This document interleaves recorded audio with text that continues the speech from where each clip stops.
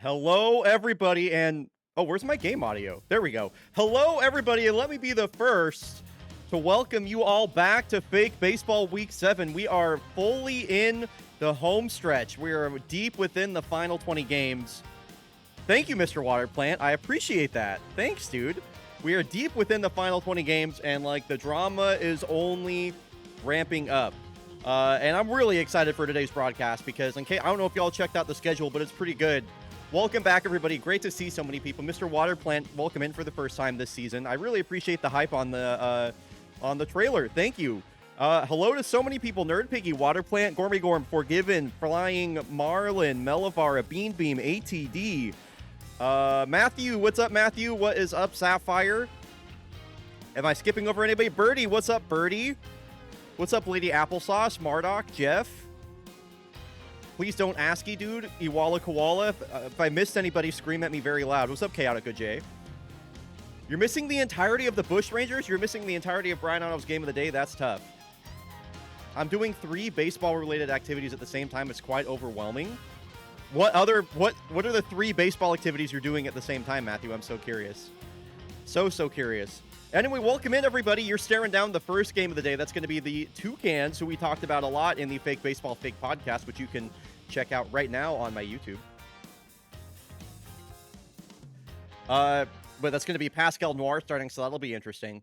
Playing baseball, watching baseball, being baseball. I would not want to be a baseball, I don't think. So anyway, let's take a look at the aforementioned schedule for today, and just to kind of talk about where things stand with Fake Baseball right now as a bit of a primer going into all this. So putting my monitor capture on. Okay, broadcast schedule for today. Game 1, as we already talked about. Toucans. Actually, let's take a look at the wild card standings right now. Current wild card standings overall. Looking at the Western League in particular, we have quite a few teams that are kind of right there in the mix. We're going to see the Toucans today. We are going to see the favorites today. We're going to see the Dogs today. The Dogs have some really big games. Yep, only 2.5 games out. Looking over at the Eastern League, we will be seeing the Bush Rangers today. Even the Platypi are going to get some playing time. They're not all the way out of it. We're going to see the Engineers. We're going to see the Mariners. We're going to see Corsa Palermo. We're going to see KBC. I think we're going to see KBC, right? Am I tripping? I think the Yaks are playing KBC. Or they're playing the Elephants. And we're going to see the Elephants. So pretty much everybody kind of in the mix right now is going to get some play on today's broadcast overall. So need the favorites to pop off. Could be a big statement game for the favorites for Game 4. So yeah, let's take a closer look at the schedule overall. So yeah, Game 1, as I mentioned, Toucans at Kodiaks. Game 2 is going to be Bryonato's Game of the Day with the Melbourne Fighting Platypi taking on the Bush Rangers. This could very well define the Fighting Platypi season. Game 3, not a team with a lot of playoff hopes, but we do get to see the league's home run leader in Kenya Filmi, and we're treated to an epic pitching matchup of Celeste LeBlanc versus Corey Greenman. So what's not to like there? Dakar Yoff Mariners taking on the New York favorites. The Mariners currently with a narrow half-game lead. Yo, what's up, Gert? Thank you for the 71 months. And then here's what I'm really excited about. We got a double header for Kodiaks at the Chicago Dogs. I'm saying, I said this in the Fake Baseball Fake podcast, but the Dogs need to sweep the Kodiaks here, I believe, if they want a chance at the wild card. And I also believe that if the Dogs do sweep the Kodiaks here, that they're going to the playoffs. Is kind of like my bold prediction. So I would say this basically determines the Dogs season right here. These games 5 and 6. Game 7, Corsa Palermo taking on the Engineers. Engineers with an outside shot at that wild card. Corsa with a narrow lead in Europe. And then final game, Kyoto versus Honolulu. These are the 2 top teams in the Pacific Theater. Man, there's just so much on the line in basically every single game. They also need the Toucans to lose here, probably. I mean, really, everybody needs the Toucans to lose here. I'm low-key rooting for the Toucans to win this game. So there's the schedule for the day. Which game, chat, are you looking forward to the most out of this crop of 8 games? As we get ready for Game 1, I'm gonna run ads so they don't play over the regular gameplay. Exclamation ad skip to skip the ads. The Yaks should just chill since they clinched. They will not. We're going to run 90 seconds of ads. I'm also going to start the first prediction for the first game of the day, so don't miss out on that. All right, let's get this first prediction ready to go in here. I'm going to put it at 5 minutes so y'all have plenty of time.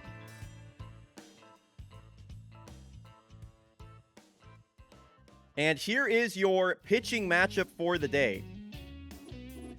It's going to be Grizzly Mamba with a 2.9 ERA. And it's a Pascal Noir start for the Kodiaks. It's a Pascal Noir start for the Kodiaks, so who knows? Who knows?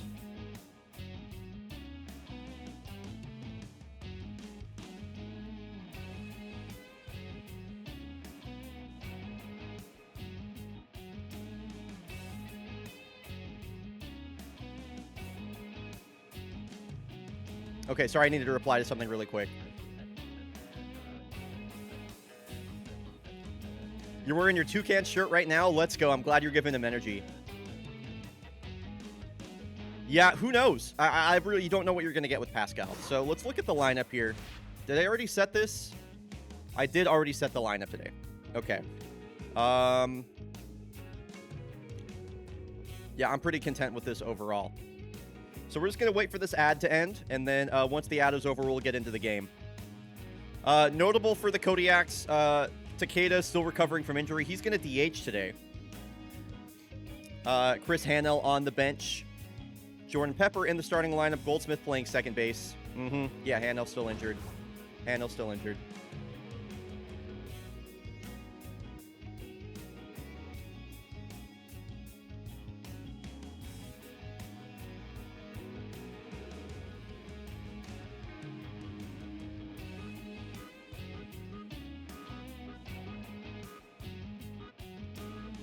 Sorry, I'm checking some stuff really quick.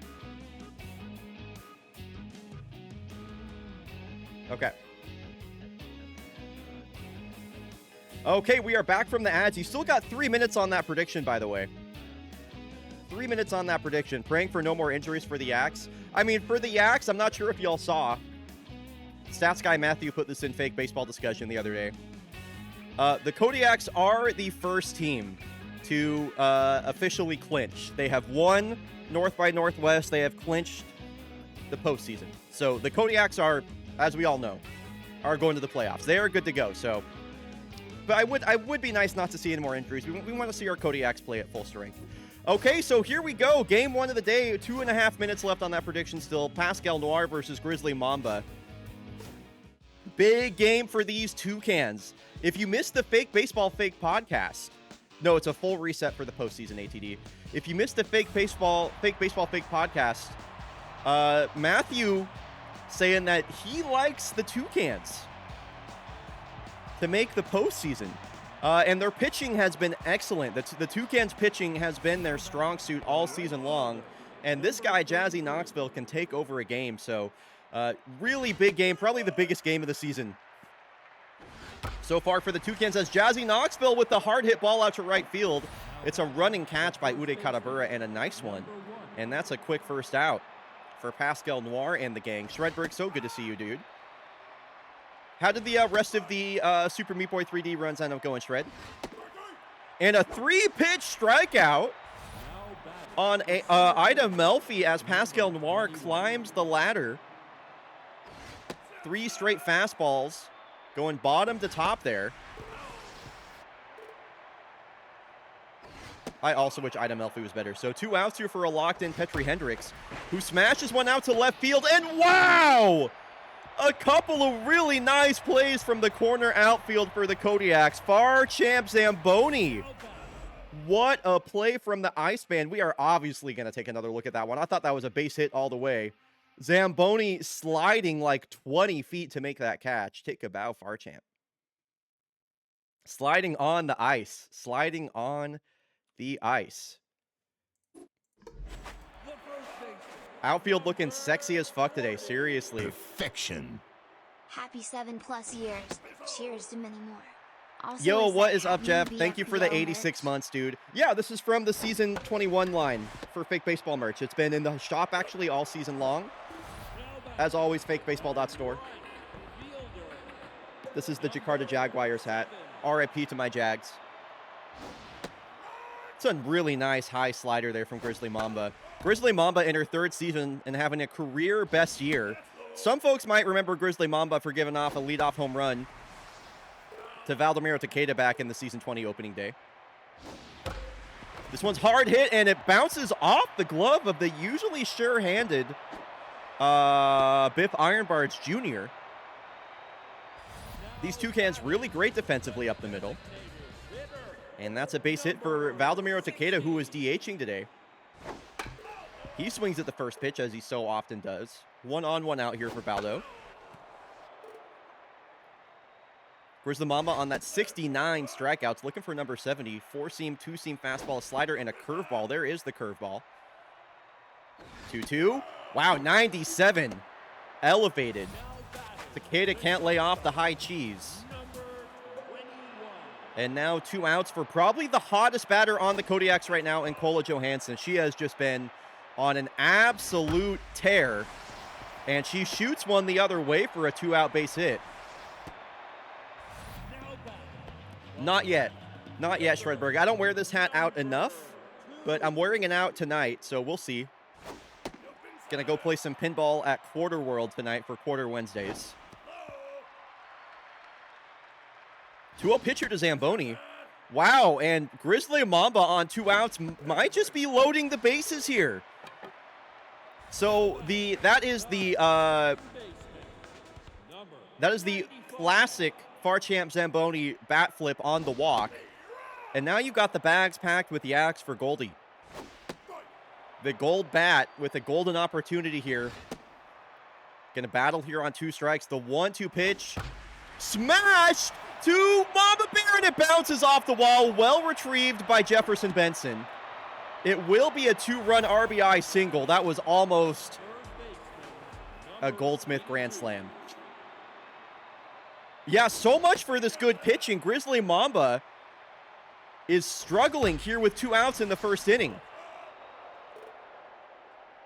She was 1 strike away, and once again is 1 strike away. The Kodiaks have attacked here first, though. This one is hit right to Biff Ironbarge Jr. Man, Toucans with a couple opportunities to get out of that inning, but they do surrender 2 runs to the Kodiaks here early. A good trio of batters coming up here to get something going, though. Biff Ironbarge Jr. having one of the best seasons of his career.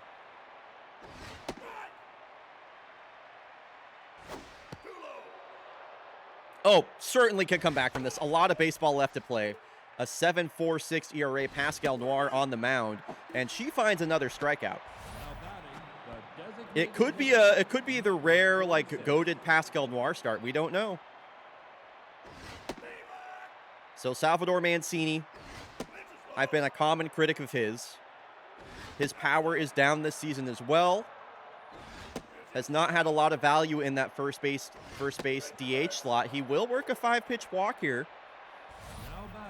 I mean, and the lead is not much for the Kodiaks. Like, they work a 1-out walk, and now the tying run is at the plate for a guy with 7 homers. Jefferson Benson has had a lot of success on coverage this season. I've called him out multiple times, but this one's a ground ball right to Julie Mao, and that is going to end the inning. Kodiaks go around the horn, and the Toucans are still hitless. So Grizzly Mamba going to have to bounce back. I have to say, I'm pretty disappointed in the Toucans so far. Let me be clear. The Kodiaks are my team, but I'm rooting for the Toucans in this. I would love a Toucans versus Kodiaks first-round bout, especially when you have pitchers like Grizzly Mamba and last year's Magnifico Award winner Josephine Engels as the 1 and 2 in your rotation. Toasty Cornflakes also in there. And a couple of big hacks here from Raleigh Forte, swinging for the fences right now.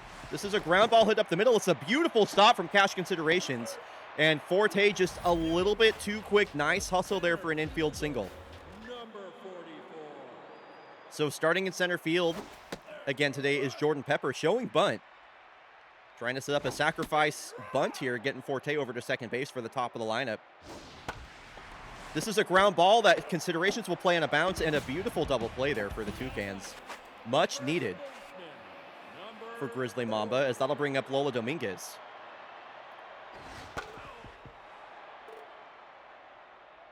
Dominguez a ground out to first, her last time up.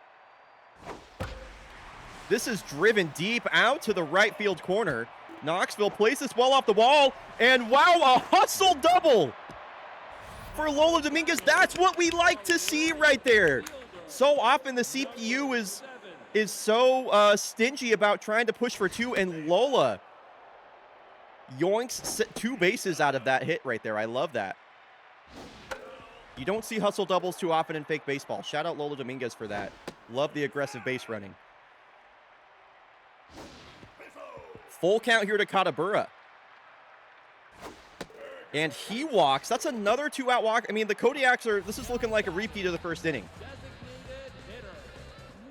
Grizzly Mamba 1 strike away from getting out of the inning, and now multiple runners on the bases here with 2 outs. Her pitch count almost at 50 here in the second inning. Takeda, a strikeout on a high fastball his last time up.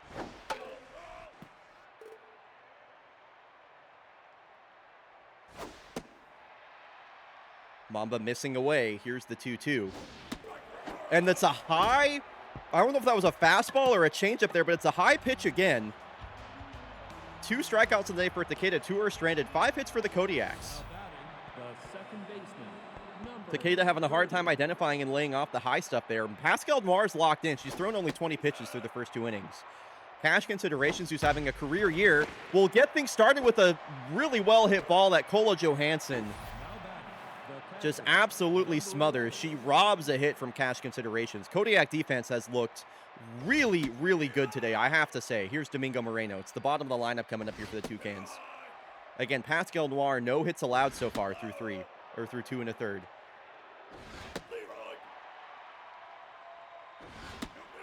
Full count. Finally, the first hit of the ball game. Jordan Pepper did a really good job to cut that ball off. Toucans a base runner in sight in 2 consecutive innings. And here is the all-star Ivor Roberts. Tough to see him tense. He's been such an important piece of this Toucans lineup. Let's see if he can't cause some trouble here from the 9-hole. Does have the short porch out there in left field should he want to try and pull a fly ball. 9 strikeouts for Ivor, or sorry, 9 homers for Ivor, I should say. Here's the 1-2 pitch from Pascal, and she strikes him out. So lineup turns over now. Here is Jazzy Knoxville. 2 outs, runner on first. Jazzy Knoxville represents the tying run. 100 at the knees. That's a perfect first pitch there from Pascal. And she's got Jazzy Knoxville on the ropes here. Pascal Noir is dealing. She is striking out Toucans batters left and right. They have been held to 1 hit and blanked through 3 innings. It's Kola, Zamboni, and Goldsmith due up. Johansson with an opposite field single her last time up. Gets a hanging slider on the first pitch and fouls that away. Look out for ball 1. This one hit on the line, but Ivor Roberts there with the catch. Nice play. Zamboni, a 4-pitch walk his last time up. Finally sees a strike for the first time today.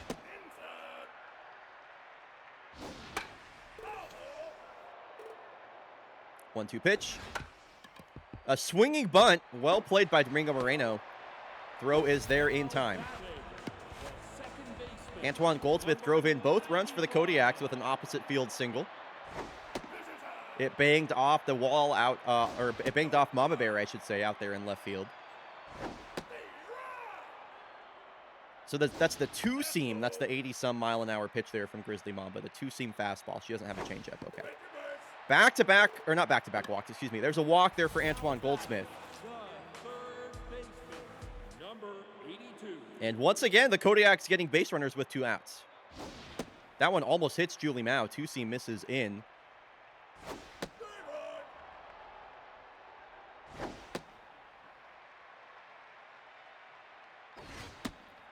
And back-to-back 3-ball counts here with 2 outs. And that one's almost identical to the first out Ivor Roberts recorded the inning. It's a line drive hit right to him. Kodiak strand a runner on first. Still a 2-run lead. Grizzly Mamba has done well to keep this lead at 2. So 2, 3, and 4 in the batting order coming up. Ida Melfi, offseason acquisition from the Portland Swifts, has really not done much of anything for this Toucan squad this season, especially at first base. Definitely need to see, the Toucans are going to need to see more production from Melfi and Mancini as the season progresses on, especially in the postseason should they make it.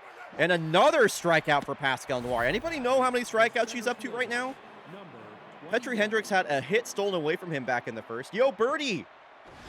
Thanks for purchasing some swag from... But I'm really glad fake baseball is on.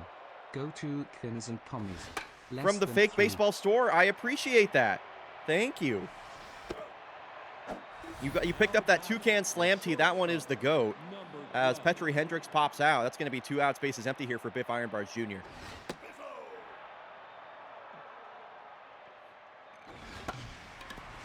Soft liner right at Lolo Dominguez. And Pascal Noir has blanked the Toucans here through 4 innings.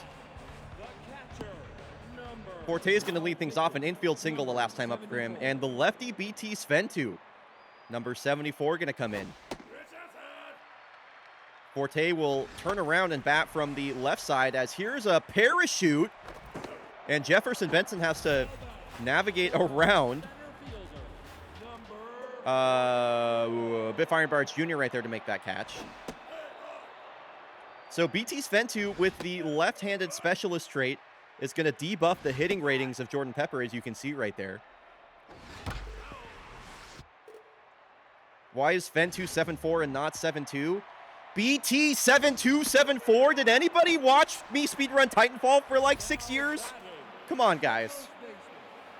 I need y'all to lock in.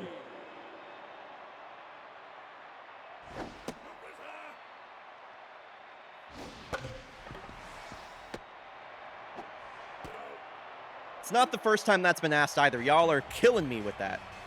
Yo, what's up, Silent? How's it going, dude? Now batting, the designated hitter, number 46. All right, so that's a quick inning spun by BT Sventu. Now you got Salvador Mancini back up. Tough out activated. He's not much of a tough out. I'm going to say it.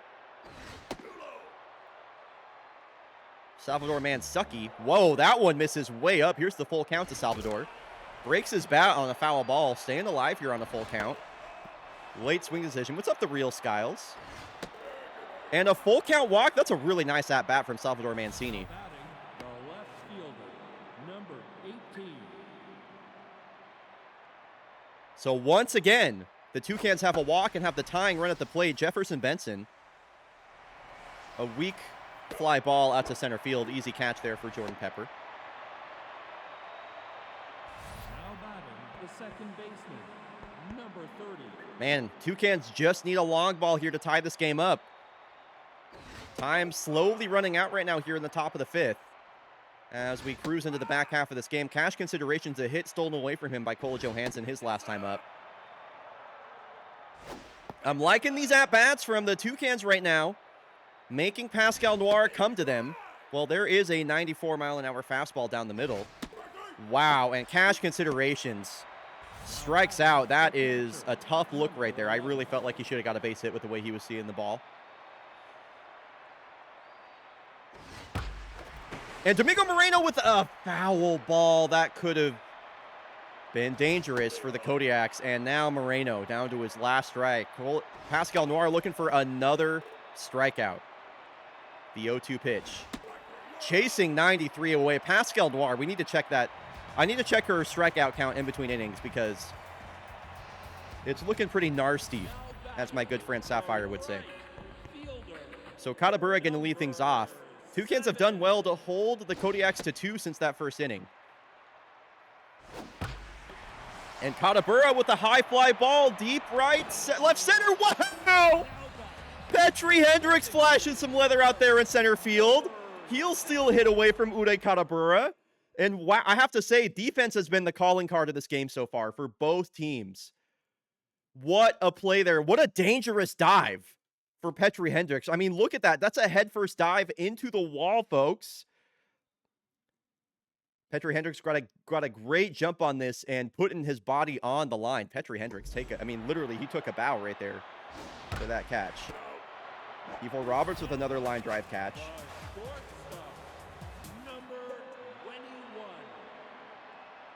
Base is empty here for Cola. She would love to get some insurance here for the Kodiaks. Looking for home run number 17 on the season.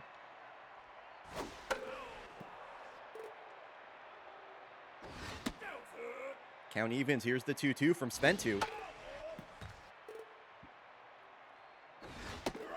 And the high fastball. Cole Johansson goes chasing. And BT Sventu looking really good out of the bullpen right now. 7 strikeouts on the day for Pascal Noir. Number 3. And 4 combined strikeouts through these next 3 in the batting order. Ivor Roberts will get things started. Switch hitting veteran third baseman, former Kodiak, having his best season since he was on the Kodiaks. He's late on 96 down the dick. He gets jackknifed as the count evens. And full count here. 9-hole batter works a walk. Wow, that is an excellent at-bat for Ivor Roberts. Spits on that curveball that just misses low. That was a really close take. Pressure ramping up here for the Toucans. As Jazzy Knoxville with a smash hit of a line drive. And the Toucans got something cooking here in the top of the 6th. Now batting, the first baseman, number 1. 2 on, nobody out. This is their best opportunity so far. Ida Melfi hits one to the left side of the infield. Goldsmith covering. Bases are loaded. Nobody is out here for the Toucans. Number 21. The bags are packed with Tukes. Petri Hendricks. Best RBI opportunity the Toucans will probably have all game. This is probably your ball game right here, folks. Petri Hendricks falls behind 0-2. Ball gets away from Forte, but everybody will stay put. Hendricks gonna have to battle here on 2 strikes. He chases. He chases a 2-seam that barrels away. Number 12. 1 out here for Pascal. Kodiaks are leaving her in. So here is the RBI man, Biff Ironbarge Jr. They need their clutch shortstop to come up big right here. This one hit up the middle. It's knocked down by Cole Johansson, but everybody is safe. Now batting, the designated hitter. The Toucans cut the lead Pitching, number 27. to 1. And Pascal going to come out of the game. In comes Milan Lee. A first pitch strike, a high fastball to Salvador Mancini, and this should be a double play ball. Goldsmith to Johansson, back to first. Tough break there for the Toucans. They had every opportunity. They can only get 1 across the plate with the bases loaded. Batting, the left fielder, number 2. So BT Sventu locked in, is going to debuff Farchamp Zamboni with that specialist trait right here. Kodiak's going to look for some insurance in this inning. Will not come off the bat of Farchamp Zamboni as he grounds out weakly off the end of his bat to shortstop Biff Ironbarge Jr. 95. Yeah, that's one of Pascal's best starts of the season for sure. And Goldsmith pops this one up. And the Toucans with, I'm going to say it, a fair amount of momentum right now. If BT could come in here and make this a quick 1-2-3 inning, I don't see any reason why they can't tie this game up in the top of the 7th.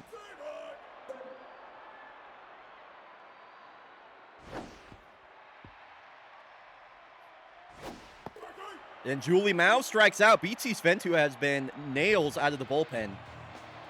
The Toucans pitching has held the Kodiaks to 2 runs. The pitching has done their job. The lineup needs to make something happen now. A defensive replacement for the Kodiaks as Newt Gizmo in at second base. This is the last opportunity for the Tukes. They need 1 run to tie this up. Jefferson Benson quickly down to his last strike. Tough out will activate here. Close take.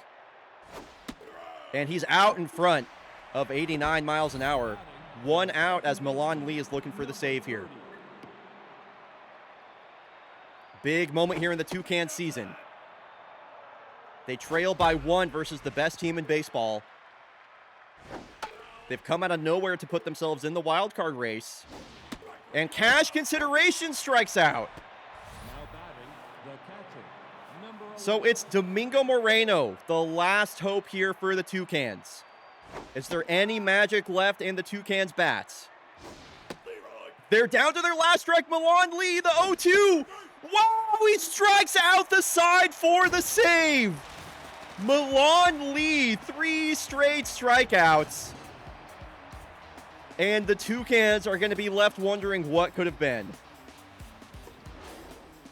It's a great game. Great game for game 1. Heartbreak for the Toucans, man. 11 strikeouts for the Toucans that game. If you can hold the Kodiaks to 2 runs, you have to beat them. Great defense, great pitching. That was an outstanding game. Milan Lee with his first save of the season. 8 strikeouts for Pascal. Yeah, great start for her. Tough break for the Toucans. That was really pulling for him there, folks. 73,000 channel points going out. So here's something crazy, by the way. The Fighting Platypi are about to play 3 games versus the Bush Rangers. So we kind of get our pick of like which one of these games we want to watch. So let's take a look at the schedule and look at the pitching matchups.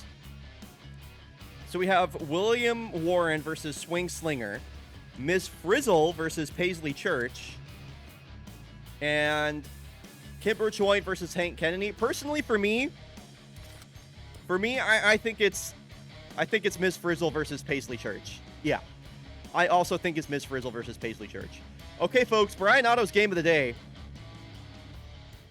When we come back from the break, and yeah, keep a close eye on these simulation games, or on these sim games, because a lot of stuff is about to happen. We'll be back in 90 seconds. Consider subscribing if you want to catch what happens in the simulation. We'll be back in 90 seconds. Okay, so we're simming up to here. All right, here we go.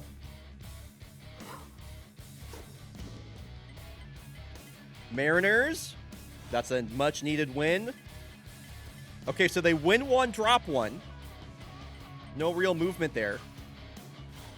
Mallards get a win over the Swifts. First game of this series. The Bush Rangers, a 15-run blowout of the Platypi. And the Grays are a 500 ball club with a win over Corsa. What? Are the Grays like, are they going to have a sneaky wild card shot? Do we need to talk about that?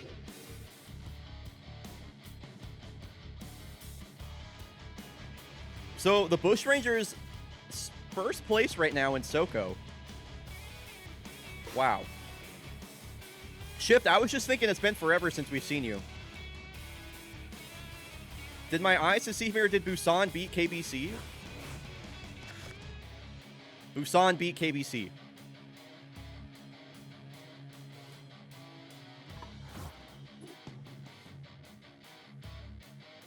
Uh-oh, Olympus Mons is locked in. Yaka Miazga is still on fire. Being in Alaska for a week. Oh my god, tell me about your week in Alaska.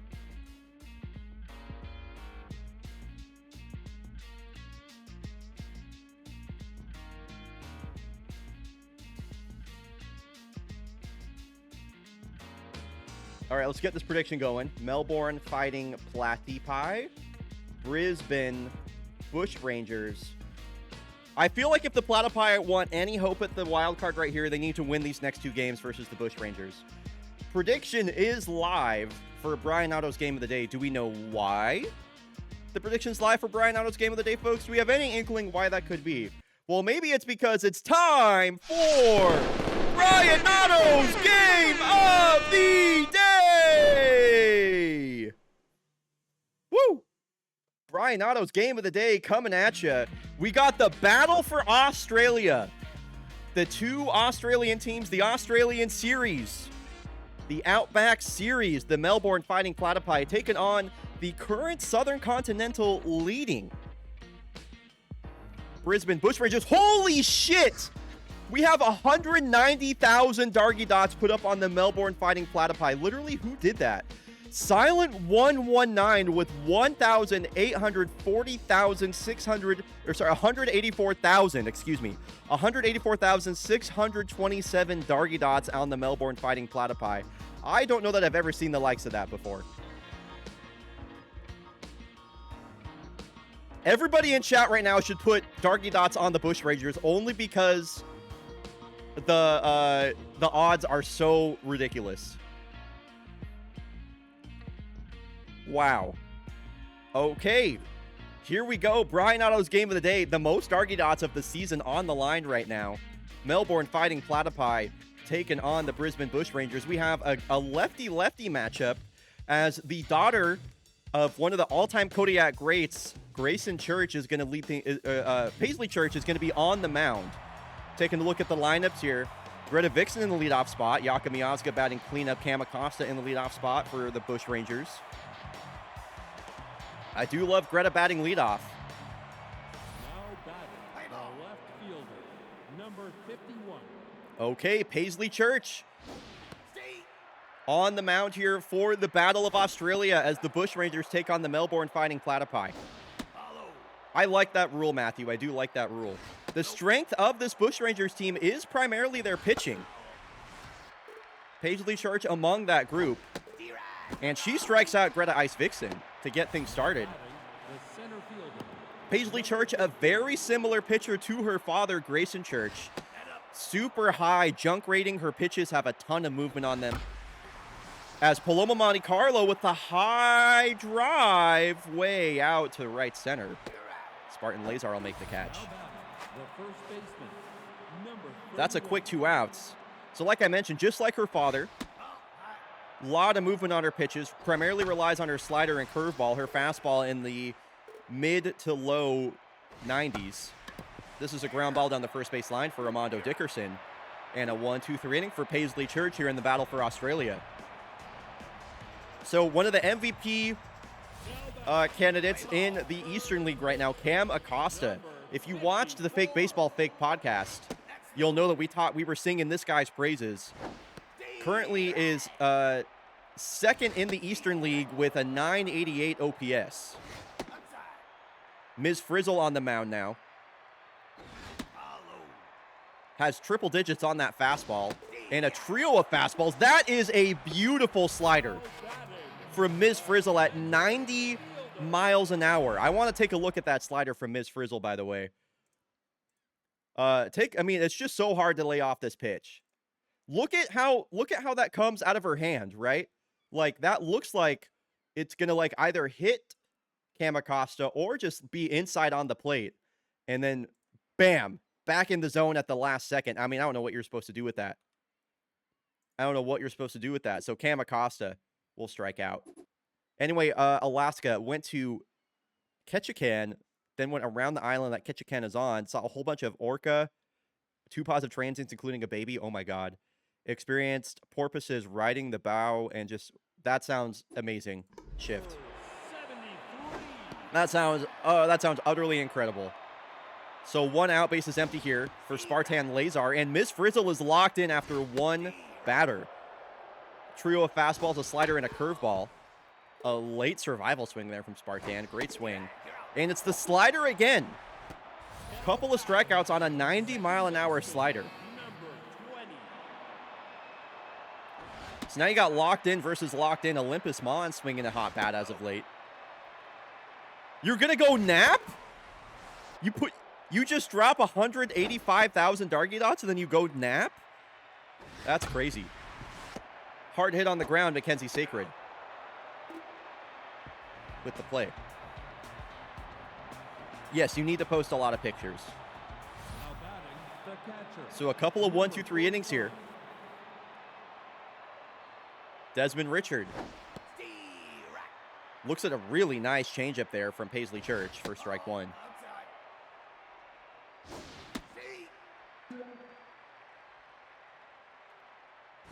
A lot of east-west pitching here from Paisley Church. It's all inside-outside. That one is hit well, but backhanded by Olympus Mons. Now batting, the right First fielder, four number 91. retired for Paisley Church. Now Makarov, Kamarov. Here's a guy to get something started for the Platypi. Man, I really like how that slider's looking from Paisley Church right now. Got some really nice movement on it. Slider looking like the put-away pitch for both pitchers so far. Changeup misses low. Full count here to Kamarov. Bouncing ground ball, hit up the middle, skips off the pitcher's mound. First hit of the ball game comes in the form of a 1-out single for Kamarov. The designated hitter. So number Havarti 6. Foots now in his second season DHing today. Does have that contact versus left-handed pitching trait. Opportunity brewing here for the Fighting Platypi.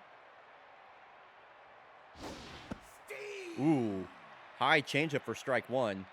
Tough pitch, tough take. Another ground ball up the middle. This one does have double play potential.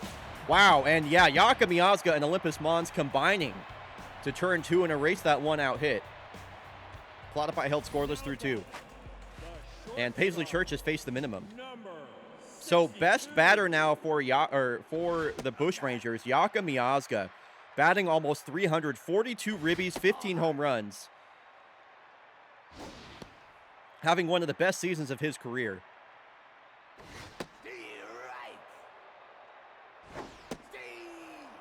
And Miss Frizzle back in this count after being down 3-0, and she hits him. Yaka Miazga can't be that far away from his mojo being jacked. There is a mojo level that exists that goes above on fire. And you see it exceedingly rarely. A lot of lefties in the lineup here for the Bushrangers versus Miss Frizzle. It's an interesting lineup choice. Harlan Chung, the left fielder, with the leadoff batter on first. And this is a parachute that is caught. An overhead running catch from Adina Gallagher. No drug testing in fake baseball. Now the DH, Sage Wiggins, 1 out, 1 on. Checks her swing on a 98-mile-an-hour fastball, top rail. Goes back to the same spot. Yeah, now you got to protect right there. Woo! I really love this sequence from Miss Frizzle right now. The 2-2. It's been all fastballs and then that lone curveball. And Wiggins fighting off those high fastballs now. She's worked the count full. This is a great at-bat from Sage. Man, but just better pitching there from Ms. Frizzle. What a battle. I loved that duel between Sage Wiggins and Ms. Frizzle. Really great at-bat from both players. Husky Bonatello bouncing ground ball over to first base. Lundegaard takes on himself to retire the side. So bottom of the lineup coming up here. The switch-hitting Fruscar Bravaldo will lead off. Paisley Church is locked in under 30 pitches through the first 2 innings. What's up, Nino? Good to see you.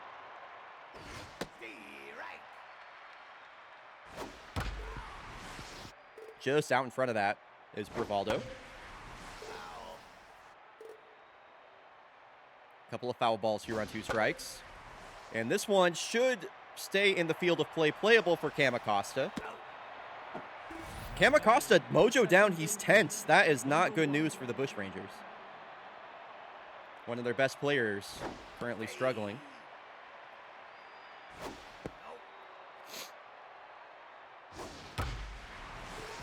Paisley Church going left on left here versus Mackenzie Sacred. Has her on 2 strikes, and that curveball just missing on the inside. And another full count. Mackenzie Sacred swings through 90 miles an hour down the middle. Paisley Church pumps her fist. So it's the 9-hole batter, Adina Gallagher. Paisley Church trying to face the minimum through 3 innings. What's up, Hannah? The first game we've seen so far was Toucans versus Kodiaks, and that was an excellent game, Hannah. So a leadoff single here for Adina, not leadoff, a 2-out single for Adina Gallagher. 9-hole batter has reached ahead of the top of the order, and Greta Ice Vixen will get her second look at Paisley Church as we go second time through the order now here in the top of the 3rd. 2-0 count here to Ice Vixen. Gets a pitch to hit, and on a 2-0 count just serves that right back up the middle. 2 on, 2 outs, and Paloma Monte Carlo broke her home run drought in that previous game versus the Bushrangers, up to 12 on the season now. Best scoring opportunity either team has had so far, and Paloma Monte Carlo's ahead in the count. The 2-0 pitch, swinging at a high changeup. And this is smashed up the middle. It's a trio of base hits to load the bases here on 2 outs. The bases are loaded for RBI man Josef Lundegaard. He's locked in. Look at his hitting ratings in the bottom left corner here. Power over 100.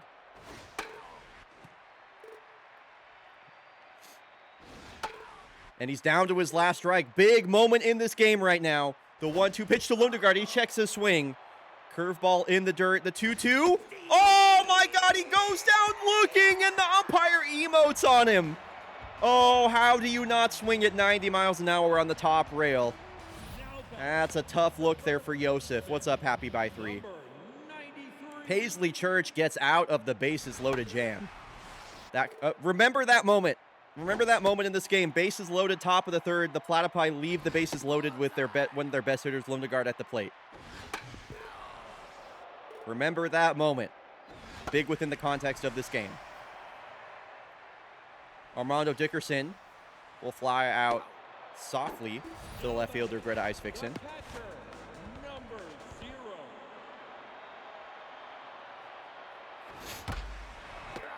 Line drive right to Lundegaard.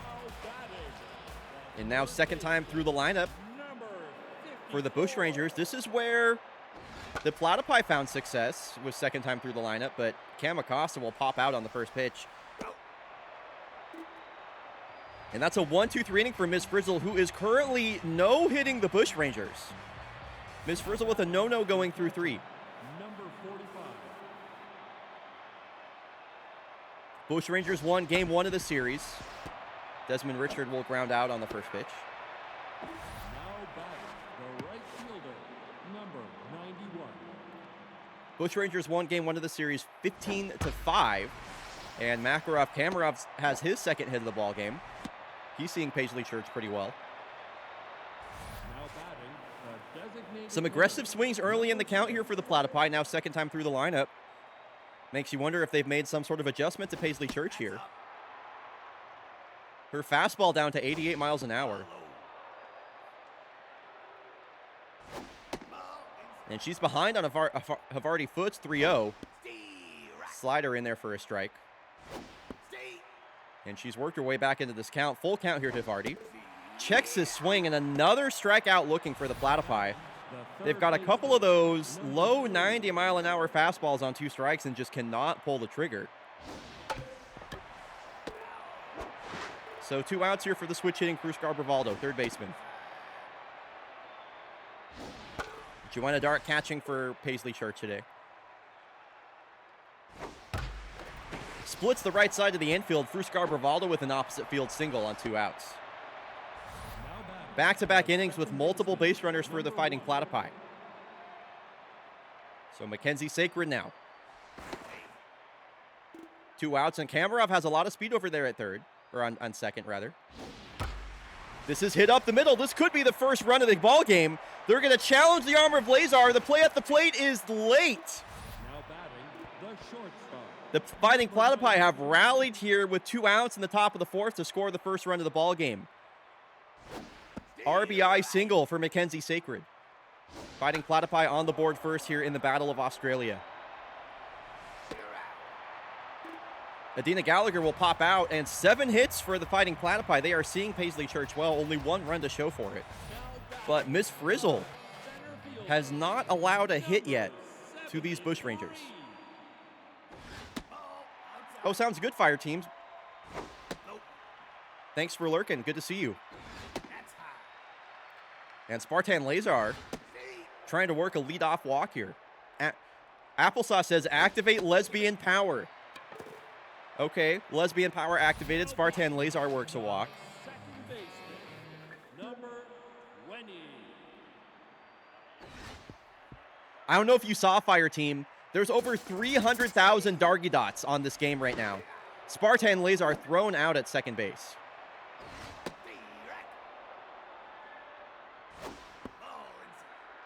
2-2 pitch here to a locked-in Olympus Mons. He checks his swing and a full count here from Ms. Frizzle.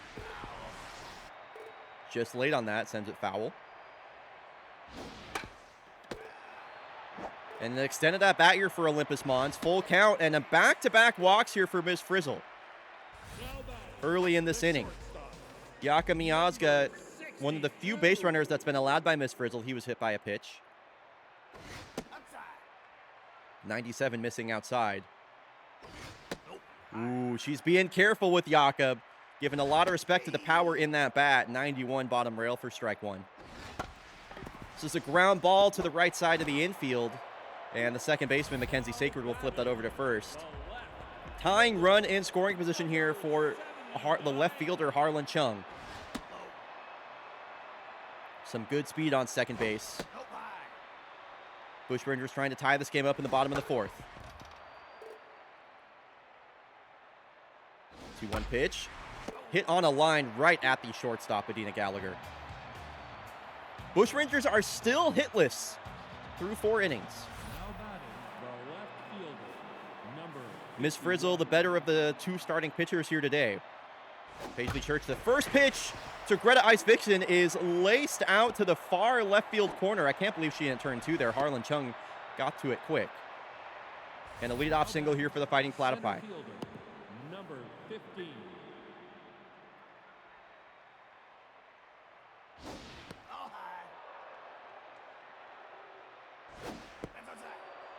And Paloma Monte Carlo once again ahead in the count, the 2-0. And a couple of really hard hit balls. I mean, I think the Platypi, or the Bush Rangers, have to pull Paisley Church. That's the 9th hit she's allowed. The Platypi, or the Fighting Platypi, are just seeing her really well. Yo, Jadalyn, what is up? Thank you for the raid, as always. Oh my gosh. That's my fake baseball co-commentator right there. Good to see you. Really appreciate it. Welcome in, everybody. Happy fake baseball. So good to see you. 2-1 pitch here to Lundegaard. He struck out with the bases loaded his last time up. 2 on, nobody out. Fighting Platypi trying to extend their lead. The full count here from Meatball Cookie, who comes in the game and walks Josef Lundegaard. So for the second time this game, Number 45. the bases are loaded and nobody is out for the Fighting Platypi. And RBI man Desmond Richard is at the plate, facing Meatball Cookie.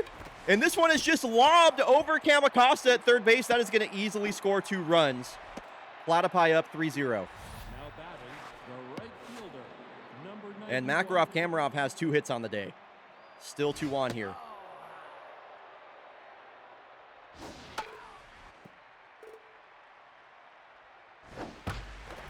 Wow, Cam Acosta. What a play. That could have saved at least 1, maybe 2 runs. Cam Acosta, he's been great with his bat, but how about... Look at... That's one of my favorite catches I've seen all season long.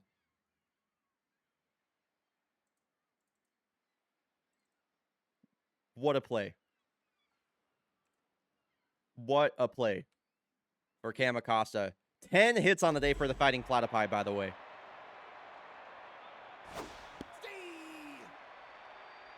Someone clip that? I don't know if people have been clipping stuff lately, but ABC, the need for clips still exists as the Bush Rangers are able to turn 2 and get a double play there. The Bush Rangers here in the 5th inning, despite having 3 base runners this game, are still looking for their first hit. Number 10. Sage Wiggins had a really good at-bat her last time up.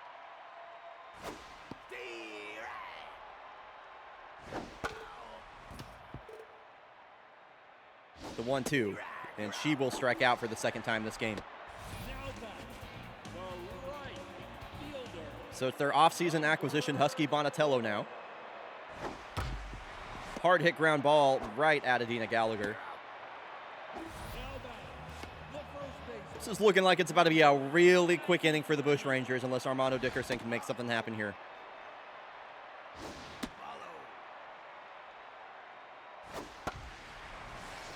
Late on a middle fastball. That is sent foul for strike 1. And now the 2-2. Think of a walk would bring up Joanna Dark, and a walk here. 4th base runner of the day. Now batting, the catcher. 2 outs, 1 on here for Joanna Dark. Bush Rangers still looking for that first hit. And there it is. Joanna Dark is going to bring Cam Acosta to the plate as the tying run. The no-hit bid is finally broken up. And it'll be the hero of the Bush Rangers this season, Cam Acosta, with a chance to tie this game up. Approaching 80 pitches is Ms. Frizzle. And this one is hit right at Mackenzie Sacred. A lot of hard hit balls for the Bushrangers are just fighting platypi defenders over and over and over. Now batting, the third baseman, number 3. Now pitching. So Duke Fleshman going to come in the game now. Second pitching change of the day for the Bushrangers. Hard throwing right-hander. Buries a fastball in the dirt for ball 1 in his first pitch. Fighting platypi with a 3-run lead here in the 6th inning. Brivaldo fly ball the other way. Harlan Chung with the catch. Now batting, the second baseman, number 1. Mackenzie Sacred got the scoring started for the Fighting Platypi. Duke Fleshman coming into this game tense. A 2.12 ERA. He's been one of the best pitchers for this pretty good Bushrangers pitching staff. And a strikeout on Mackenzie Sacred will have her mojo drop. The shortstop, number 90. So now it's the 9-hole batter, Adina Gallagher. Been playing a lot more time at shortstop since they signed Seppo Heikkinen in place of Yvonne Hicks. And Seppo Heikkinen not in this game, I just realized. Cam Acosta, nice play there for the 3rd out. Bushrangers trail by 3. This is probably the last time we're going to see this part of the lineup. It'll be Lazar Mons and Miazga. The center fielder, number 73. That's a tough pitch to take for strike 1. Spartan Lazar a walk her last time up and caught stealing. This is knocked down by Brivaldo, but Lazar too quick. So a couple times Brivaldo's had a hard hit ball hit his way and it's ricocheted off his glove. Ms. Frizzle staying in the game as off goes Lazar again, and again she's caught stealing. Stop letting her steal. Oh my God. Holy shit, she's terrible. And another hard hit ball right at Adina Gallagher. Oh my God, Bushrangers, you're pissing me off, and I'm not even rooting for you that hard. Jesus Christ. So Kyle Thomas going to come in this game, a 7.55 ERA for Kyle. That's tough. Miazga swings at the first pitch for a 2-out single and welcomes Kyle Thomas to the game. Now batting, the left fielder. So the Bushrangers find their 3rd hit of the ball game here with 2 outs. Harlan Chung looks at strike 1 in the form of a 96-mile-an-hour fastball, and he's down to his last strike.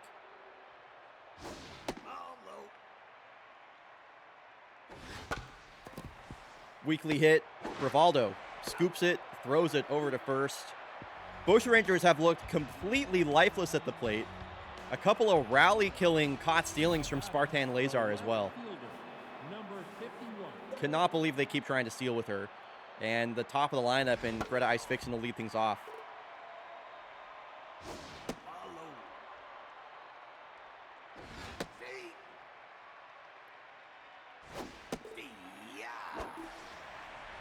Goes down on a check swing. The center fielder, number 15.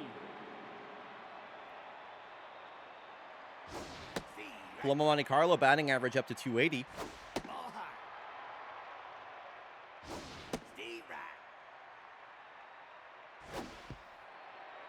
With the way the Bushrangers have been playing, it doesn't even really feel like the Platypi are going to need any insurance. Now batting, the first baseman. Quiet day for Josef Lundegard. 0-for-2 with the walk.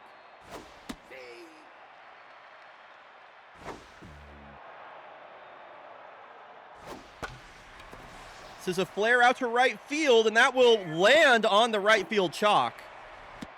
A stroke of luck here for the Fighting Platypi to bring up Desmond Richard, who's thrown out a couple runners stealing today. And by a couple runners, I mean Spartan Lazar twice. This would be a backbreaker here. Wow. Desmond Richard gifting a strike to Duke Fleshman there. Wow. That was a very bad at-bat. All right. Wiggins, Bonatello, Dickerson. Last hope here for the Bushrangers. Number 10. Oh my God. That's fucking fun. Oh my God.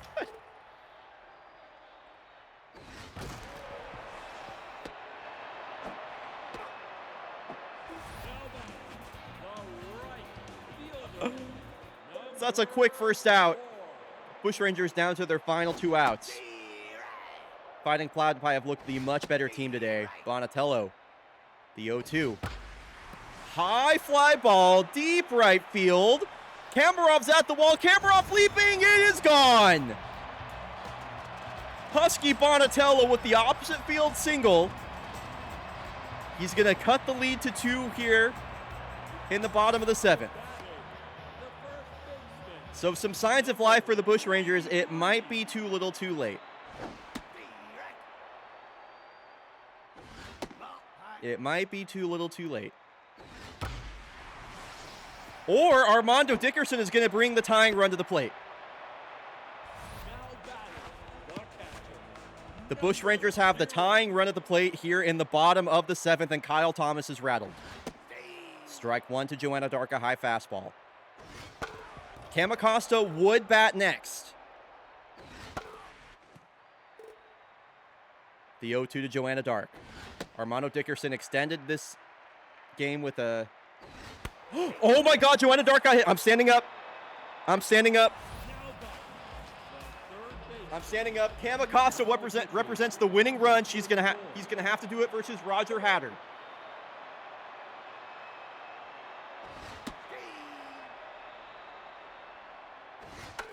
Ooh, he's down to his last strike quickly here versus the fire-throwing Roger Hatter, and he strikes out. He strikes out. His struggles late in the season continue. So Jude Mezzanine gonna pinch run over at first base, and they're gonna bring in Spartan Lazar as their last hope. Chasing a high changeup at 87, the 1-1 to Lazar. The Bush Rangers are down to their last strike. The pitch. Pathetic. Pathetic. Pathetic. And the Fighting Platypi will win a thriller here in Brisbane. What a game. Couple of really great games to get this stream started, let me tell you.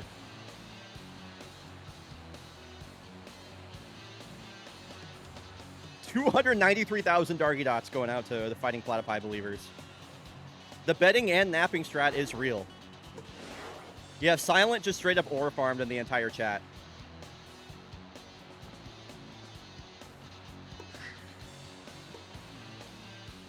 Well, I guess we'll see what happens for the rest of the... we'll see what happens in Game 3 of this series. It'll be the... As we sim... So we got Kodiaks versus Mallards coming up.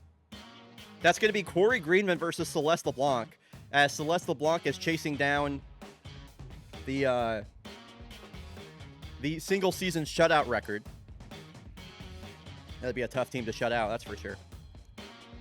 All right, we'll be back in 90 seconds. When we return, Celeste LeBlanc will be pitching.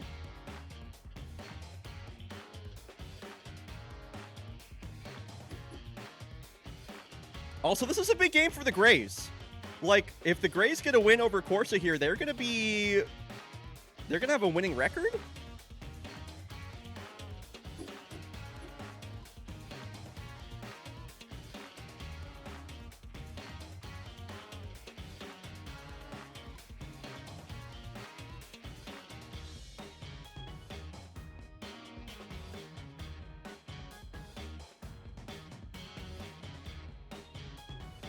Wow. I can't believe that. I can't believe they just cut Ivor Roberts. I actually can't believe they just did that. Toucan's making a big move. Wow.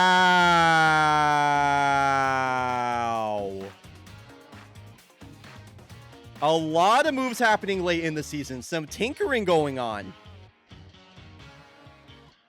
The Montreal Voyagers, once again, have cut probably the rookie of the year. Like, this is not the first time they've done this. The Voyagers, this is just a pattern. This is just a pattern at this point, is what this is with the Voyagers. It's just a pattern with them, dude. This is just what they do. It's just what they do. I have to say I like this team a lot less now. That's really too bad.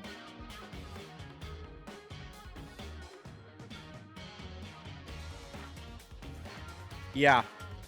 A couple of playoff teams like tinkering, and I don't know, man. I just don't know. I just don't know. They're always in that. Wow, the Grays have a winning record. Corsa Palermo, what is happening? KBC has dropped 2 to the Blowfish.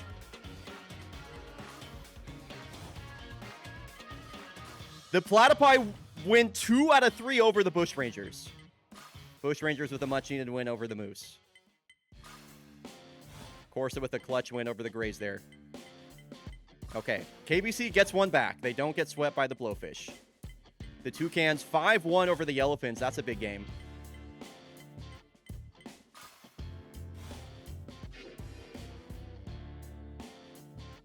Wow.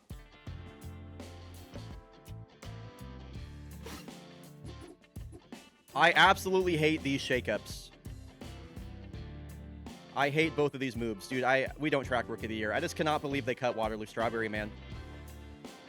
Cannot believe that.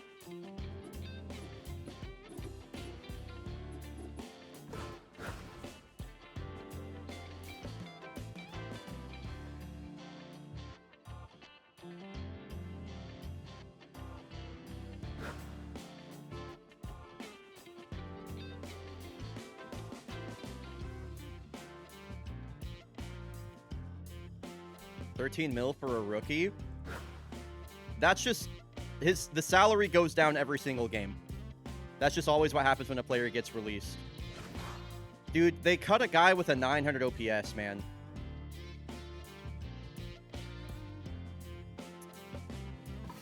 I hope it was worth the veteran presence in the locker room and saving $400,000 fucking penny pinchers in the Voyagers front office, apparently. All right. We got Celeste LeBlanc versus Corey Greenman, which is pretty exciting.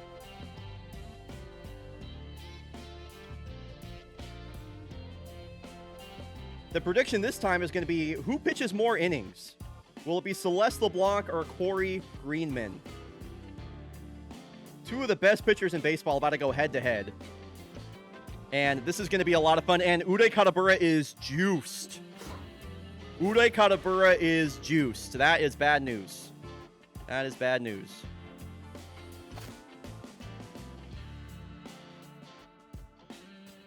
Let's see. What do I want to do here?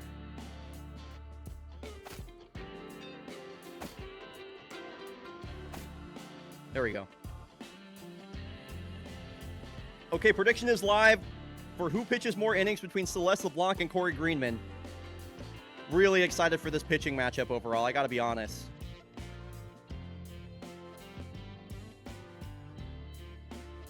All right, here we go. Kodiak's taking on the Dublin Mallards here in Dublin, Ireland. Celeste LeBlanc chasing the single-season shutout record. She needs one more complete game shutout to nab the record. It's going to be a really tough lineup to do it against, though. 3 different batters with over a 900 OPS on this Mallards lineup. Corey Greenman going to lead things off. 2 of the all-time GOATs going head-to-head for our viewing pleasure here. Corey Greenman will toe the slab as Lola Dominguez swings at the first pitch. That's a quick first out. I got to go put on my Mallard shirt for this game. Let's go. So a juiced and locked in Uday Katabura. Like, I just wouldn't even pitch to him. I want to see Uday hit one over 500 feet this game. Oh, he's trying. The 1-2. Corey Greenman just attacking Uday Katabura. I love it. Corey Greenman, she's been around long enough. She's not afraid of any Uday Katabura.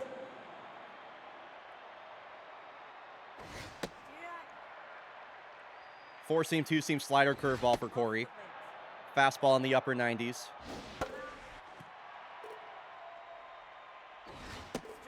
Wow. And a couple of strikeouts on Takeda and Katabura right there. It's a quick first inning for Corey Greenman. So here is the Western League Magnifico Award and MVP frontrunner right now.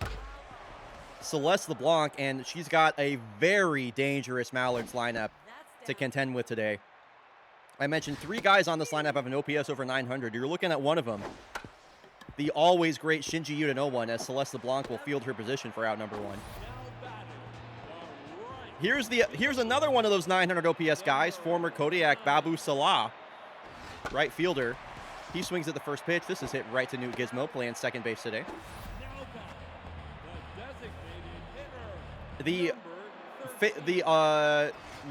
league's home run leader, Can You Feel Me, waits on deck. Zaria Hale, a hard hit ball. Kola Johansson. Wow, what a play, Kola. How did she get that there in time?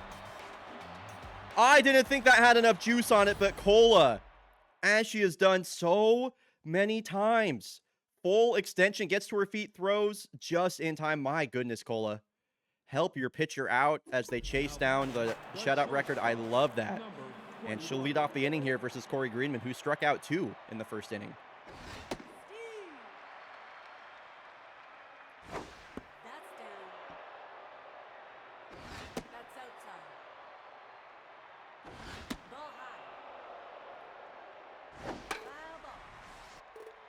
Full count here. She is the best shortstop. Oh, she is just the best shortstop. Like, she's the best shortstop in baseball. There's no argument. So it's another strikeout for Corey Greenman. She's got 3 so far. Zamboni tries to ambush a first pitch fastball. He's just out in front of it, and then sends this one to the first baseman, Shinji. Ooh, give me a juicy pitcher's duel. Give me a juicy pitcher's duel. I would love that in this game. Shift, I'm so glad you're back. If only because you're like one of the GOAT Clippers. Thank you for your service, Shift.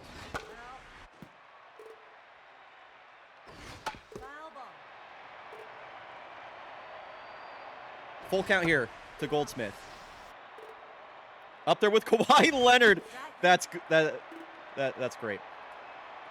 That's good.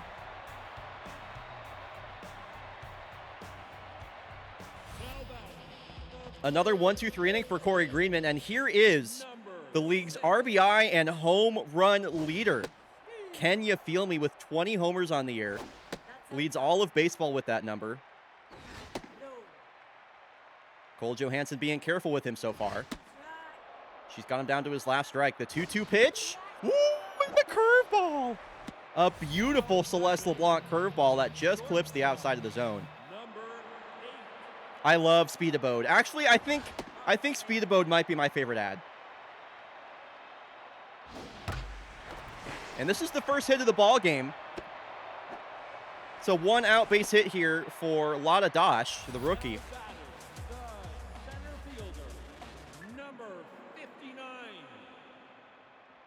One out here for Furby Funderburg. There's that curveball again. She swings right through it. Almost the same location. This should be a double play ball. Gizmo. Johansson has to go quickly. Yep, and just a little bit too slow on that double play right there. It felt like that should have been a double play, but Furby Funderburg, pretty good runner.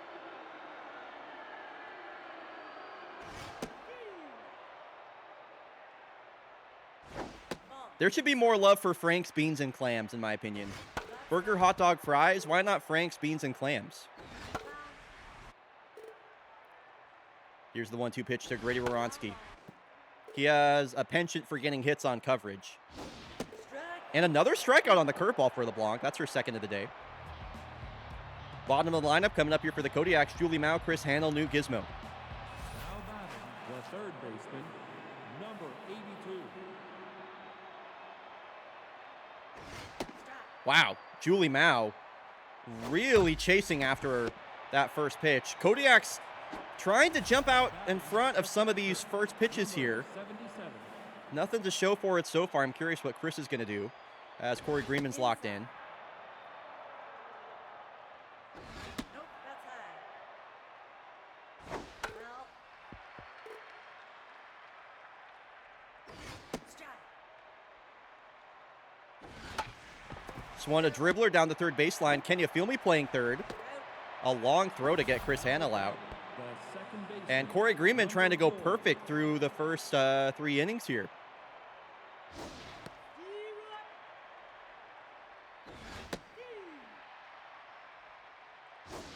Strike. New Gizmo strikes out on 3 pitches, and Corey Greenman perfect through 3.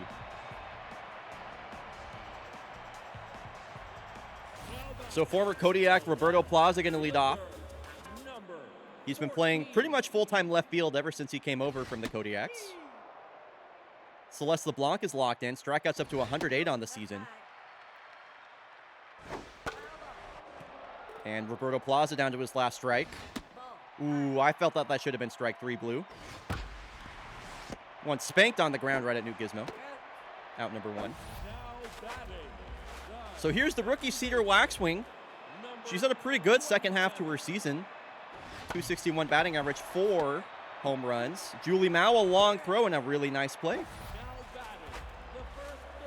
Kodiak's defense staying real busy. A lot of balls put in play so far. Shinji Yuta 0-1 swinging at the first pitch once again.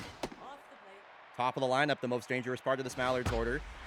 Line drive out to left, and that will drop. Or just a base hit out to left, I should say. Not really a line drive. Kind of a line drive. 2-out base runner here for Babu Salah. Second hit of the ball game for these Mallards. Number 9. 1-0-1 from Celeste for strike 1. Nope, that's low. That was not a strike? Nope, inside. I'm going to take a look at that ball. Foul ball. 2-2 pitch here to Salah. Come on, man. Strike out. Stop it. Come on, Celeste.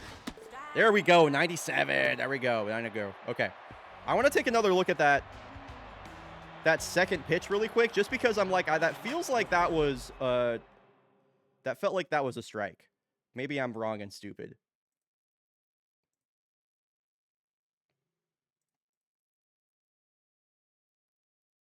I continue to analyze. That's a strike, dude. I'm sorry. That's a strike all day. That was a crazy no call right there Number 40. from the home plate ump. It's a crazy no call, actually. So Corey Greenman is perfect That's foul. so far this game. Second time through the order now here in the top of the 4th. Foul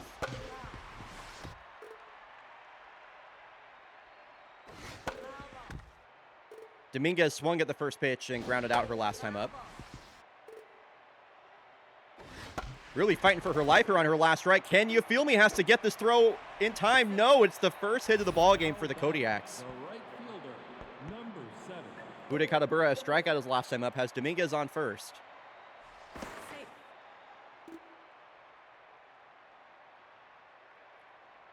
Strike. I'd let Lola steal if she wants. Safe. Gonna be tough to steal on Corey Greenman, though. She's got a really good move over to first base there. Nope, low. A juice Uday Katabura. Foul ball. I really want to see him get into one right here. That's foul. Fighting off a curveball there, waiting for his pitch. The 1-2. Strike 3. Wow, Corey Greenman has struck out Uday Katabura twice today. Center fielder. Now that's Number something. 60. Takeda has struck out his last time up. That's low. 1 out, 1 on. Corey Greenman looking for strikeout number 90 on her season. This is a fly ball, pop fly ball out to shallow center, and Kirby Funderburg will be there for the catch.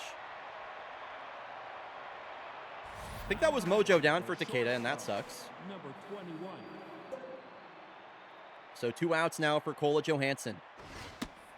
97 for strike 1. Corey Greenman just attacking these Kodiaks batters. Kola Johansson to the short part of right field, and Furby Funderburg reaches out and makes the catch at the wall and at the warning track.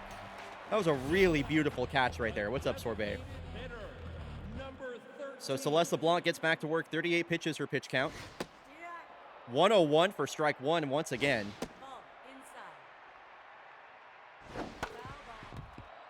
She's looking for strikeout number 110 That's foul. right now versus Aria Hale. Foul. Can y'all stop fouling off these good pitches from Celeste, please? And then taking... These Mallards batters are pissing me off. The pitch count is getting too high. I want to see Celeste get the shutout. Batting. Every at-bat is a battle here. Number So can you feel me mojo down for the home run leader? Inside.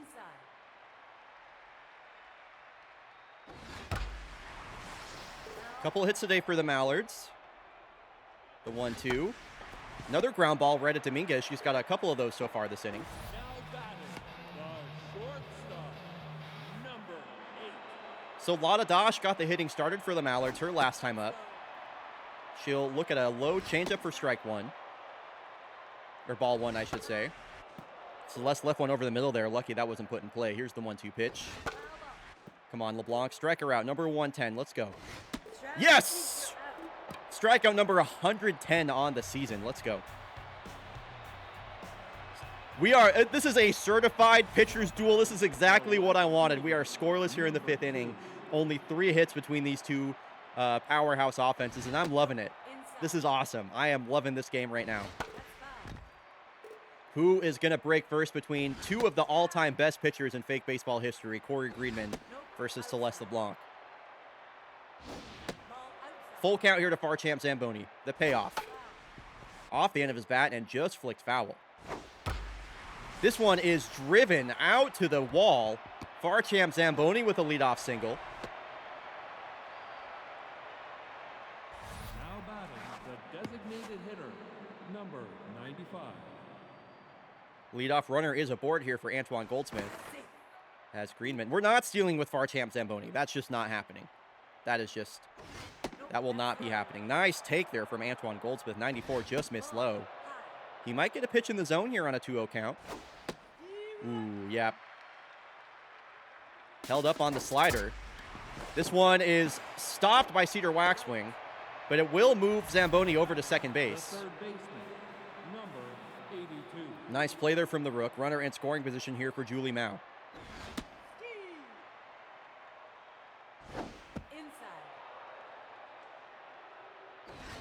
Ooh, Julie Mao got a pitch to hit, and she swung through 95. The 1-2. Scooped foul. Tough out activated here for Julie. Count evens. Zamboni on second. Hard hit ball out to center, and it drops. Zamboni had to hang up to see if that ball was going to get caught. He just advances to third. Number 70. Kodiaks have runners on the corners now for Chris Hanna.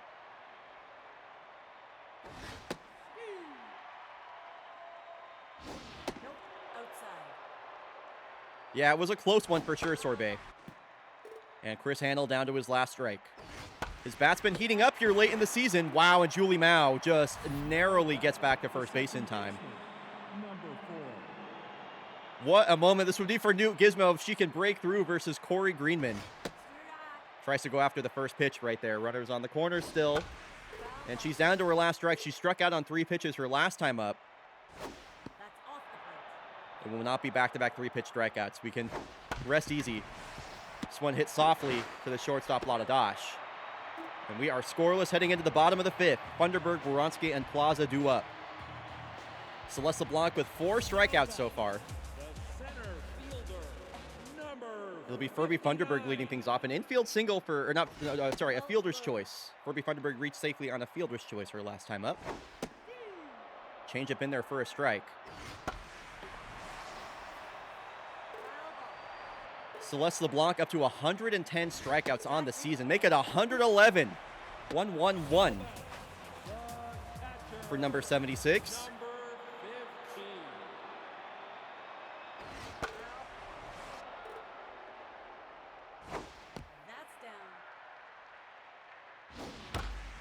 This one is hit well, but backhanded by Newt Gizmo, who takes her time with the throw. It's a quick 2 outs here for the former Kodiak, Roberto Plaza. Fielder, number 14. Curveball missing for ball 1.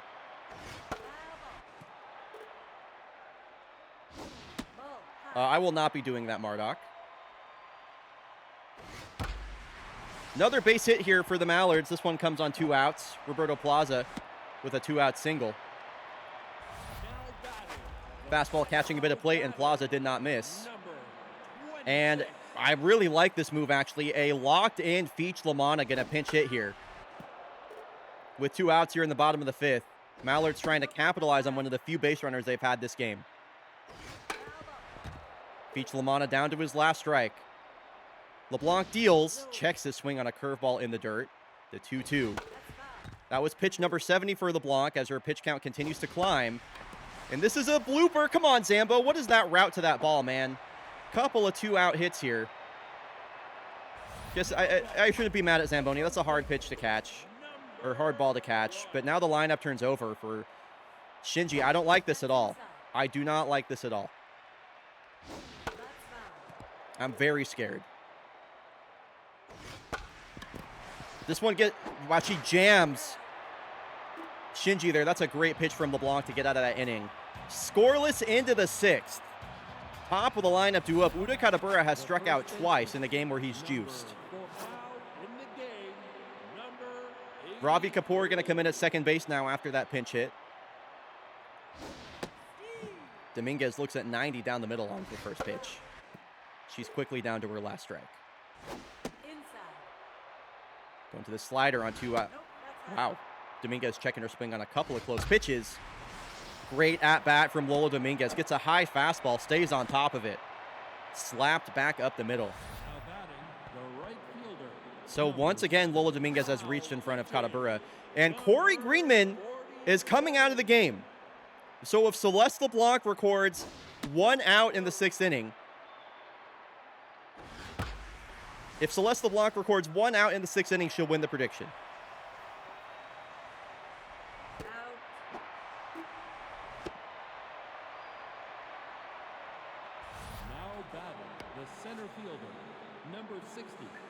So it's Jettison Estrada now. Another former Kodiak. A lot of those in this game. Also a former Victoria Forester. I did say I was okay with Dominguez stealing. I did say I was okay with it. This one's popped up.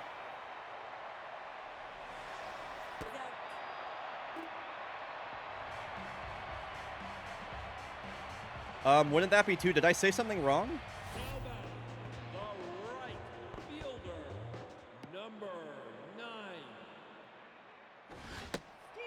First pitch strike to Babu Salah. This is the difficult part of the lineup here. LeBlanc just looking for 1 out here in the 6th to win that prediction. Wouldn't that be 2? I don't know what you're talking about, Jay. I don't know what you're talking about, dude. I'm sorry. Yo, what's up, Zeno? Thanks for the raid.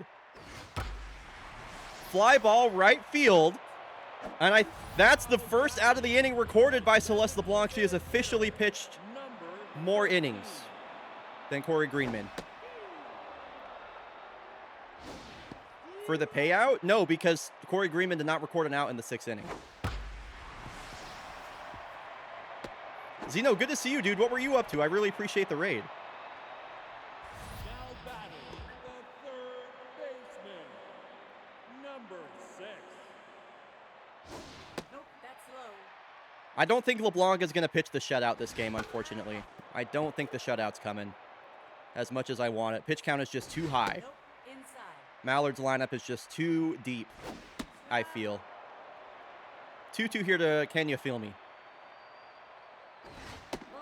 Come on, call that a strike, Blue. This is a really nice at-bat from Ken. Full count. Strikeout number 112 for Celeste LeBlanc. Yeah, I'm going to leave her in as long as the game will let her stay in, basically. That's outside. Man, postage stamp strike zone suddenly here for my girl.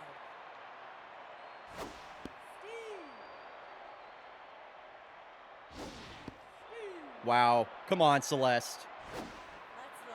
Full count to Lada Dash. This is driven deep. This should bang off the wall. Katabura can't come up with it. Uday, he has to relay this back in quickly. It's a 2-out double for Lada Dash. And that will be it for Celeste LeBlanc. She's responsible for the runners on 2nd and 3rd. It will not be the shutout record today. It's a great start, though, from Celeste. Dirt Claw going to try and protect Celeste LeBlanc's ERA here with a strikeout. And there it is. Furby Thunderbird goes down. And we are all scoreless here into the 7th inning. Celeste LeBlanc winning that prediction. Now batting the shortstop, Number 21. Oh, that's cute, Zeno. I was just labbing and spamming blood and rest practice. Hell yeah. What are you working on in blood and rest right now? Ravi Kapoor with a great diving stop there. The As left both the fielder, bullpens number in the 2. game. It's Jettison Estrada versus Dirt Clod now. Ball high. Foul ball. Strike.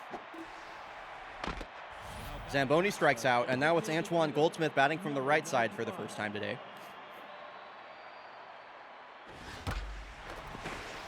This is hit well, right up the middle. Antoine Goldsmith ambushing that first pitch for a 2-out base hit. Now batting, the third baseman.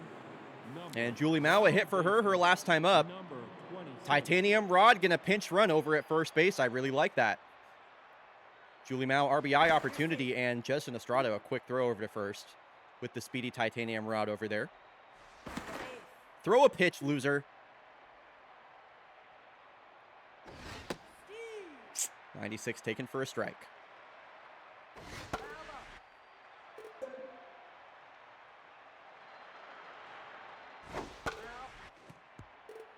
Having to battle left on left here from 2 strikes is Julie Mao. Nice take.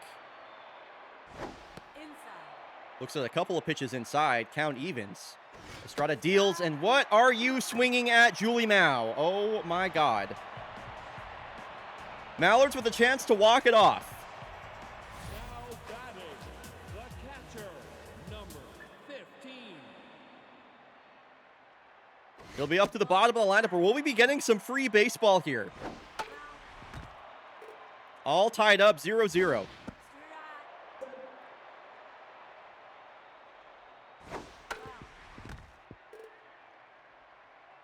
Foul ball. Baronski putting together a nice at-bat here on 2 strikes. Off the plate. Laying off that outside curveball. Off the plate.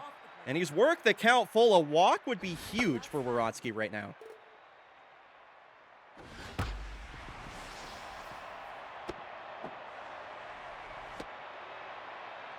Yeah, what's that, Zeno? Is it not just shooting in front of the door? Left fielder. Number 14. So, lead off base runner here for the bottom of the lineup, trying to set the table. And with Roberto Plaza flying out, Shinji Yuna 0-1 would bat next. Second baseman. Number Assuming Ravi Kapoor doesn't ground into a double play. That's inside. Are the Mallards going to walk off the Kodiaks, or do we get some free baseball? Ball high. This could be a double play ball. New Gizmo, the relay to first. Wow, and we got free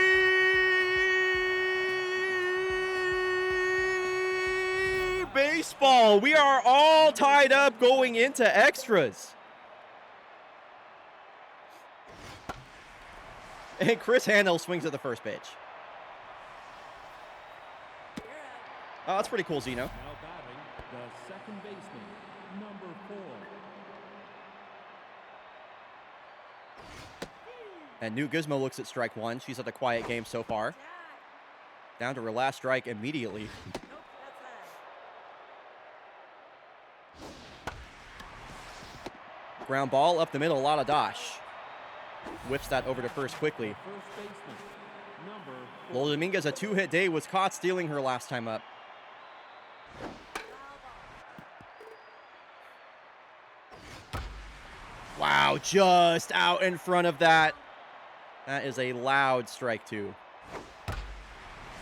Hit on a line, and Ravi Kapoor there for the catch. 8 scoreless innings for the Kodiaks. And now the Mallards will have the top of the lineup coming up with a chance to walk it off. Baseman. Number Best opportunity the Mallards could ask for here. First pitch misses high, Ball low. and then Claude misses low, and Shinji Yuta 0-1 in a hitter's count. Fouled away. That's foul.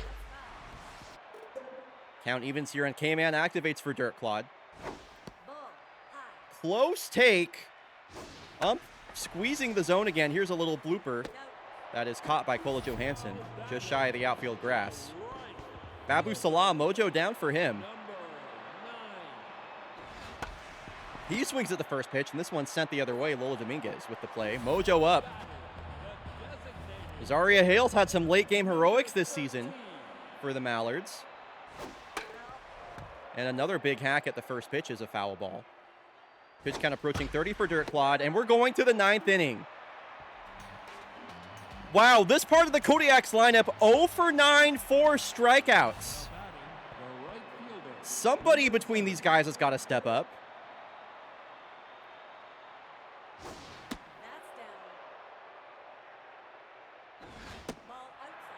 Uday Katabura ahead in the count for what feels like the first time all day, and he's got a 3-0 count here versus Jettison Estrada. He'll work a leadoff walk. Now batting, the center fielder, number 60. Takeda an 0 for 3 day, and bites you. Number 60. Going to come in the game. Locked in as well, so that's another tough look for the Yaks.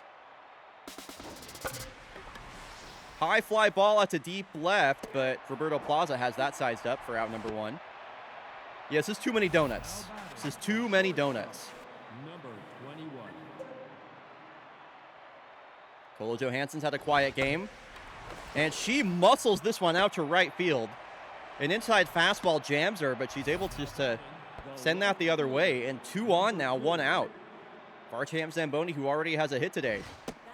And a short porch out there in left field. If he can pull a fly ball, this could be 3-0 Kodiaks right here. This one is hit on the ground. And nice pick there from Sunji over at first. We are going to the bottom of the 9th, still scoreless. The third baseman, number 6. Inside. Dirt Clod remaining in the game Nope. Outside. for his 3rd inning of work here. No. Behind 3-0 on Kenya Filmy. Don't want to leave one over the plate to Ken, and that is a 5-pitch walk. Longest broadcasted game, Shortstop, number 8. the longest game I've watched is 14. Longest broadcasted game might be in that 12 to 13 range. Strike. The longest I've seen it go in a sim, or for a fully simmed game, is 16, I believe. Nope. Inside. Full count here to Ladadash.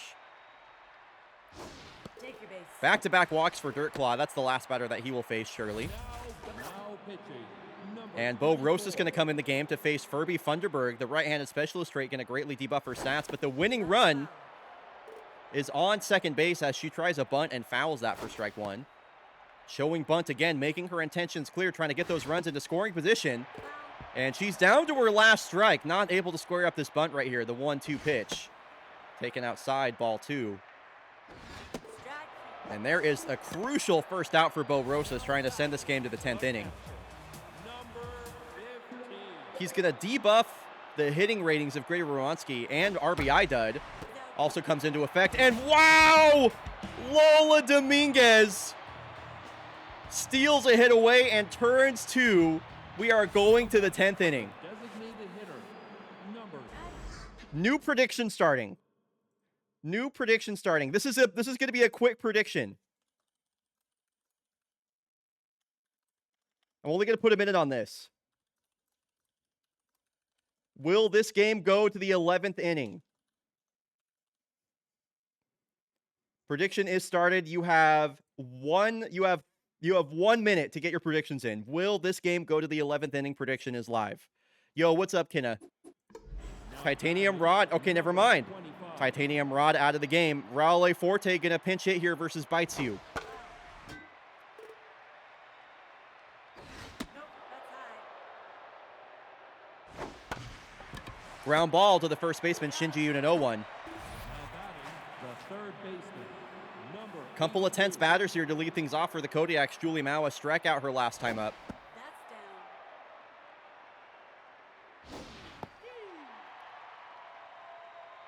down. This is driven high, deep, back at the wall. Julie Mao! Julie Mao finally breaks the scoreless tie with a solo shot 421 feet out to dead center. now batting, And the Kodiaks are on the board first. Thank you, Julie Mao. Inside. For the first time, we have a leader in this game. Foul ball. Ball high. Kodiak still 2 outs to play with here as Chris Hannell goes down looking. Now batting, the second baseman. It's going to bring up Newt Gizmo. Number 4.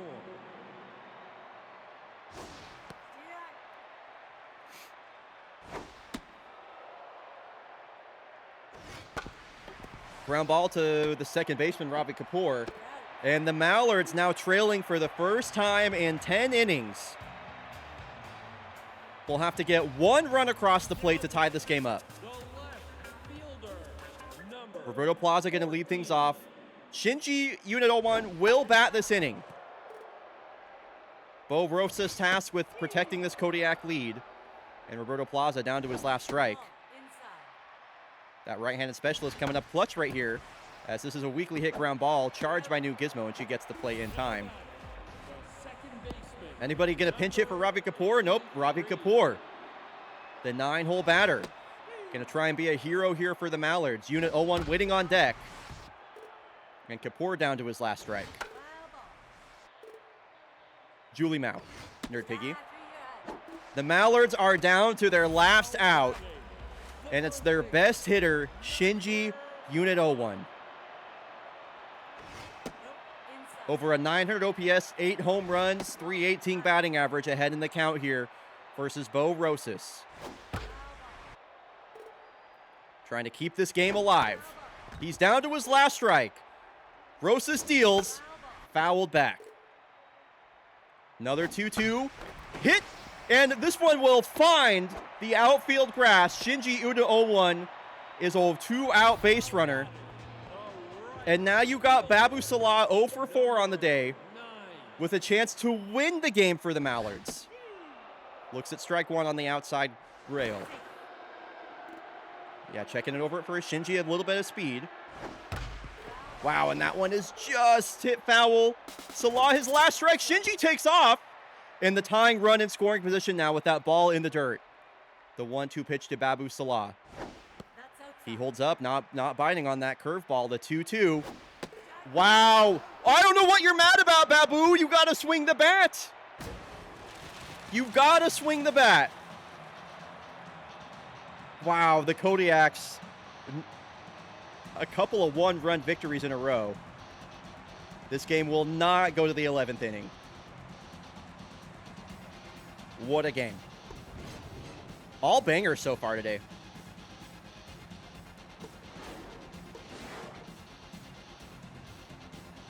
Celeste LeBlanc, 5 2/3 innings pitched, 6 strikeouts.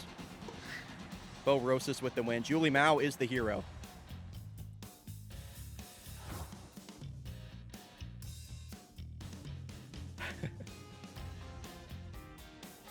All right, folks, game 4 of the day.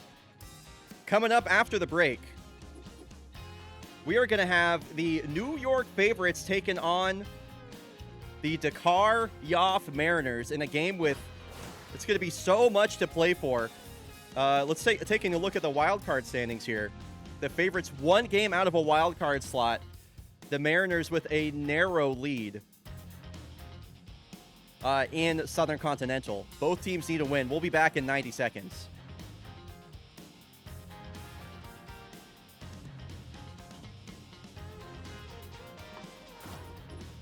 Okay, keep a close eye on the stream right here. We're about to sim a ton of games. Bryson Longstroke versus Camilla Reed. Bit of a dicey pitching matchup there for both teams. Here we go. Hang on, everybody. Garbage game nobody cares about. Voyagers lose 1 in extras to the Commies. Favorites 2-1 over the Jags. That's a big win for them. Bomberos need this W, and they will get it. They improved to 35 30. Engineers, that's a crucial win for them over the Sawteeth. Knights, wow, shut out by the Nocturnals. They are in a big skid. And the Mallards 9-1 over Valencia. That's a really big game for the wild card. Commodores with a couple wins over the division leaders. And Bomberos with 2 straight wins.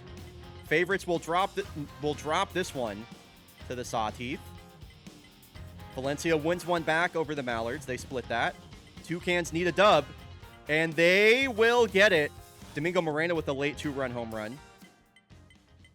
In the Bomberos sweep the Reapers to improve to 37-30. Whoa, the Bomberos with a huge swing. They've won 3 straight. And now they are, I mean, virtually tied with the Knights at the top of the division. So let's take a look at the wildcard standings after all that. Wildcard standings as they stand now. The Dogs have fallen 4 games back. Favorites 2.5 back. Toucans 1 game back. In the East, Valencia half game back. The Grays within 3.5. Engineers within 2. Yellowfins within 4. So still a lot of action.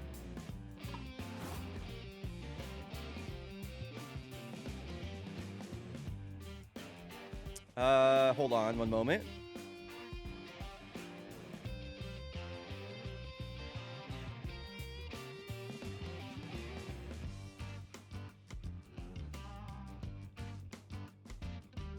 Replying to my potential World Series co-commentator. Okay. So this is a really big game, folks. Both of these teams desperately need a win right here. New York favorites will be the home team. Here is your pitching matchup. It's Bryson Longstroke versus Camilla Reed. Let's get this prediction going. Who will win between the Dakar Yoff Mariners and the New York favorites? Prediction is live.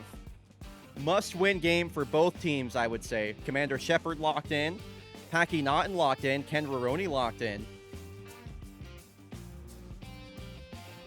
It's been a long journey for both these teams. The Mariners, a surprise ball club. Talked about the Mariners a bunch in the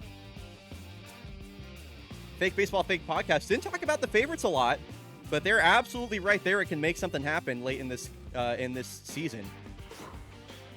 A lot of energy in the broadcast today, folks. I really appreciate it. And yeah, you know what I'm about to ask for, Melavara. We are headed to Apple Field. If you're rooting for the Dakar Yoff Mariners, use the team hashtag #FishOn in chat. If you're rooting for the New York favorites, like I know ATD09 is, hashtag TGIFF. I want to hear from you, points at you. In chat, use the team hashtag to declare your allegiance. Who do we got, stream?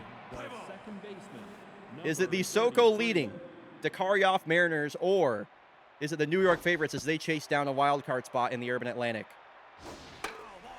It'll be the switch hitting Commander Shepard. She came home, came back to her original ball club this season to play alongside Soap McTavish.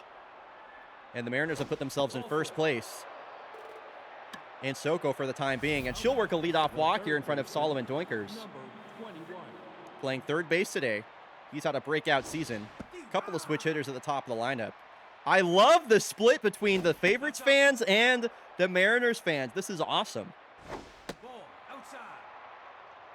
2-1 pitcher to Doinkers. And Camilla Reed, a couple of 3-ball counts and a couple of walks. We're seeing the bottom, like, I think the number 4 starters for both teams here. And swinging at the first pitch is Soap McTavish. He sends this one way out to left field. Stephen Bond there to retrieve it. Runners on the corners, nobody out. The Mariners on the board immediately. Runners on the corners here for Marge Lowbrow. Infield will play in. And a looping curveball in there for strike one.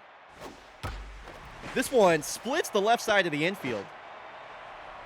Mariners up 2-0. And Camilla Reed is already tense. She'll face the veteran Dom Hudson now. Dom Hudson chasing an inside fastball. Camilla Reed, a 5.89 ERA, finally has her first 2-strike count of the inning. The 1-2 to Dom Hudson, fouled straight back. Okay, a crucial first out. Now Dom Hudson strikes out. center fielder, number 30. When did the Mariners sign Vigo Pruitt? When the hell did the Mariners sign Vigo Pruitt? Did I mark that in the blog?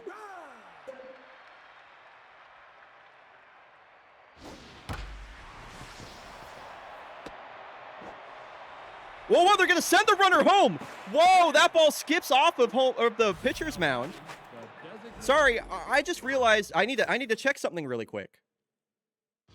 Go fish would be a good hashtag for the Mariners. Well, it's fish on, because that's when you say when there's a fish on your fishing hook. Thanks for the input, though. Wow, Sloan Lawson got replaced by Vigo Pruitt. I didn't realize that happened. That's crazy. Sloan Lawson's been a pretty big player for the Mariners this season. I don't hate this move, though. Vigo Pruitt, a lot of speed.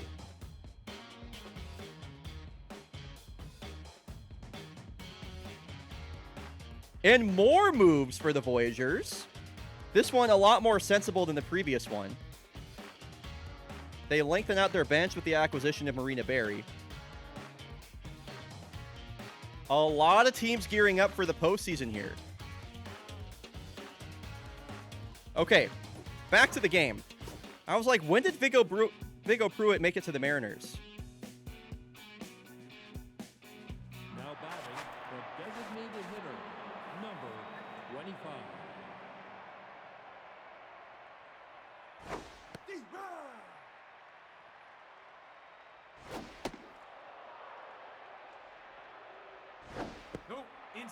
So Alfie Minkelschneider DH, 2 on, only 1 out. Mariners have scored a quick 3 runs here in the first inning, and the favorites haven't even come up to the plate yet. Full count here to Minkelschneider. And if I'm the favorites, I'm getting the bullpen ready right now if I'm the favorites, because this is getting ugly. It's a 5 spot here in the first. And I feel like you just got to pull Camilla Reed right now. Shortstop, number You 9. got to pull Camilla Reed. She does not have it today, and this Mariners offense has come to play. They're going to leave her in versus the bottom of the lineup at Jewel Romero, and she will strike out for out number 2. Now it's the 9-hole batter, Adeline Krause. It's looking pretty bad, ATD.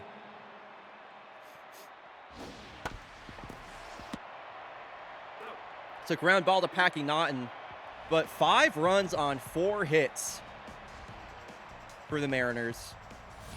Let's see what this high-flying offense of the New York favorites can't do here. Bryson Longstroke on the mound today. A 3.29 ERA, 1.3 whip, 45 strikeouts. Hale Moon with the fly ball out to center field. That will just hang up in front of the warning track. Vigo Pruitt, who was the brand new acquisition for the Mariners, towing the center field grounds, will make that catch. And Stephen Bond's down to his last strike. Fly ball right field. And a couple of high fly balls caught in front of the warning track. That's a quick 2 outs here for the favorites. Number 25.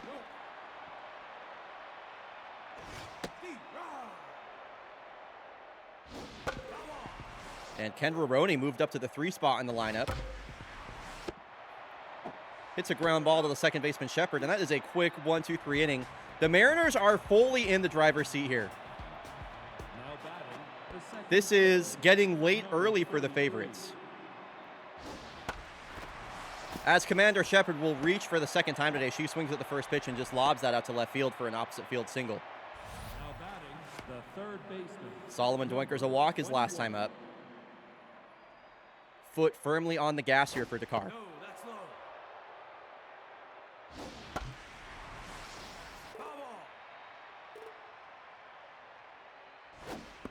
You gotta pull Camilla Reed from this game, dude. You gotta pull Camilla Reed from this game. She looks absolutely terrible.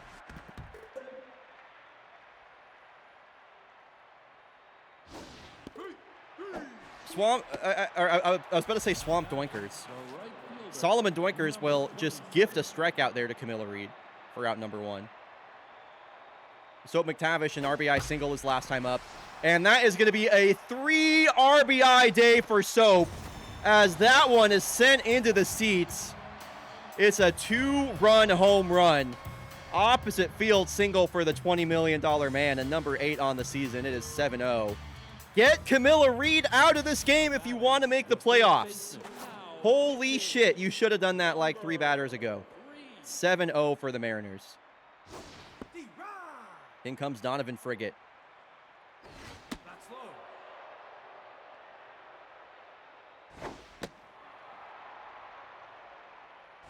No, actually get that run differential up. It could be crucial. Full count here to Marge Lowbrow. And Donovan Frigate will strike out the first batter he faces. So now you got Don versus Dom.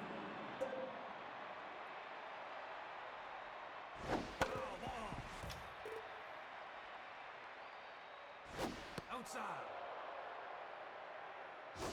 Ball, that's inside. Ball, that's outside. Frigate having trouble locating that slider. And Dom Hudson not biting. It's an easy walk for the veteran. So now we get to see, again, this is the first time we're seeing Viggo Pruitt on this Mariners team, a late season acquisition for them.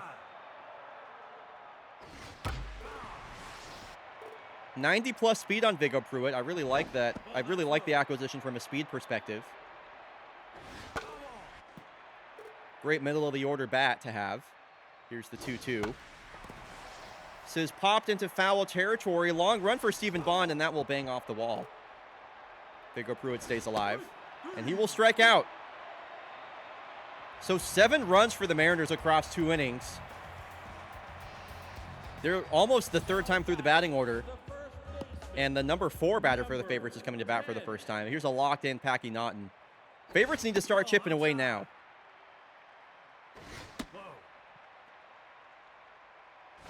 That's inside. A leadoff walk would be great here for the Favorites, as they're going to need a lot of base runners. That's exactly what they'll get. And Ned Pickles Jr., the switch hitter's locked in. Packy Naughton, the runner on first now. Nobody out. And that's 5 straight balls here from Bryson to start off the inning. Ned Pickles Jr. takes off and cuts the lead to 5. I said the Favorites needed to start chipping away, and that's what they'll do. A quick 2 runs here in the 2nd inning. And they're not dead. Ned Pickles Jr. with the 2nd home run of the season.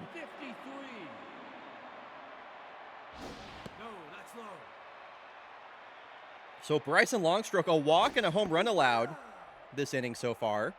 Mojo down for him, as Jordy Nightrider is going to send one way out to the gap. He's going to go for 2 and hold up. So a walk, a home run, and now a double to kick off the 2nd inning for the Favorites. They have come out of the gate swinging to bring up Braden Franklin. I'll tell you what, a key to success if you want to win in fake baseball is sign Braden Franklin to your team. Multiple World Series appearances with multiple teams, including being a world champion on the Golondrinas Valencia last season. He's a 2-time world champ with both the Nemesis in season 18 and Valencia in season 20. Now he's on this Favorites ball club, signed mid-season, and he's driven in another run to cut the lead to 4. Still nobody out here in the bottom of the 2nd. Braden Franklin taking a mercenary role late in his career. Villalobos the 2-2 pitch, or whatever, a long stroke the 2-2 pitch, you know what I meant. Lobos goes down on a pitch that seemed a bit low. I don't really know that that was a strike. George Kennett one out. Yeah, Ned Pickles Jr. hit a 2-run home run. Kennett fly ball deep left field. Adeline Prowse is there. And top of the lineup now, Heo Moon. A chance to cut the lead to 3. Looks at a high fastball for strike 1. What the fuck was that, Heo Moon? The 0-2 pitch, taken high, ball 1. Able to fight off a really nice slider for Serge to stay alive on here on 2 strikes. Count evens. Woo, trying to, he was sitting on that curveball, fouls it back. Hit up the middle, and Viggo Pruitt, too much speed there. for that to land. The favorites, they chip away. They get 3 runs. And now the favorites got a pretty good bullpen. Number 25. Favorites got a pretty good bullpen. If they can just hang tough, they can maybe claw their way back into this game. Alfie Mingelschneider sends this one the opposite way, and that is caught for out number 1. Number 9. Little Nettie is a fun name for Ned Pickles Jr., I gotta say. Jewel Romero hits this one to the third baseman, Knight Rider. Now batting, the And here is the 9-hole batter, Adeline Prowse, all-star nominee. 8 homers on the season. Getting the left field start today with Viggo Pruitt now playing center. Played mostly center field with Sloan Lawson out in left, but now with the addition of Viggo Pruitt, they've kind of switched places, and she will strike out. Yo, let's go, Deep Blue Cat. Appreciate that. So, I mean, I don't know how much you can say this about a team trailing by 4, but the favorites got some momentum here. Favorites with some momentum. Stephen Bond going to lead off. And he's ahead in the count here 2-0. Bryson Longstroke has not looked sharp in these last 2 innings. A leadoff walk is what got things started for the favorites in the previous inning, and they will do it again. now batting, the shortstop. Stephen Bond will walk, and now you got Ken Roroni with a very fast runner on first base. Should be a double play ball. And just like that, momentum firmly extinguished. Things looking a lot more comfortable here for the Mariners. Packy Naughton, line drive out to deep center. Viggo Pruitt making his presence known immediately after being signed. That is quite the overhead catch. That is not an easy play to make.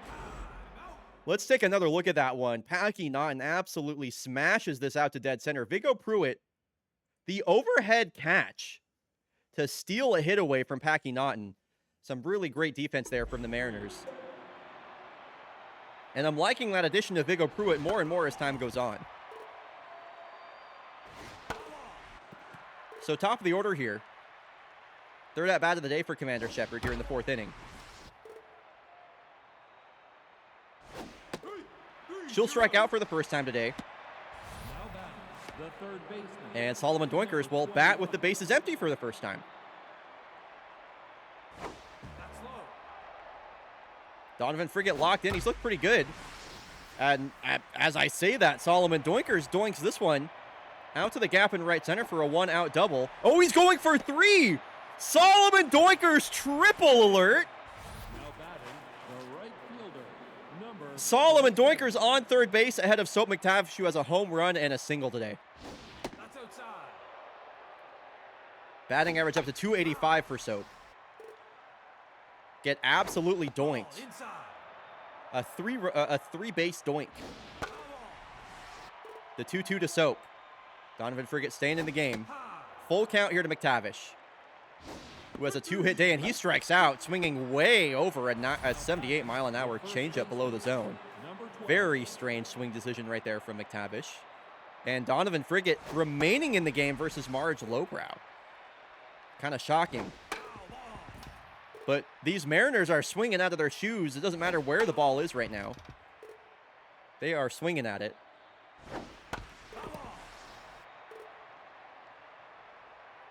The 0-2. Couple of kind of crazy strikeouts. I cannot believe Solomon Doinkers is left stranded on third. And this 5, 6, 7 in the order all got hits their last time up as the favorite scored 3 runs. That's low. No, that's inside. We have not. We have not, Jay. That's inside. Ned Pickles Jr., a 2-run home run his last time up. This one is laced out to right field, but on a 3-0 count, he will fly out to Soap McTavish. That's a tough break for Ned. Got a good bat to the ball, just hit a little bit too close to Soap as Jordy Knight Rider looks at strike 1. Bryson Longstroke pitching into the 4th inning now. And McTavish, this is a bit of an easier play. He's out. So it's a quick 2 outs for the heart of the lineup, and the DH now Braden Franklin. A double his last time up. Favorites need to keep the foot on the gas. They need to keep chipping away. Would love a solo home run from Braden Franklin here. Ground ball up the middle. Long run for Jewel Romero, but she makes the play just barely in time. That's a quick 1-2-3 inning and a crucial one to maintain the 4-run lead here for the Mariners. Now batting the catcher. So Donovan Frigate surely being taken out of the game here. Okay. Michelle Al-Qadir going to come in on full rest. So pitching situation now for the favorites looking a lot more manageable after a really good outing from Donovan Frigate. And Al-Qadir just going right after Dom Hudson. This one skips over to Packy Naughton, who takes out the first base himself, out number 1. Batting the center fielder, number 30. Third at bat of the day for Viggo Pruitt. Out in front of a first pitch changeup Ball outside. that fell off the zone, or fell out of the zone. Driven high and deep. This is going to stay in the ballpark. But Viggo Pruitt, have yourself a first game in a Mariners uniform. Couple of great plays out there in center field and 2 hits, including a double. 25. Runner in scoring position now for Alfie Minkelschneider. No, high. Firefox, can you open, please? What the hell? I need to check something. No, that's high. Minkelschneider strikes out, and Michelle Al-Qadir 1 out away getting through this inning. Number 9.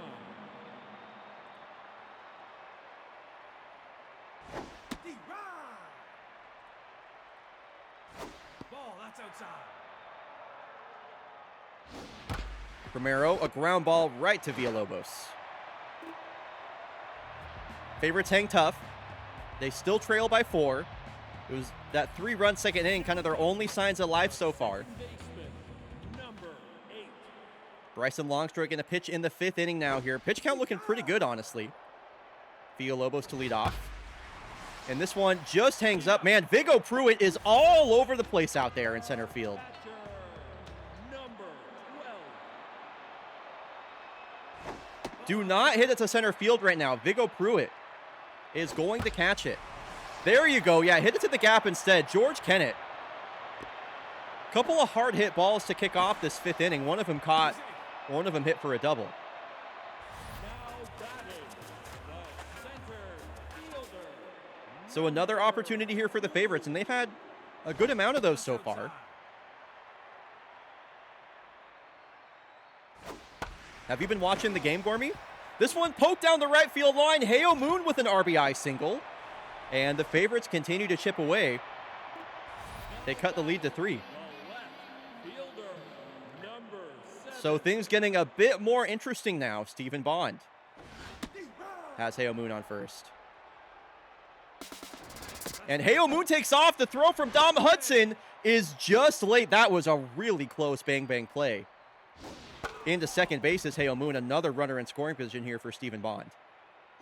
No, inside. The 2-2 to Bond.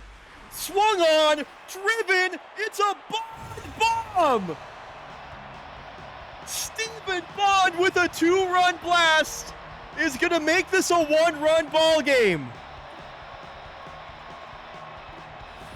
It is now 7-6. The favorites trailed by 7. They have come almost all the way back. Look at this one go. This was hit all the way out to the seats. Will y'all shut the fuck up with 6-7? Holy fuck. Oh my God. Stephen Bond has almost come all the way back, and all y'all can do is type fucking 6-7? Like, shut up. The first baseman, number 10. Jesus Christ. It's 7-6. Yes. That's low. Oh my God. Packy Naughton with the fly ball out to right, and this one is caught by Soap McTavish. Wow. That was a lot of loud contact there for the favorites, and a pair of 3-run innings have made this a 1-run ball game. Number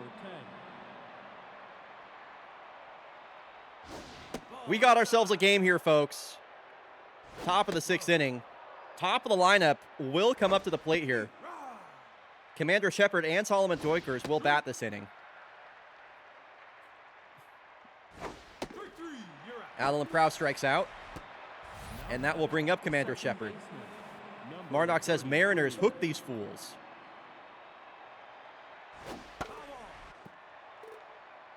Mariners have been held scoreless since that second inning. Late swing decision there from Commander Shepard. Foul that one away.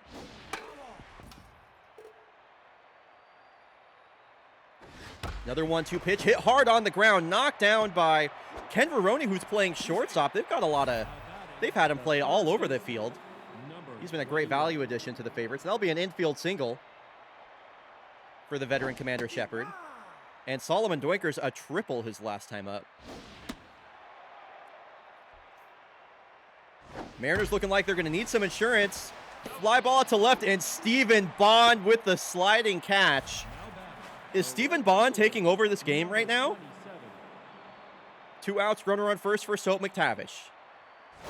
Ball, that's inside. Shepard getting on base and McTavish batting her in would be all too poetic.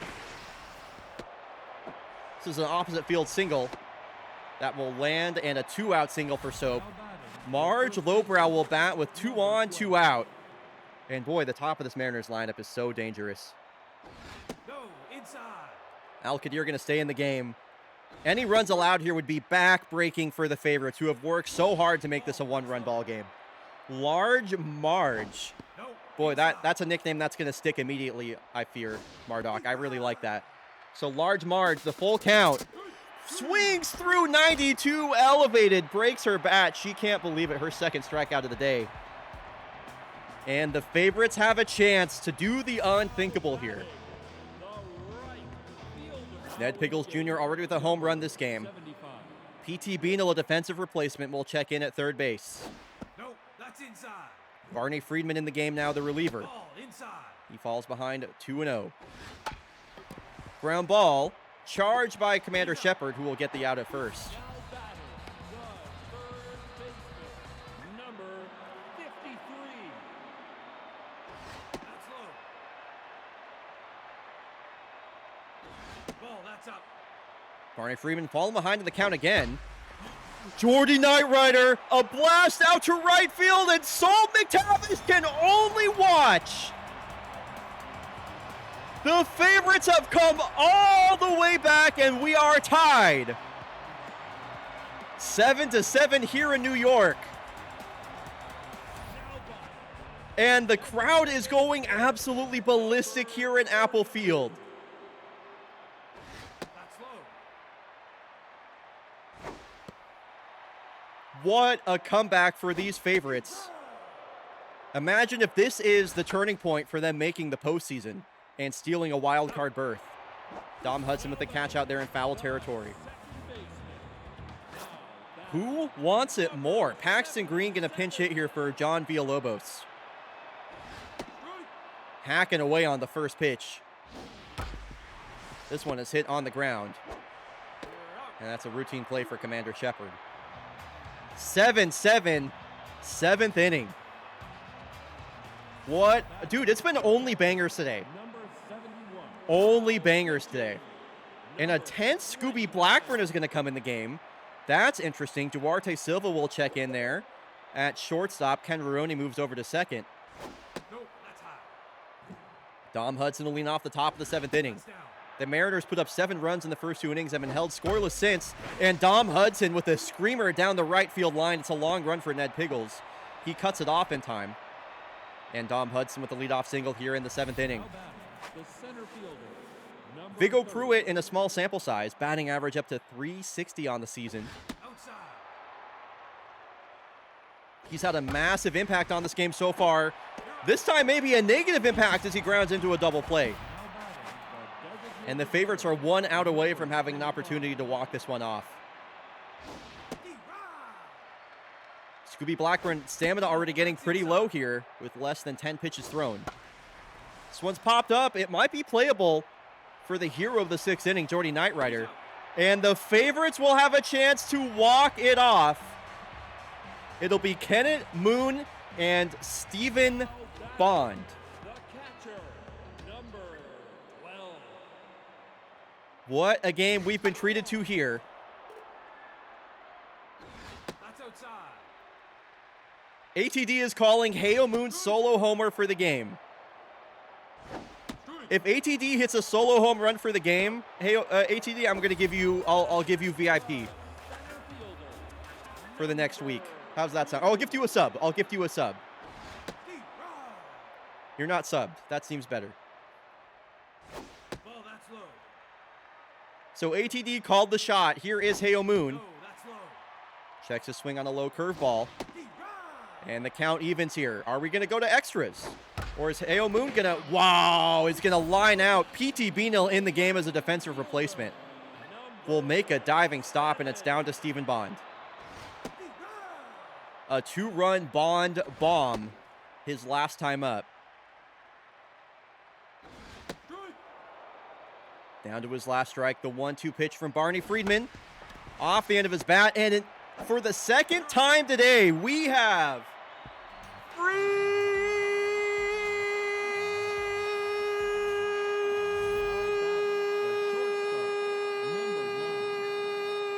baseball. No, inside. Holy moly, this is like one of the best days of fake baseball we have seen all season. This is genuinely really good shit right now.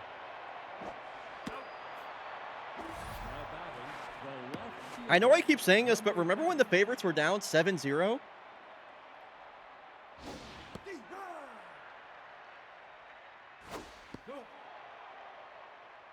Scooby Blackburn gets back to work. He's got a quick first out here. It's probably the last batter he's going to face, Adeline Prowse. The 2-2. Another strikeout for Adeline. Tough game for her. So your only options left out of the bullpen are an on-fire Palace Lynx. Who's the other option out of the favorites bullpen? That's inside. Aside from Palace Lynx, I'm forgetting who it is. So an on-fire Palace Lynx versus a locked-in Commander Shepard, who spanks this one out to right field, opposite field single Commander Shepard. Love seeing her hit it the other way. And now this would be Solomon Doinkers. But after the defensive replacement, it's PT Beanil. Not a lot of power. A great contact there. Does have that tough out trait, which will activate here on 2 strikes. Here is the 0-2 delivery from Palace Lynx. And a fan gets a souvenir as Beanil stays alive. Commander Shepard could score from first with a run, or with the ball hit to the gap. No, that's high. You've only had 3 relievers so far. Oh, yeah, no, it's Donovan Frigate. Right. So this is the last available arm out of the bullpen for the favorites. And Palace Lynx with a 1-2-3 inning. So we'll go to the bottom of the 8th. It'll be Roroni, Naughton, and Pickles Jr.? What happened to my... What the hell? Did anyone else hear that, or was that just me? I think that was just my earbuds. So that was Packy.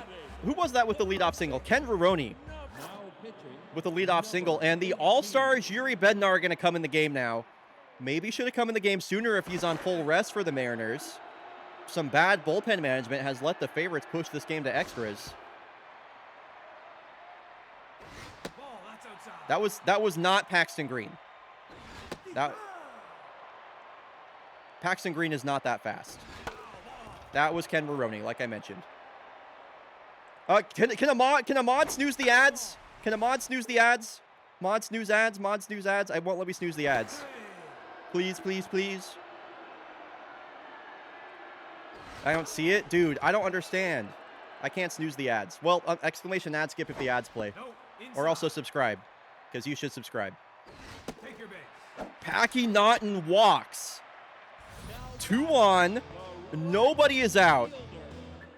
Can Ned Pickles Jr. be the hero? Little Nettie. Ball outside. The all-stars Yuri Bednar is not looking sharp, folks. The runners take off. It's a double steal.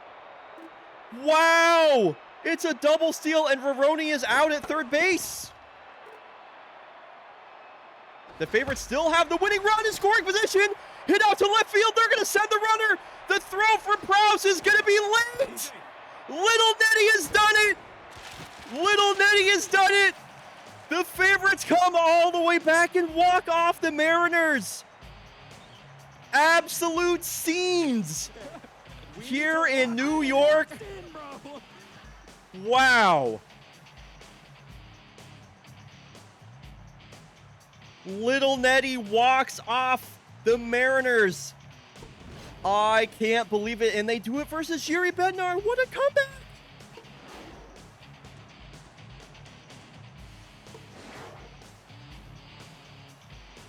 I'm shocked. I am utterly shocked.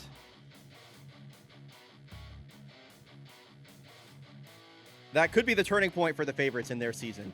Very well could be.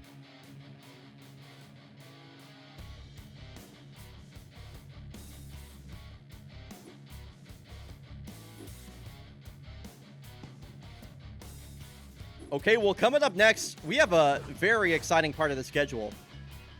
The Chicago Dogs season is going to be on the line. They have a doubleheader here versus the Kodiaks. We're about to watch a doubleheader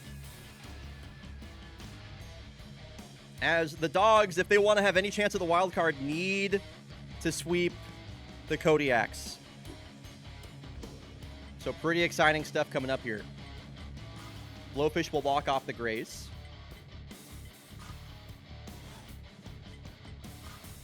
Platypi still hanging tough over there. The Mallards win that series versus Valencia. What is happening to Valencia? And that is a tough loss for the Engineers. They could have gained ground right there on Munich. The Knights get shut out by the Spectres, and Bombetto Samdon have taken the lead in Southern Heat. What a switch up. That is crazy. That is crazy. So let's take a look at the wildcard standings after all that. The Havana Knights are now a wildcard team. It's the Toucans a half game back. Dogs 3.5 back. The Commies making a little noise. Valencia's fallen a game out of the wildcard slot. Engineers 2.5 back, and then 4 as we go back from there. Craziness right now. Absolute madness right now.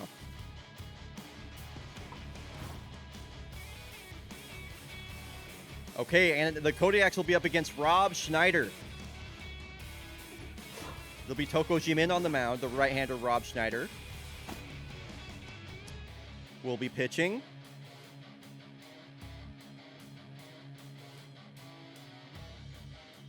Okay, the Dogs have to sweep the Kodiaks. Yo, thanks for the bit, Springle Jack. I appreciate that. The Dogs have to sweep the Kodiaks. Let's get this prediction going. Like a speed demon. And the Dogs do have home field advantage. This is pretty much the Dogs season right here. Prediction is live. Here's your pitching matchup. It is Toko Jimin taking on Rob Schneider. Biggest game of the year for the Chicago Dogs. I'll tell you what, when this team was known as the Victoria Foresters, they did some pretty unthinkable things to the Kodiaks last season. This same core is going to have to find that same magic. And we are going to the Dog House. We got a night game here in Chicago. If you're rooting for the Kodiaks, hashtag Yak Attack.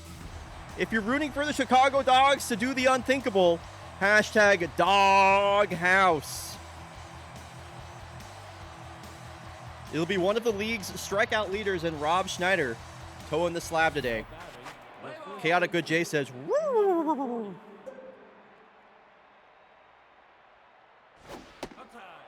Ball one to Lola Dominguez. Boy, these Chicago Dogs uniforms look so sick. I'm so happy with how these turned out. 2-1 to Lola. Chasing after a low changeup, and the 2-2. Dominguez not the one to strike out a whole lot. Got a full count here, a 5-pitch mix for Rob Schneider. What's he go to? It's a high fastball that she fouls back.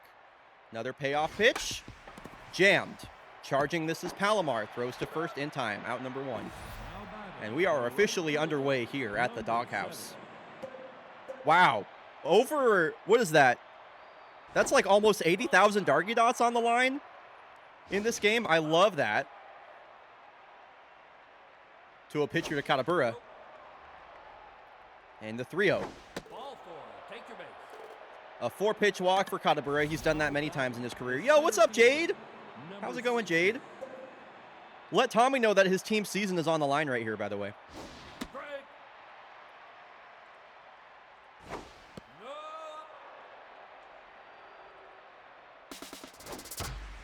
This one is smacked out to center, and it's going to drop. Not drop. It will not drop. Crack shot Spumoni will drop to the ground and make a sliding catch. That's a nice play. Number 21. Great to see you, Jade. So nice to have you here. So 2 out, 1 on. Yak's trying to take an early lead with Katabura on first. Cole Johansson down to her last strike versus one of the league's strikeout leaders. Outside. No. Full count to last year's home run champ. She swings through 91 down the middle. And Ishwar Khan is going to be batting leadoff. That is very unusual. Second baseman. Number Going to their young second baseman in the leadoff spot. Killing spree. 16 months, let's go. Yo, what's up, Alex? Thank you for the 16 months. Had a shit week, so we're living for the vibes. I'm sorry you had a shit week, but I'm glad you're here for the vibes, because I'll tell you what, I'm not sure how long you've been watching, Jade. Today has been absolutely bonkers. Every single game has been excellent. The New York favorites just came back from being down 7-0 versus the Mariners to force extras and then walk it off. Ishwar Khan on a full count sends this one to the third base side. Julie Mao throws across the diamond for out 1. So here is the fan favorite crack shot Spumoni. The all-star crack shot Spumoni. ball high. Nope high. Foul ball. K-Man will activate here on 2 strikes for Toko Jimin. Low. And back-to-back full counts here. Some great at-bats from the Dogs batters, regardless of outcome. Toko Jimin's thrown 16 pitches already here in the first inning. Granted, they've both been out. Here is the rookie Raf Ruff. 30. No. Outside. Checks his swing for ball 1. It's a close take. Outside. And the Rook works his way ahead in the count, the 2-0. 3 straight 3-ball counts here for Toko. Break. And 3 straight full counts. Toko Jimin, her 22nd pitch of the inning.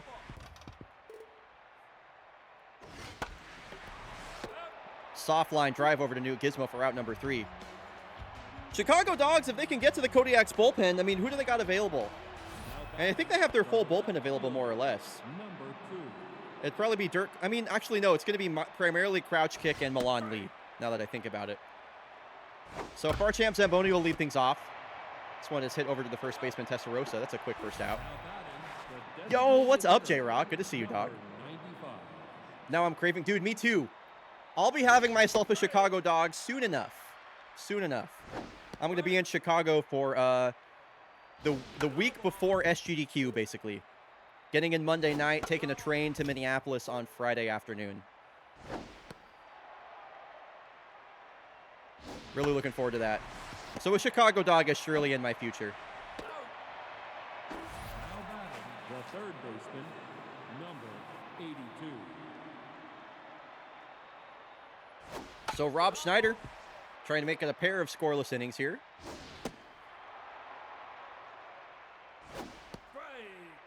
Julie Mao is late on an 80-mile-an-hour changeup. What is going on there? Kodiak's having a lot of trouble timing up Rob Schneider right now. Oh, J-Rock, I was just saying, we're doing excellent today. The baseball today, we're on game number 5. Oh, obviously, Jade. Oh, obviously. I would be remiss if I didn't hang out with you and Tommy while I'm in town. Like, that's like That's like half the point of going to Chicago is like hanging out with y'all. So anyway, yeah, this is the 5 games of the this is the 5th game of the day, and all of them have been excellent so far. J-Rock. No. That's outside. Another 3-ball count here from Toko Jimin. Man, this is the 4th full count for the Dogs. Petrus Rojas waits for his pitch and does not miss. The longtime Kodiak killer has done it again on a full count. He takes Toko Jimin deep, and the Dogs are on the board first, 1-0. Fielder, number 48.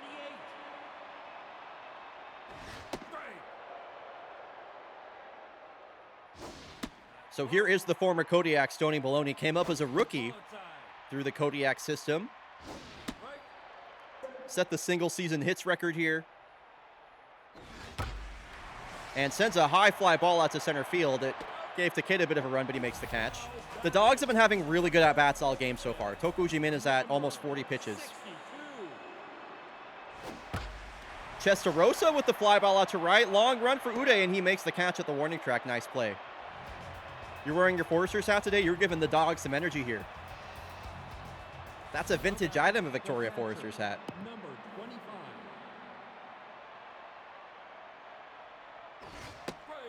So Rob Schneider with a 1-run lead to protect now. Forte back in the lineup at catcher. Will strike out on 3 pitches as Rob Schneider adds to his strikeout tally. Rob Schneider 3rd in the league in strikeouts behind Gustav March and Celeste LeBlanc. Oh, yeah, Jeff, I would say, I mean, sports broadcasting is probably my dream job, I would say. Yeah, 1,000,000%. I would love to get into professional sports broadcasting. 40.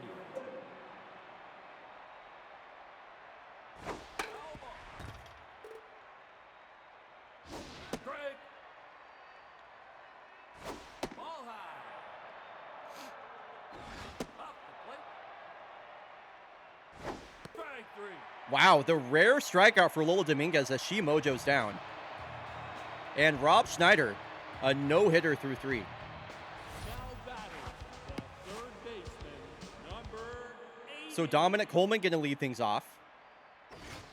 Swings at the first pitch here from Toko Jimin. Now And for the first time all game, that is a quick out for Toko. number 46. It's the 9-hole batter ribby double. Ishwar Khan waiting on deck. Crack shot Spumoni in the hole as ribby double flies out to left field. Farchan Zamboni with the catch.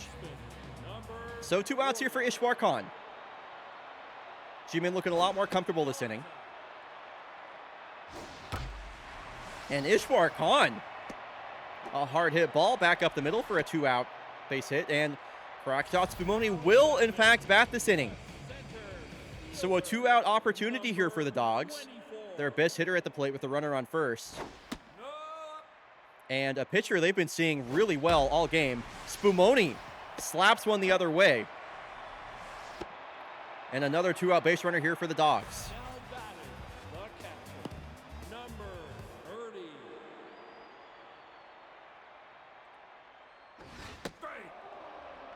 So Raph Ruff mojo down after, Nope high. I forget how he got out.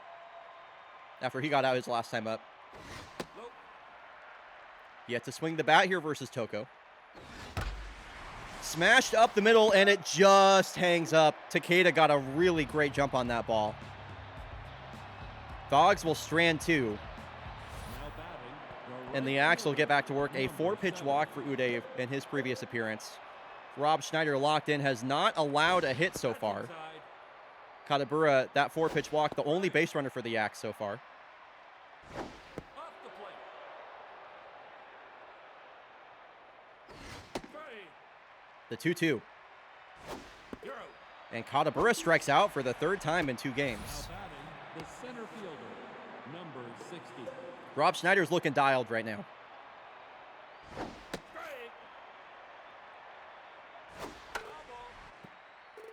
Has Takeda down to his last strike.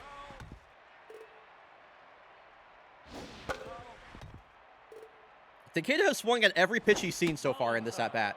Finally takes an inside two-seam.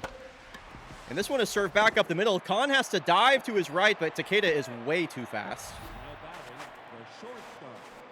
Infield single, first hit of the ball game for the Axe, and Takeda can steal if he wants. One hit on the line to Mercedes Palomar, who makes the catch. 2 outs, 1 on. Go ahead run at the plate in the form of Far Champ Zamboni. Ball 1 taken low. A fastball misses below the zone. Takeda takes off. It's a good pitch to run on. And Takeda beats out the throw easily. Took off on a breaking ball. So tying run in scoring position now for the Kodiaks. This one hit to the left side of the infield. Mercedes Palomar, a diving stop, throws in time. Mercedes Palomar, that is a vintage play for her. And she'll lead off the bottom of the fourth. The shortstop, number 39. Swings hard at a first pitch. And that is sent right to the second baseman, Gizmo. I mean, that's a great swing. But you got to hit it where they ain't. 1 out here for Petrus Rojas, who got a left-on-left home run his last time up. Pulled a fly ball just barely into the seats out there and right. The 1-2 pitch here from Toko. Ground ball down the third base line, foul. And Petrus Rojas gets his second hit of the ball game. Sends another one out to right field for a 1-out base runner. Stony Baloney is rattled? Wow. Doesn't matter. That is a drive deep way out to the gap. This will easily plate Petrus Rojas from first base. And Stony Baloney with an RBI double to extend the lead to 2 here for the Dogs. And with the way that Rob Schneider is pitching right now, that is a crucial second run. Baloney takes off for third, and she's into third safely. Aggressive base running here. Not often you get a base stolen on Raleigh Forte, especially not to third. Testarossa will plate Stony Baloney. That stolen base comes around to score quickly, and it's 3-0 Dogs in a must-win game for them. Tokujimin is done after 3 2/3 innings. In comes Crouch Kick. And I would expect to see him for the majority of the remainder of this game. I'm expecting a low fastball for strike 3. No, this one just perfectly placed out into shallow right field. Dominic Coleman with a 2-out, 2-strike single. That's a great swing.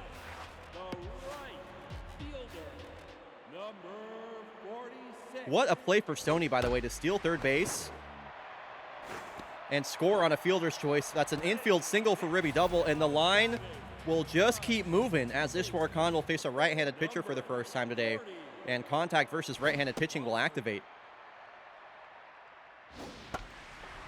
This is a ball hit out to left field, and no play for Zamboni. 1 run will score. They're going to wave home Ribby double, and she will score. It's a bases-clearing double for Ishwar Khan. 5-0 Dogs.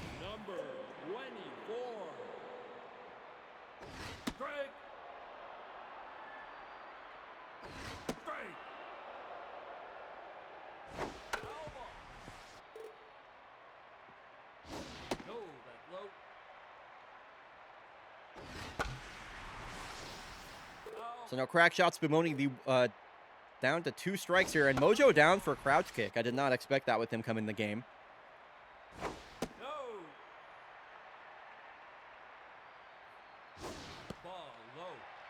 Full count here to crack shot. The 2-out rally is finally ended as crack shot Spumoni strikes out. 5 runs on 8 hits for the Chicago Dogs. So things looking pretty comfortable for Rob Schneider, who's looked nigh untouchable.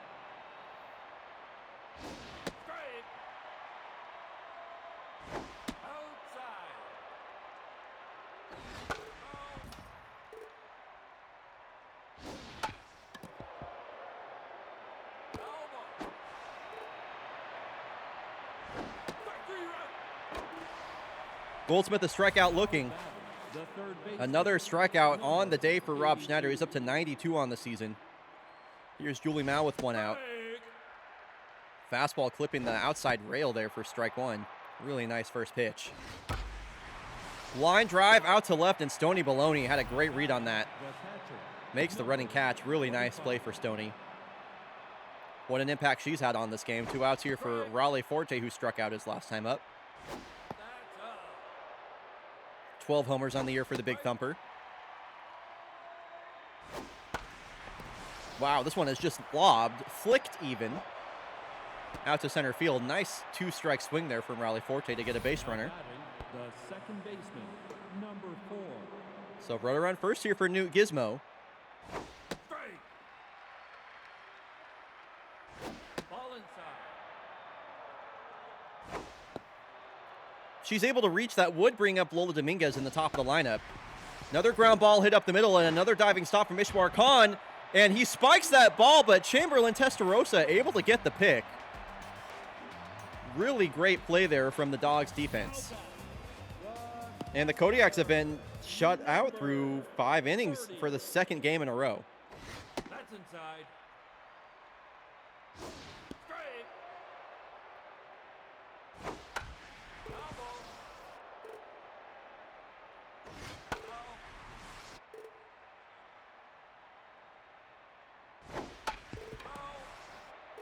Rough battling here on 2 strikes. 20 pitches now for a crouch kick.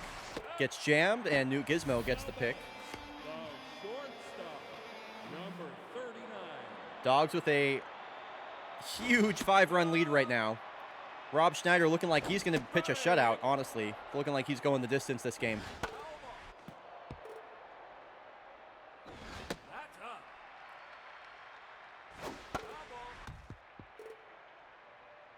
2-2 pitcher to Palomar.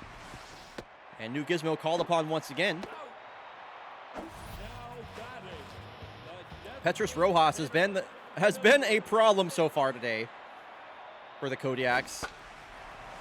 Not this time. New Gizmo going to record all 3 outs this inning.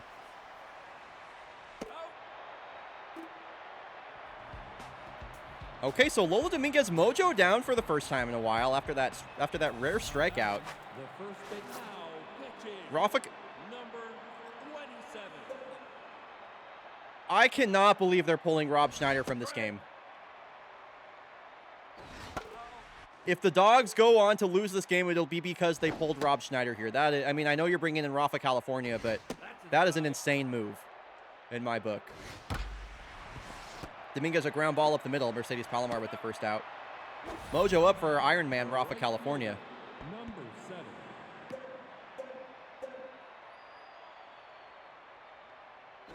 Outside. So Katabura a walk today. Also a strikeout. Strike. Nice changeup there for strike 2. Inside. Katabura's had a bit of strikeout woes as of late. Foul ball. This one is hit hard right over to the third baseman Coleman. 2 outs. Now batting, the center fielder, number 60. That's my main issue with this Dogs team, too, is like outside of Rafa California, their bullpen is not good. Like, it's not a good bullpen. It's Rafa California and like everybody else, basically.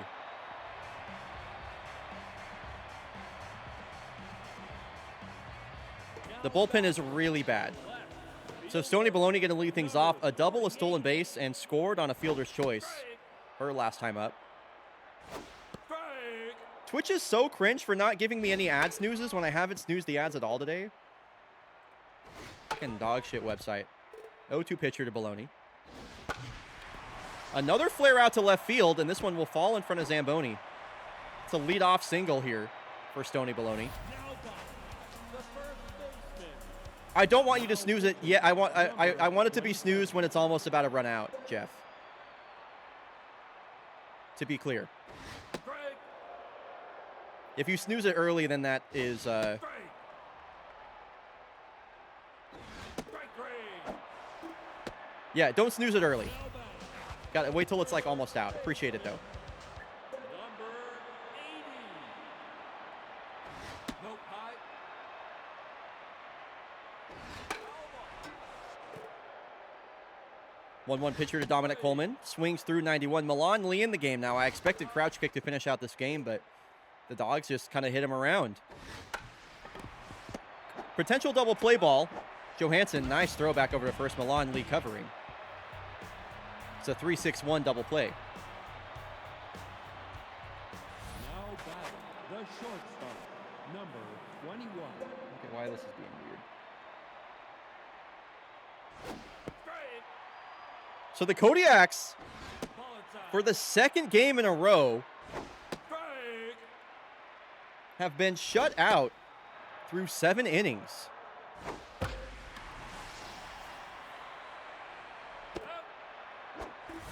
batting the left fielder. And they're down to their final 2 outs. Ball inside. Foul ball. Ball low. Ball inside. 3-1 pitcher to Zamboni.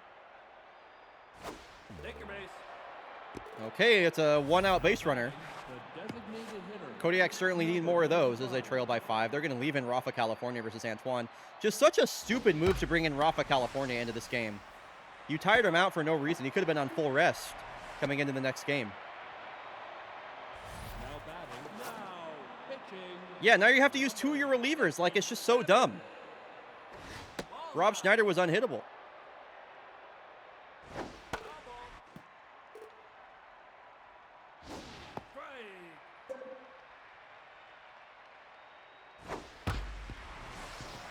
Kodiak's a bit of a 2-out rally going here.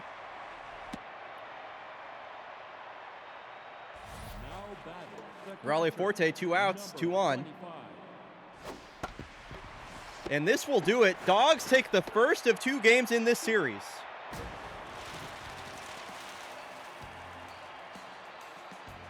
And both of and 2 must-win games.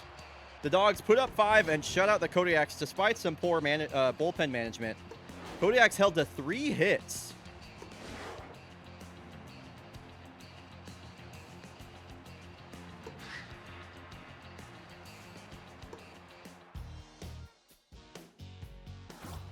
All right, folks, when we're back from the break, game 2 of this doubleheader.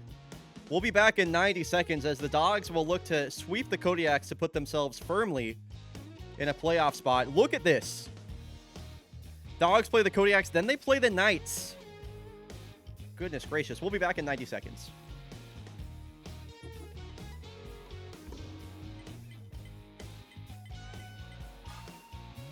Toilet Bowl in PTR over there as the Blowfish play the Nocturnals. Spectres over the Commodores. Platypi over the Knights. Mariners 6-2 over the Jags. They extend their lead to a full game in SoCo. Yo, the Knights might not make the playoffs. As it stands right now, the Knights are out of a playoff spot. What a late season collapse this has been for the Knights so far, y'all. So we'll do our regular check-in here on the wild card standings. The Dogs now sit 2.5 games out. They can make that 1.5 games out should they win. And if they beat the Knights, then they're really in business. Toucan's currently with that wild card spot. Favorites close behind. Okay, let's get this lineup set. Milan Lee's juiced. We'll be seeing him this game for sure.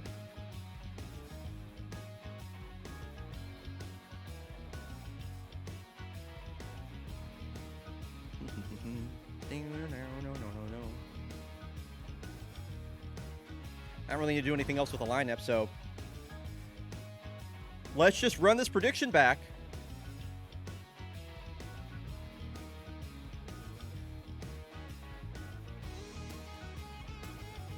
Okay, welcome back from the break. The prediction is live immediately.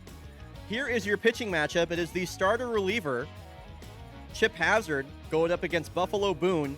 And I have to say, I think pulling Rob Schneider from that game early is going to backfire on the Dogs, and I think they're going to lose this game. I don't think Chip Hazard's going to last very long. I think they're going to get it to their bullpen early, and their bullpen's going to get blown up. So prediction is live for Chicago Dogs versus Cascadia Kodiaks round 2, and we are off. Back-to-back night games here. Dogs looking to sweep the best team in baseball. It's the rookie Buffalo Boone versus the starter reliever Chip Hazard. Bit of a different lineup here for the Dogs. Petrus Rojas moved up to the leadoff spot.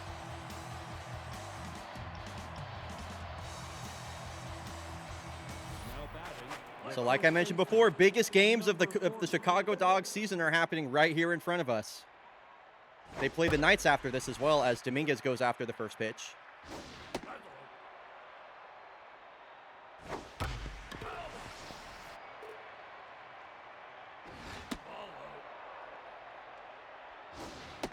Dominguez strikes out again. Now batting, the right fielder, number 7. Might need to give her a day off or something. Jesus Christ. So Chip Hazard, the starter reliever. A cutter, a 2-seam, and a 4-seam fastball. Also has a slider. Trying to go 1-2-3 on the Kodiaks. The Kodiaks were shut out in the previous game. They were also shut out for over 10 innings in that late game matchup, or in that extra inning game versus the Mallards.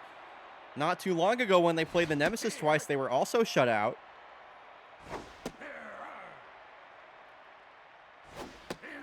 Chip Hazard trying to go 1-2-3.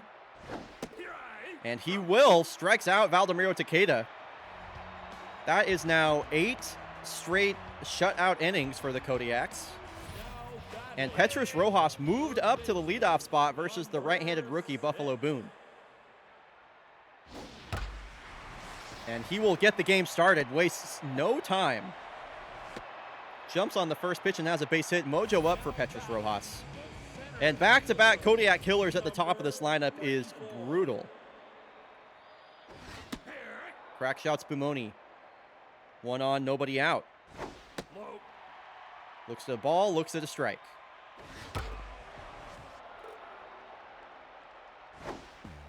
This ball gets away from Forte. And he will mojo down as into second base goes Rojas. Full count here to crack shot. This is driven deep out to center, and that will easily plate Petrus Rojas. It's the bottom of the first inning. Nobody is out, and the Dogs have taken the lead. That pass ball comes back to score, or comes around to score real quick, as Forte has to be beating himself up. And here goes crack shot Spumoni, and he's in there. Boy, Chicago Dogs, momentum fully on their side after that first game, just keeping the pedal to the metal here. As Spumoni is going to advance to third base. It's a productive out for Raff Ruff. The shortstop, number 39.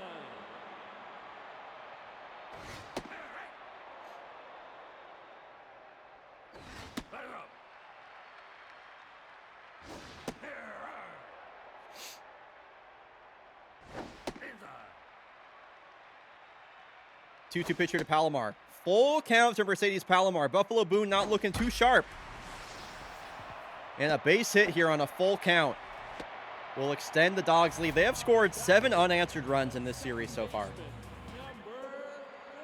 One out now for Ishwar Khan, who had a great game back in game 1 of this set. A lot of first pitch swinging here from these Dogs.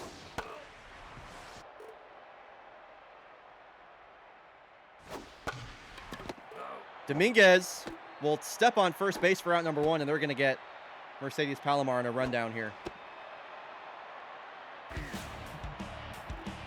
So it's a double play for the Kodiaks, but the Dogs have put up another 2 runs. Now batting, the shortstop, number 21. Kodiaks shut out through 8 innings now by the Dogs pitching.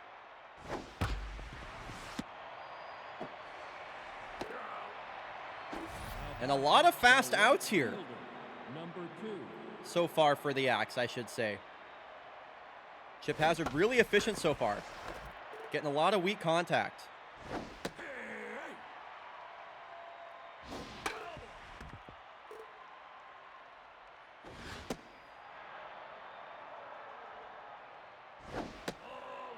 Zamboni, like a statue, looking at ball 2. And a high fly ball deep out to left, and Lucy Desmond Now batting, the designated makes the running catch in front of the warning track. 85. Zamboni put a good tag on that, but it just hangs up. Inside. Ball 1 to Antoine Goldsmith.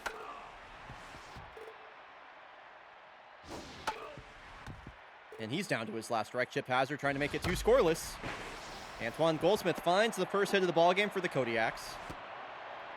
A 2-strike, 2-out single. The third baseman, number Julie Mao, home run number 10, was the game winner versus the Mallards. She could tie the game up with 1 swing of the bat right here.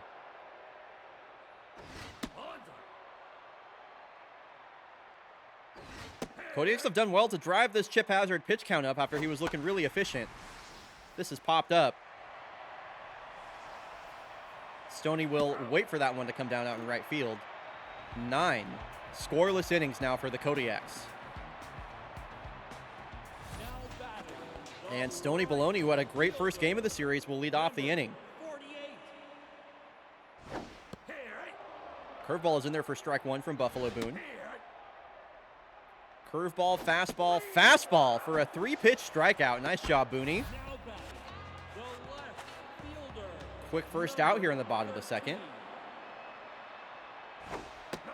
Kodiaks trying to play spoiler to the Chicago Dogs. The Kodiaks have clinched another North by Northwest title and a playoff appearance, now trying to prevent the Dogs from making the playoffs for the 2nd season in a row.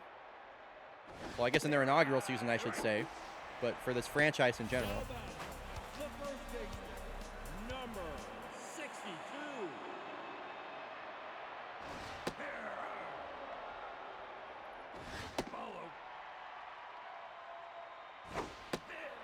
Testarossa, what are you swinging at? 1-2 pitch. And Testarossa will strike out, as she does like every single time she's at the plate.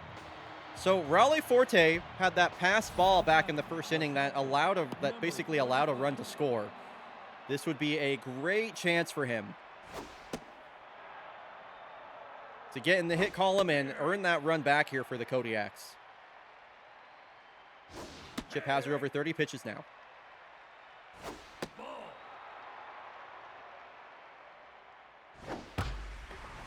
He's going to give this one a chance, but it's going to hang up. Now batting, the second baseman, number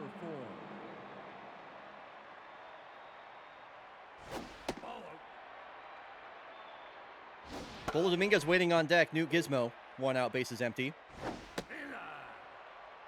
Kodiak offense has seemingly fallen off a cliff here late in the season. Full count here to Newt Gizmo. Chip Hazard just pitch count approaching 40. This one's hit on the ground right to Mercedes Palomar. Now batting, the first baseman, Second time through the order now number 40. for Lola Dominguez. She's in a bit of a slump currently.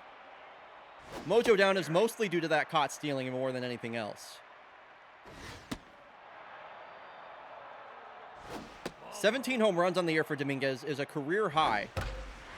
And she's got a base hit. Now batting, the right So the tying run comes to the plate in the form of Uday Katabura. He's been on a bit of a hitless streak lately himself.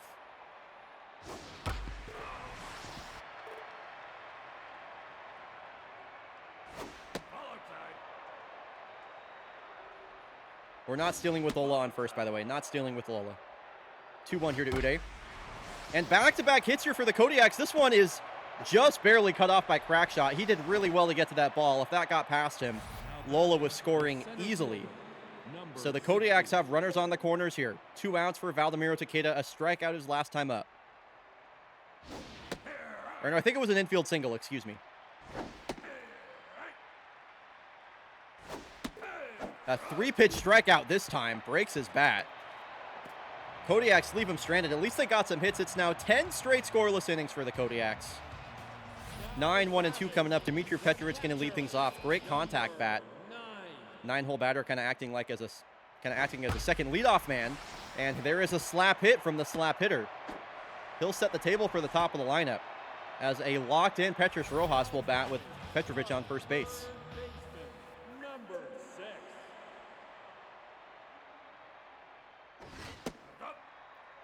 Petrus Rojas has been mashing in this series so far. Base hit to lead off the game, a double and a single and a home run in game 1 of the series. 3-0 pitch. Swings 3-0. I don't know if that was going to be a strike. Could have been ball 4. Look 50-50. And ball don't lie. He'll walk. Now back, the center fielder, number 20. So a base hit and a walk has 2 on, nobody out for crack shot Spumoni. Already drove in a run earlier in the first inning. A lot of check swings here from crack shot. Really wants to swing the bat, waiting for a pitch. That one is fouled back.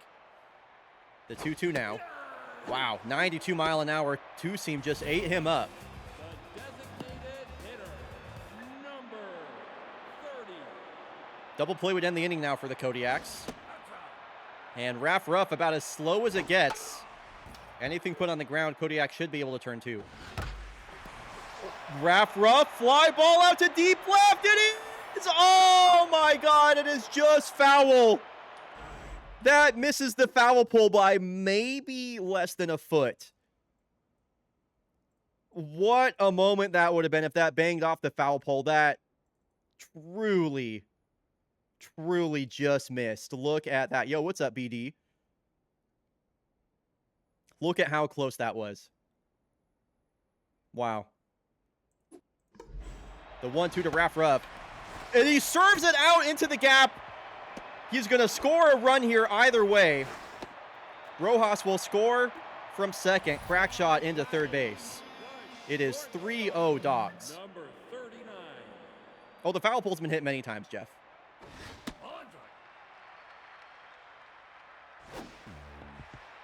And another ball that gets away from Forte. Raul Forte, what is happening to you, man?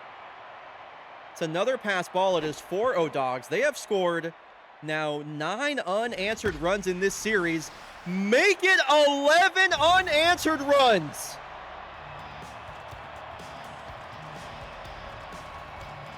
A 2-run shot. Mercedes Palomar's 7th of the season. It is 6-0 Dogs. They are going to town on their divisional rivals right here.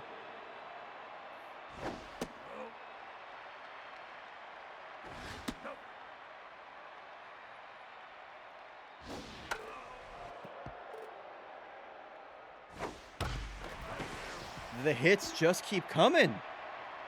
Ishwar Khan's got an extra base hit as Katabura takes a while to come up with this one. He thought about 3. He'll hold up at 2. Now back, the right fielder, number 48. So another runner in scoring position here for Stony Baloney. And I'll tell you what, for the Chicago Dogs, these 6 runs, big-time bullpen insurance for them. Again, their bullpen is not good. Chip Hazard is their worst starter. They absolutely needed a big score here, or a big score line here. And Stony Baloney sends one up the middle. They're going to hold up Ishwar Khan at third, not going to challenge the arm of Takeda in a wise move. He's got a few outfield assists this season. Now pitching, number 34.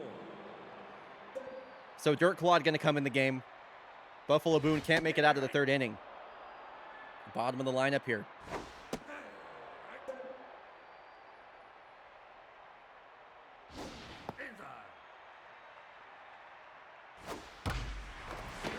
Kola Johansson, what a play.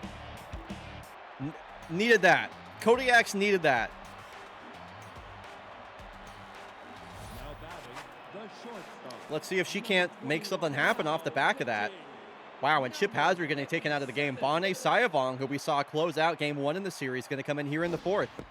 So it's down to Sayavong, Massimo Aldente, and James Dozer from here on out. Kola Johansson, a high fly ball out to center, and Spumoni will make that catch. The left fielder, number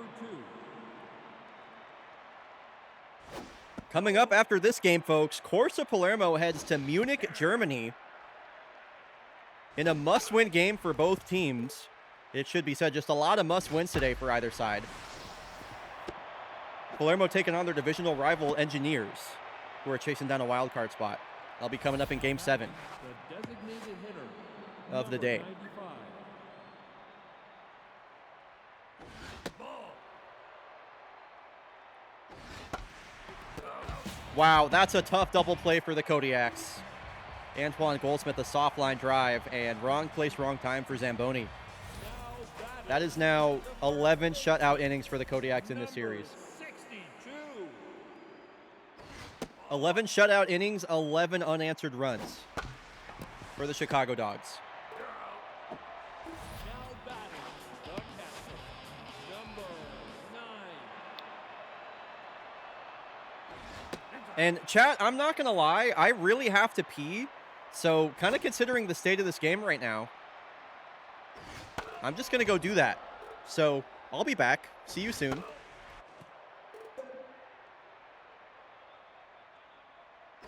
Ball time.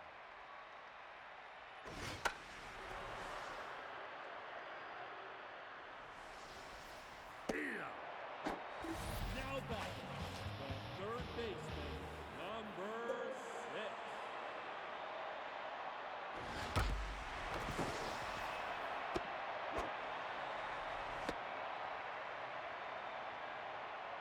Now batting the center fielder, number 24. Follow. Low. Ball outside. Hey. Oh, take it back. Now batting the designated hitter, number 30.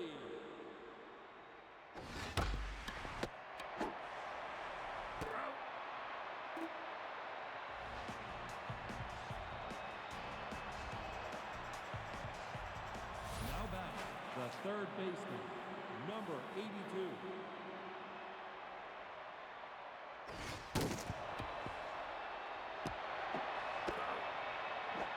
Now batting the catcher, number 25.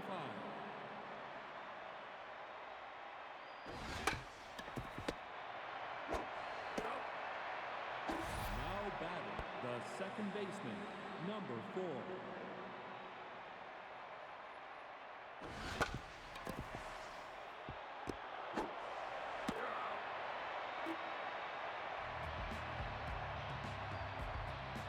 Dude, are you kidding me? The Kodiaks inning is over. What happened? How was that inning that fast? Dude, I'm not even joking.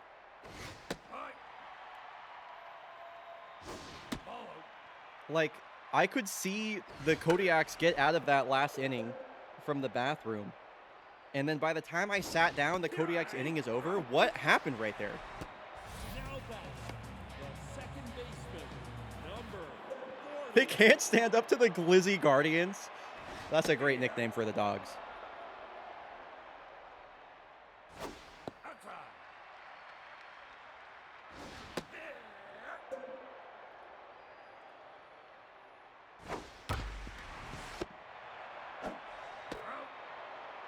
Now batting the right fielder, number So the Kodiaks have done 12 shutout innings for the Dogs.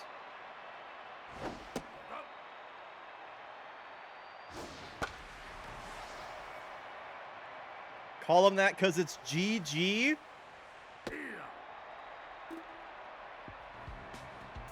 Wow. Chat's on it today. now batting the first baseman, number 40.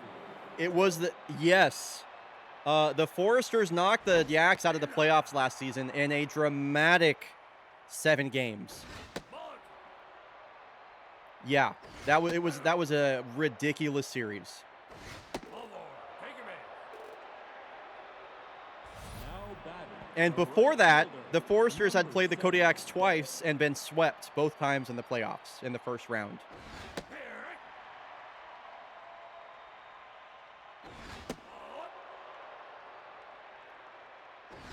I agree. I fully agree, Melivar. Tony Del Vecchio getting injured early in that game cost him the whole series. Especially when you think about just how close it was. Now batting the center fielder, number 60. So Lola Dominguez works a walk. Katabura pops out. Now you got Valdemiro Takeda 1 out, 1 on.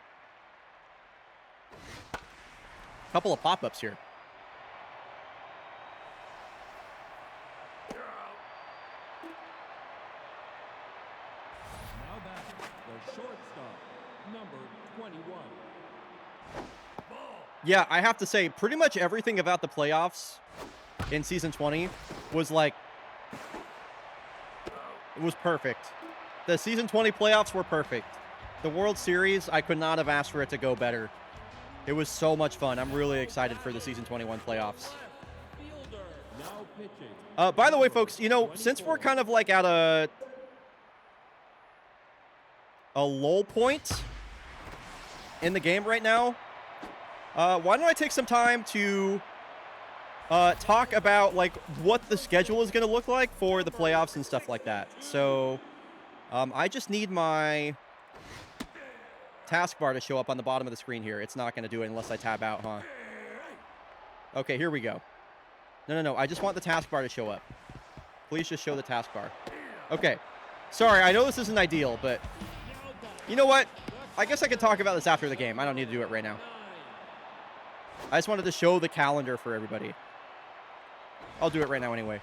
Okay, so I'm actually going out of town next Thursday the 21st. So the stream schedule for next week is going to be really weird. We're going to get going on Sunday, and then I think it'll be back to... so it's going to be streams on Sunday, Monday, and I think next Wednesday. Then I'll be going out of town. Then I believe I'm going to start the playoffs on the 27th. Then we'll be back to our regularly scheduled broadcast where it's Wednesday, Friday, Sunday. Then we should get through the divisional series on Sunday.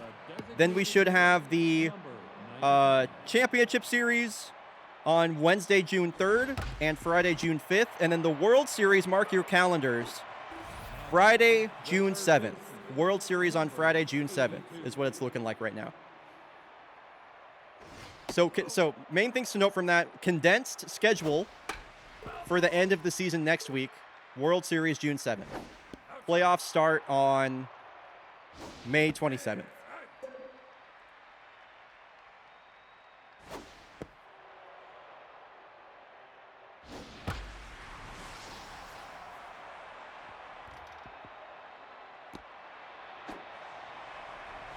June 7th is not a Friday. Did I say Friday, June 7th? I don't know if I said that, but Sunday, June 7th is when the World Series is. Now pitching, number 15.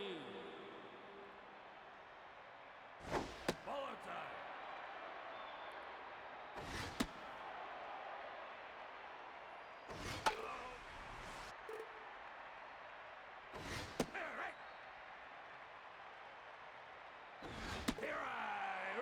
Wow.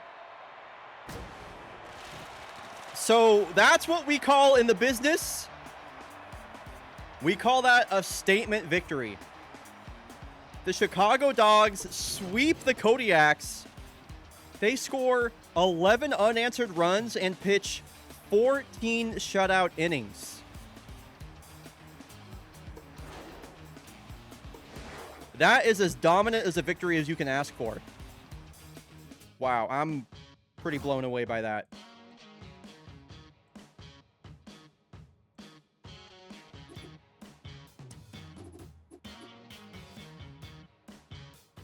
Thank God, Salvador Mancini is finally out in Sao Paulo.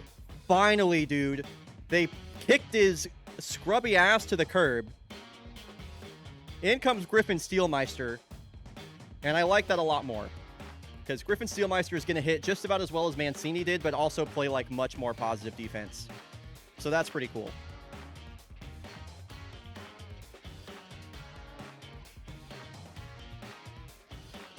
Cool. Okay, folks, when we come back from the break, Borsa Palermo taking on the Munich Engineers.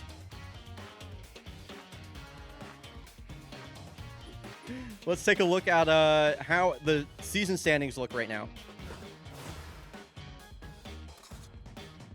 So, Munich Engineers, 2.5 games back of the wild card slot.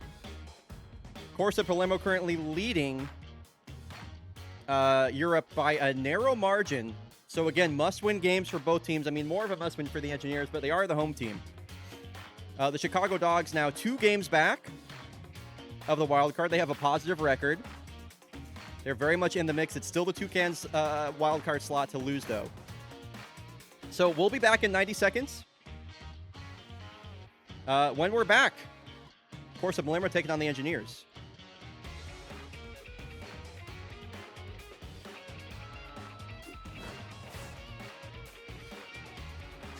And I think we'll have our pick here.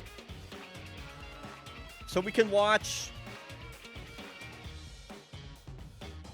Jacinto Baptista versus Whistle Becker or Molson Marquez versus Vincent Burr.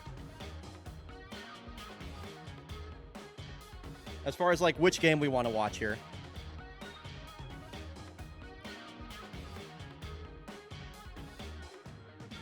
We've seen a lot of Molson Marquez lately. I think I'm going to go for this first one.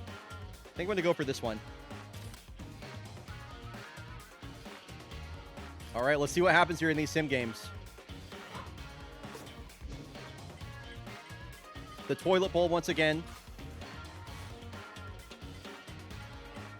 Wow, the Toucans cannot be losing 2-7 to a team that hasn't even broken 30 wins yet. That's a really, really brutal loss for them. That's not good. Gotta win those games versus the bottom feeder in your division. Dogs, gotta win. Come on, Dogs. Oh my god, they fucking lost to the Knights. You fucking no-nos. Fuck. And the Yellowfins lose to the Heaters. What the hell? Subway Series. Favorites win. Mariners lose 1 to the Jags. And the Rangers take first place again. The Voyagers continue to struggle after cutting Waterloo Strawberry. That's all I have to say. That's all I have to say.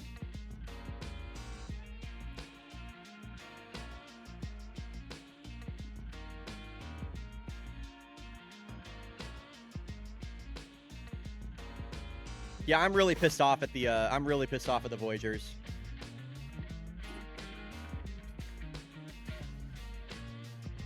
Holy shit, Jacinto Baptista is 0-6 with a 6 ERA. He's going to need his offense to show up today.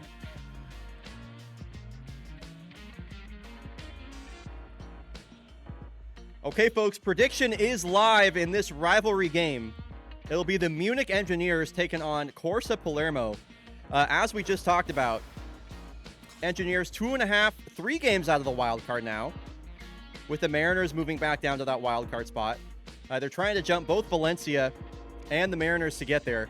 Must-win game for the Engineers. Corsa definitely needs to get some distance between Valencia. So a lot on the line for both teams. And here we go. We are headed to Munich, Germany. If you're rooting for Corsa Palermo, I want to hear from you in chat. Use the team hashtag Let's Go Racing. If you're rooting for the Munich Engineers, as Marduk already did, hashtag German Engineering. Lot on the line here for both teams and some different looking lineups than we're used to. It'll be VJ Ramdeed in leadoff spot. Frankie Yeager batting second. Uncle Plasma batting third. So Corsa mixing things up. Right fielder, number 34. And it is the right-hander Whistle Becker getting the start today. 4-seam slider curveball changeup. He has a 4.66 ERA. He's been perfectly average so far this season. Less than 10,000 target dots on either team so far. BJ Ramdeed hit well out to center, but Chewy Crosby will stand there and make the catch. The center fielder, number 32. So I love Frankie Yeager in the 2 spot. I really feel they should have her batting second or first.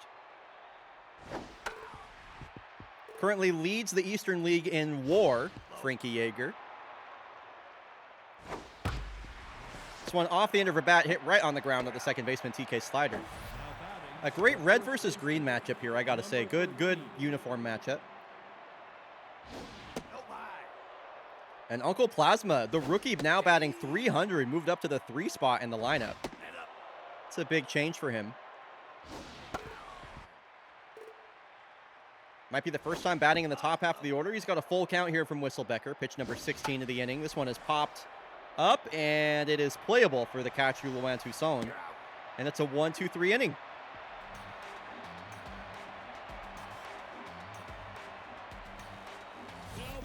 So it'll be Crosby, Halo, and Chithouse. A bit of a different lineup for the Engineers as well, aside from Chewy Crosby in the leadoff spot. 33 RBI for Chewy Crosby this season. Not bad at all. 288 batting average. Flap hitting right-hander. Gets underneath one, and this is going to hang up. Look, that looks like Ernie Grab out in left field, and it is. The rookie's been getting a lot of play out in left. So John Halo having the best season of his career since he was at Cascadia Kodiak.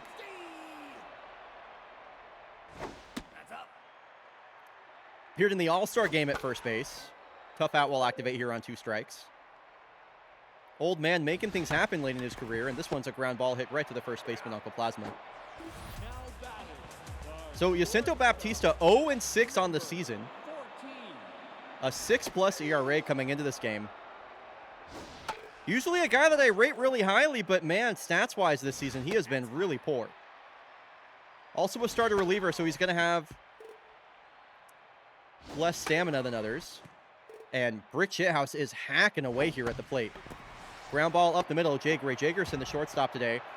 Can't make the throw. It's a throwing error.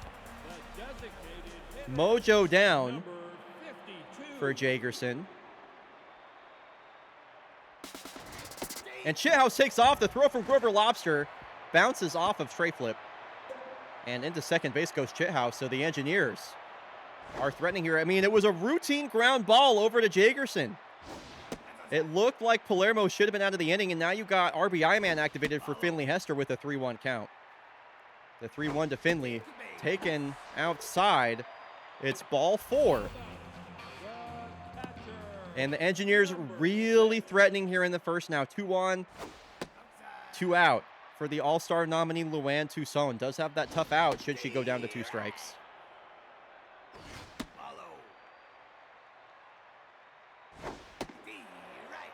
And there is the activation of that trait. The 2-2. Baptista should have been out of this inning. Now his pitch count's over 20.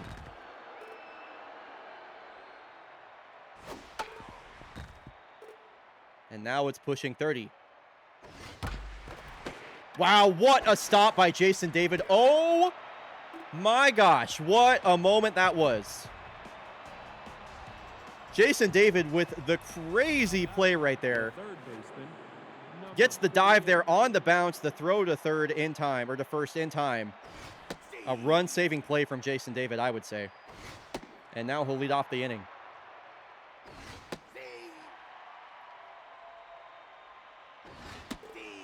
Okay. That was a crazy swing for strike 3. 1 out for Panini Tuscadero. Whistlebecker mojo up. He is not allowed to hit yet. That changeup looking like a screwball with all the movement it has on it. Does have a really high junk rating, Whistlebecker. 2 strikes now to Panini Tuscadero. I don't know how he got his bat to that slider. That was crazy. Stays alive. Can't connect with that slider. Big fist pump there from Whistlebecker. He points to the sky. And that'll be the rookie Ernie Grab now with 2 outs.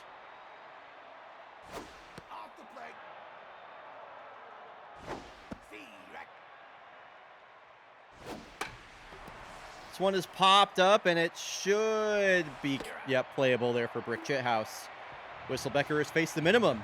Neither team has a hit so far either. Oh, that's kind of weird. So no hits. TK Slider, the leadoff man here. Yo, what's up, TBCR?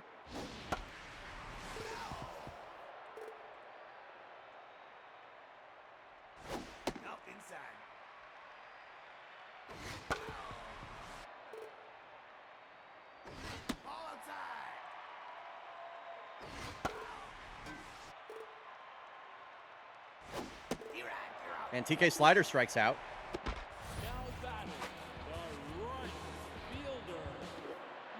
Oh, TK Slider. What's up with all the meniscus tears on bat swings on this season? What is going on with that?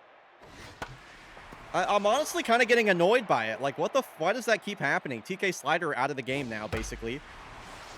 And Grip Robles with a hard hit ball out to left field. Finally, a base hit for the Engineers. Number 35. And Robles takes off, and he's in there. In there safely with the stolen base. Runner in scoring position now for Prickly Pear. Fake baseball and the Mets love their meniscus tears. Oh, my God. Prickly Pear. That's quite the prickle on that pair. A 2-run shot the other way. Engineers strike first. Jacinto Baptista. I mean, man.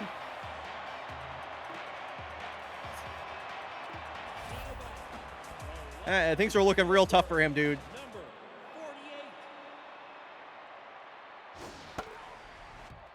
48. 2-0 Engineers.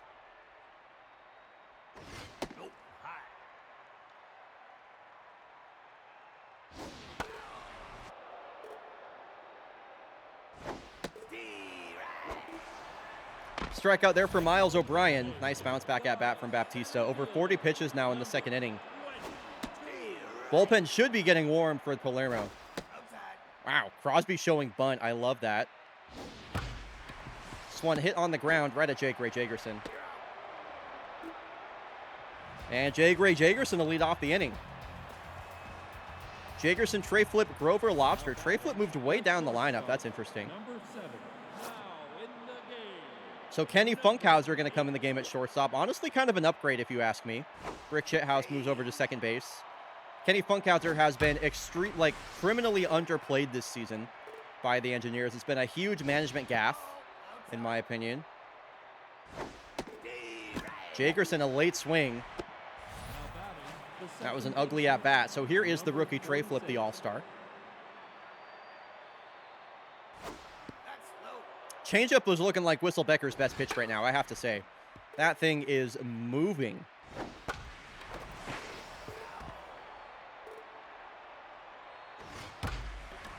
Tray flip gives one a ride, but this is looking like warning track fly out to me, and that's what it is. Welcome back, Shift. The catcher, number 35. So, Season 20 All-Star Grover Lobster. Last man up for course of this inning.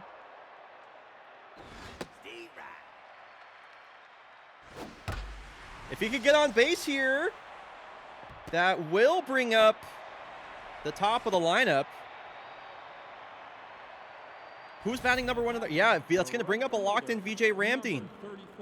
So tying run at the plate here.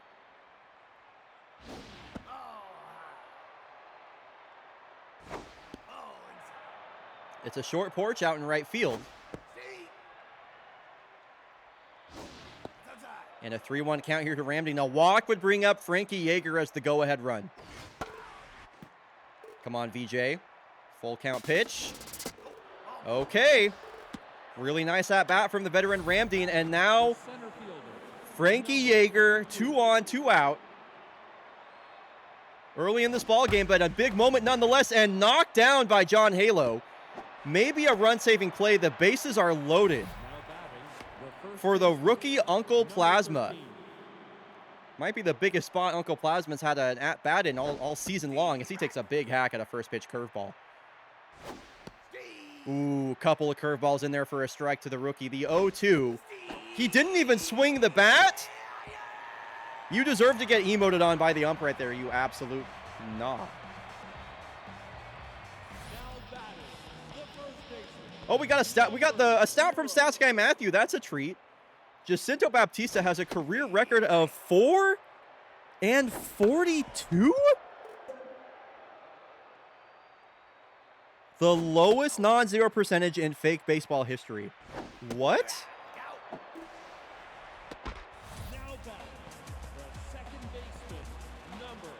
Wow.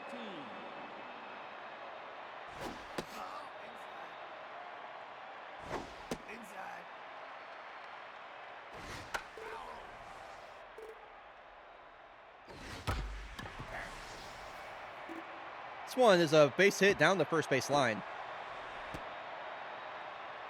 Brick Shithouse reaches once again.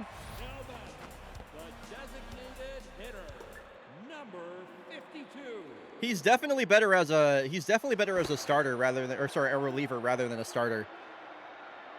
I think him being used as a starter is just a big mistake in my book. A 3-pitch mix, and just like I don't know. I don't know. I don't think he's great as a starter.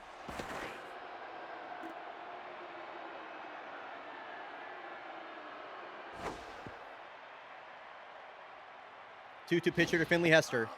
Full count to Finley Hester. Runner takes off. This is lifted out to left. Ernie Grab will make the catch, and the runner will retreat back to first base. There'll be 2 outs, 1 on for Luan Toussaint. And the rookie leadoff walk is going to come in this game. Baptista can't make it out of the 3rd inning. This one's hit to the left side. Jagerson, a diving stop, but there's no way that ball is there in time. So Kenny Funkhauser finally getting some at-bats. Like I mentioned, criminally underused by these Engineers this season. This one is hit on the ground at Jason David. Entire left side of the infield is mojo down. Is stamina a hidden stat? I mean, it's right there. It's right there on the screen.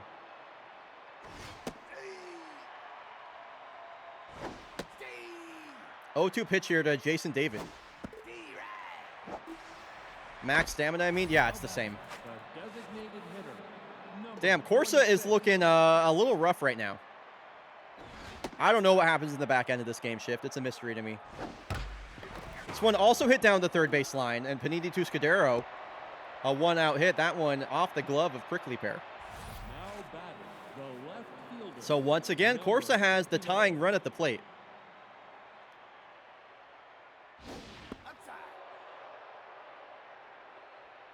Ernie grabbed the rookie here. Contact versus righties. Activated. Tough out will activate as well on 2 outs. Great. Looking like he could be a great contact hitter. And Panini Tuscadero is thrown. Why? Yeah, that's a stupid send right there. That guy is not fast.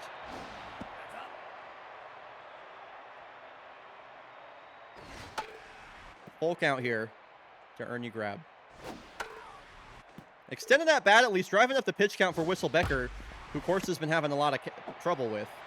And he's going to ground out. Yo, welcome back, Mike Cheb. I don't know what goes on with the umpires in this game. They call stuff that seems questionable. I always thought they were robo-umps. But I actually don't know if they're robo-umps.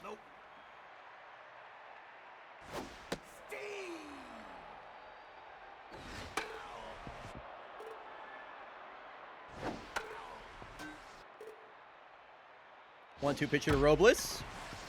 Ground ball up the middle to Jagerson. We'll see him in the bottom or the top of the 5th. And Prickly Pear. Yo, what's up, Agent Zero? Yo, the more that I watch this game, the more I suspect there is Agent Zero, but I can't say definitively. Welcome in, St. Guard. Good to see so many folks coming in. Appreciate everybody being here. So base is empty for the 9-hole batter, Miles O'Brien.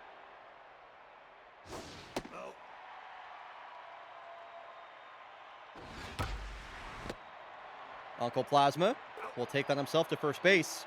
Corsa Palermo still looking for their first run of the ball game.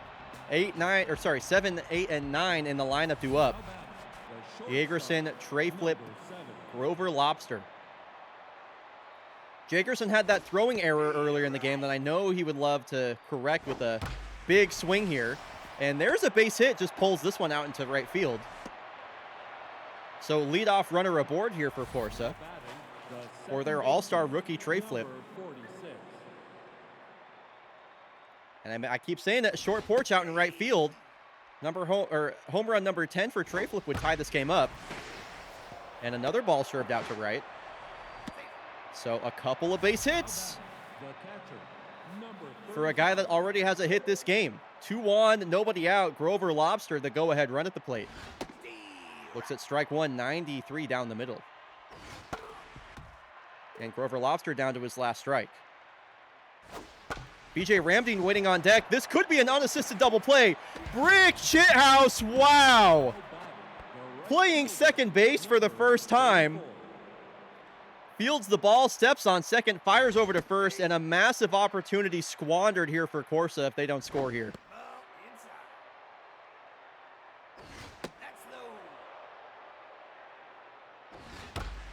BJ Ramdeen, as he does so often, drives in a run, cuts the lead in half. Really glad Corsa got at least one run across the plate there to make it a one-run ball game. Frankie Yeager got a base hitter last time up. And they're not going to give her a third look at Whistle Becker. They will bring in the right-hander Rex Wrestles. Great finesse pitcher, Rex Wrestles. That's a hard name to say. And another base hit for Frankie Yeager. So Uncle Plasma for the second straight at-bat. Now batting, the first baseman, number 13. Is going to have an opportunity here. He struck out looking with the bases loaded.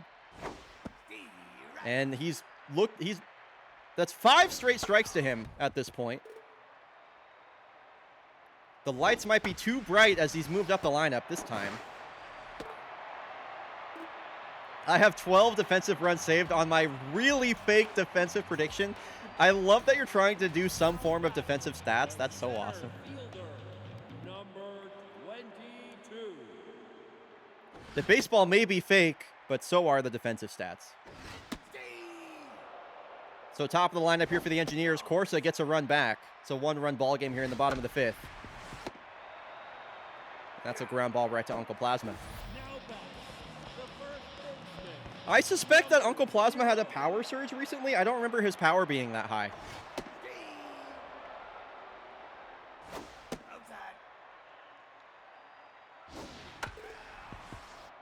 The rookie leadoff walk is looking really great in relief right now, by the way. As I say that, I'm sure John Halo's about to hit a solo home run. That one hit right to the second baseman Flip, who flips it over to first. So Brick Chithouse having a great game so far today. He'll bat here in the bottom of the 5th with the bases empty, and he's got a hitter's count ahead in the count 2-0. Nice strike there from Belfwalk. The 3-1. Fly ball, right field. I mentioned it's a short porch. VJ Ramdeen catches it at the wall. Wow. So heart of the lineup coming up here for Corsa. The third baseman. Could be the last opportunity these batters get in this game. Jason David to lead off. A 3-pitch strikeout for him his last time up. Chewing that gum like crazy. Look at him go on that.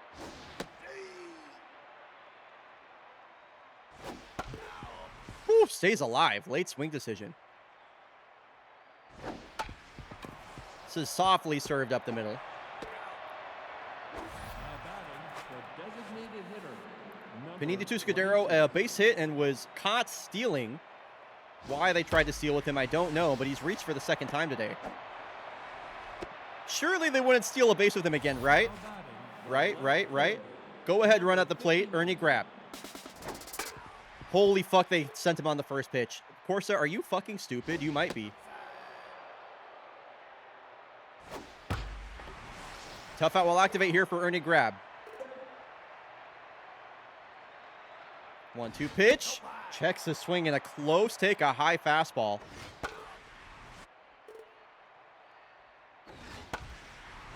And really making use of that tough out trait, spoiling a lot of nice pitches here from Rex.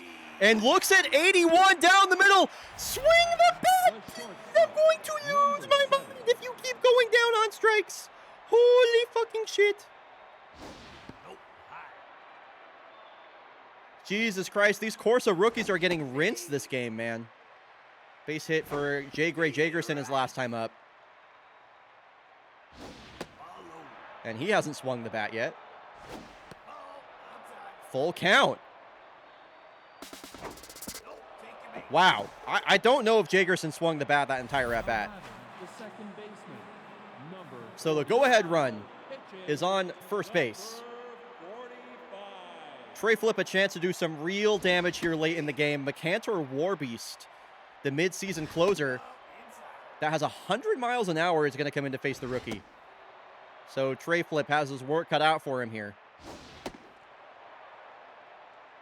3-1 pitch to Trey. Hit hard out into left field. Oh, they're going to send the runner home? That's a crazy send. That is a crazy send. Miles O'Brien had that all the way, and Corsa cannot get out of their own way this game. I mean, there's no way. I cannot believe they did that send versus Miles O'Brien. Like, he's dead. Like, that dude is dead meat. He's not even at third base when the ball is retrieved in shallow left field. Dude, look at how, like...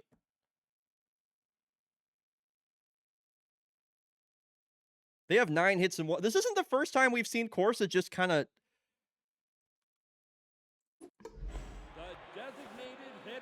They just really make you scratch your head. They're such a talented team, and then, like, these things just happen, and you're like, why would you do that? They truly are. I mean, yeah, you're not the first person to say that, Schiff. Far from the first, actually. But, yeah, I mean, as we've talked about many times, they really are the Ferrari of fake baseball. 100%.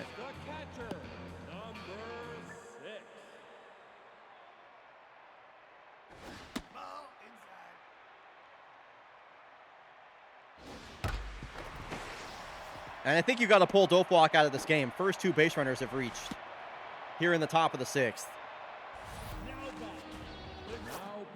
Okay, and in comes the lefty Ball of Armagana trying to clean up leadoff walk's mess here. That's hard for me to say. Both runners take off, and they're going to have to retreat back to their bases as this is a fly ball caught by Ernie Crabb.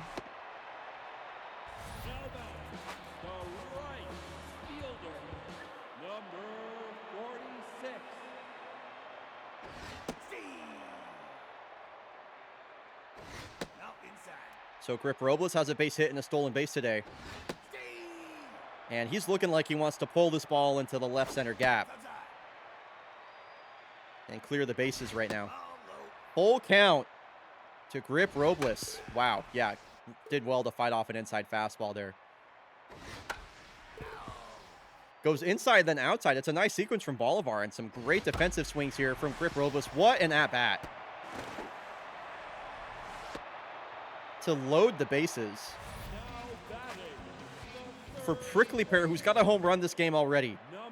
Really great contact there at the plate. They're going to try the suicide squeeze, and I think it's going to work. Wow, Prickly Pear, the sacrifice bunt. It's a perfect bunt.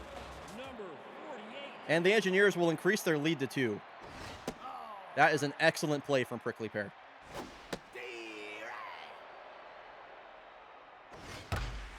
Miles O'Brien gunned down Ernie Crabb at the plate and will put this game away for the Engineers. Have yourself a game, Miles. It is a massive 3-run home run. 6-1 Engineers. In a must-win game, the Engineers have put themselves in pretty much the best position they can with the top of the 7th coming up.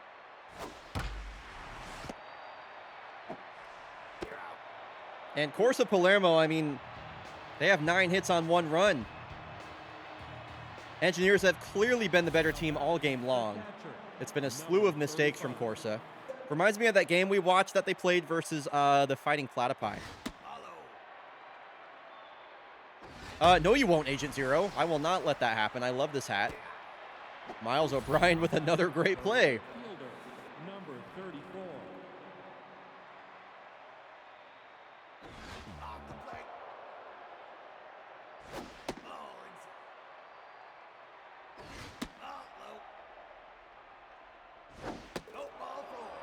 Okay, a 4-pitch walk to VJ Ramding to bring up Frankie Yeager. The center fielder. And she's locked in. 42.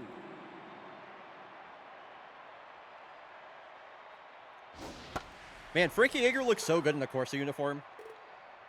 So fun that she's on this team.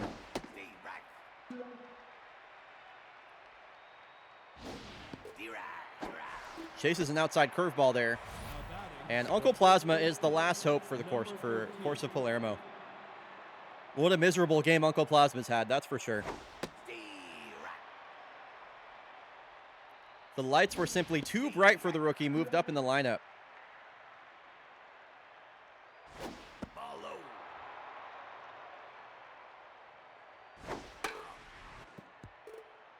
But yeah, Uncle Plasma, I'm pretty sure his power is up.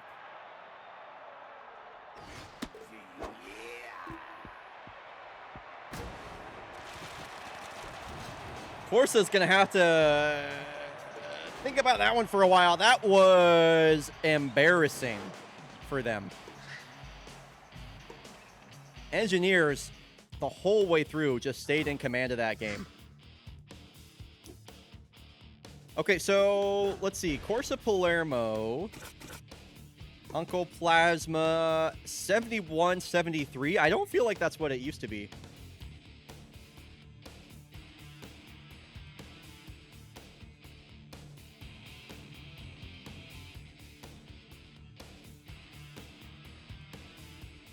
I'm going to go back to their roster preview here.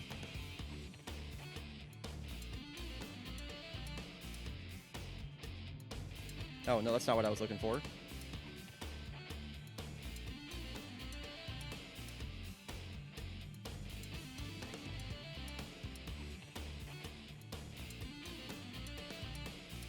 Yeah, wow. Take a look at this, y'all. This is actually pretty huge for Corsa.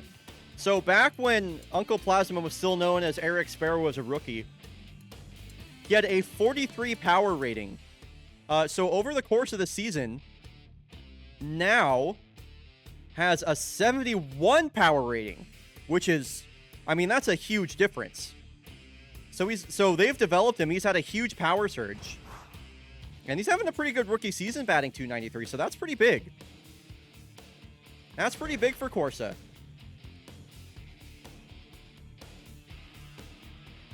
All right, folks, when we're back from the break, we're going to have our final game of the day, and that is going to be Kyoto Baseball Club versus the Honolulu Yellowfins. The Yellowfins are 5 games out of the wild card, 3 games out of the division lead. I guess now I'm going to check if there are maybe any other games that are a bit more enticing now that the Yellowfins have kind of lost a few, but I'm thinking this is still going to be KBC because I do want to watch Pancake Riddles. Yeah. Oh my God, Toucans Knights.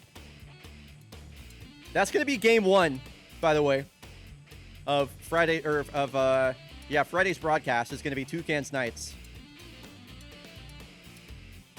So when we're back from the break, KBC taking on the Yellowfins in Hawaii. We'll be back in 90 seconds.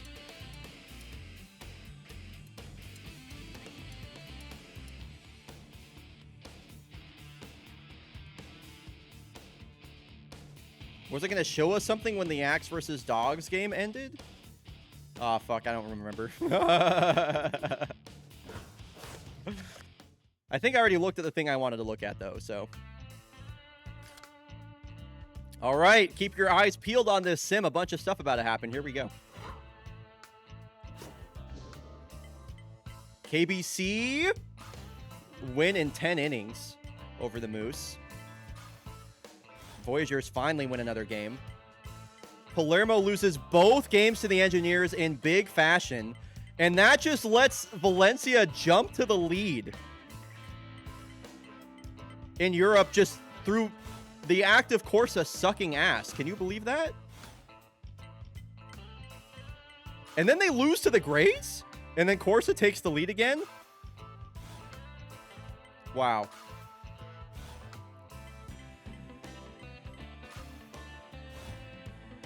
Come on, Dogs. Let's go, Dogs. Let's go, Dogs. Bush Rangers over the Commies, and they will sweep and extend their lead to a full game in SoCo. Favorites, a big win in the Subway Series. Oh my God, y'all. Oh my God.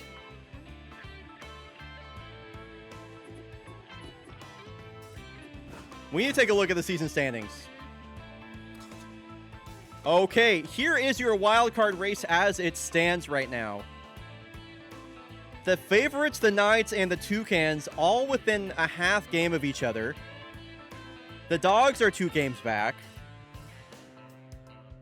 It'll be Knights versus Toucans kicking off the stream on Friday. Engineers 2.5 back. Valencia 1.5 back. Dude, Corsa needs to hold on to that lead so fucking bad.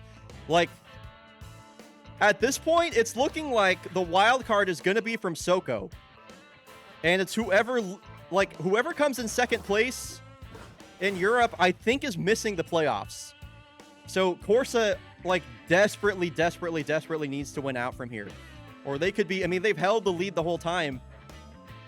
They might not be making the playoffs, y'all. And here's another thing about Corsa that they should be scared about. They're playing the dude, holy shit, the entire Europe division is playing the Kodiaks next stream. The entire, like, every single contending team is going to have a game versus the Yaks on the next broadcast. Yeah. Yeah. Yeah.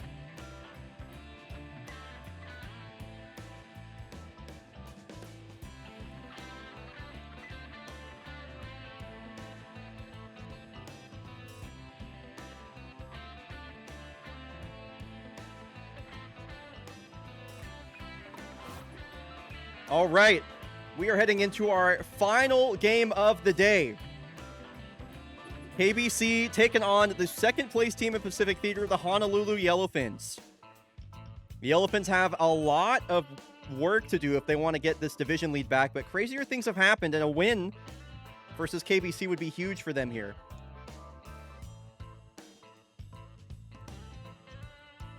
It'll be the premiere of Pancake Griddles in a KBC uniform. This would have been Aiden Benson, but they cut him. Yeah, that was game 2 of the day, Deep Blue Cat.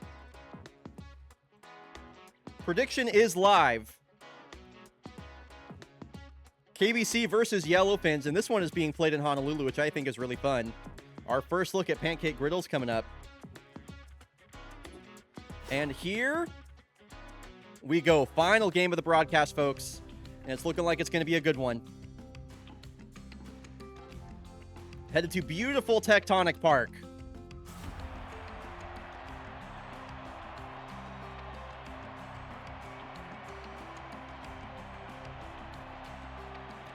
Enzo Valdez going to lead off. It's been KBC's division pretty much the entire season.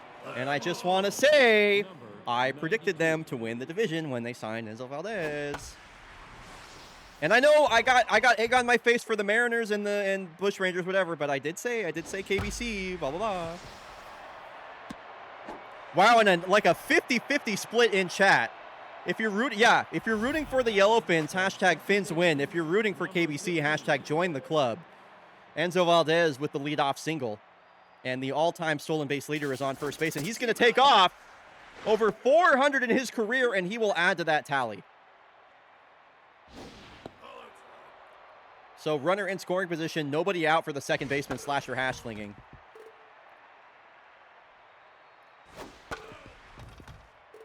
In our final matchup of this electric Wednesday broadcast. I mean, this has been some of the best baseball we've watched all year long. So Patsy Traveler moved way up the lineup. This is looking like first half KBC before Patsy started sucking ass. He'll bat third versus Giancarlo St. Lucia. This one is hit right at Brock Beefton. Enzo Valdez moves over to third base. Runner on third now for the hottest hitter on this KBC lineup, Kaylani Love. Ground ball up the middle, and Giancarlo St. Lucia fields his position. So Enzo stranded on third base. Ooh, Huffman. What an addition she's been to this Yellowfins lineup is going to lead off. And Pancake Griddles. We get our first look at her in a KBC uniform.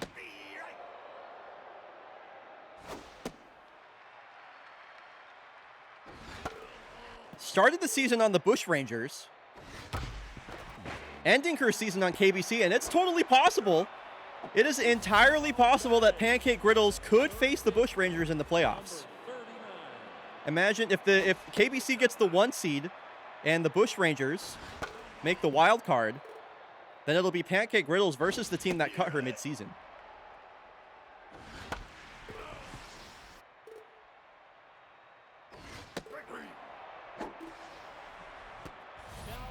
So a strikeout on Lance Ferrari is going to bring up Robo Hugo. Number 34.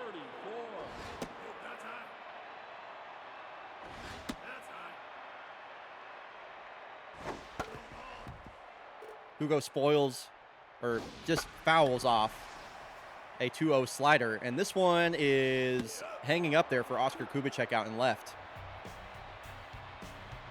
A much different lineup than we've seen from KBC so far. Wave Dash batting 5th.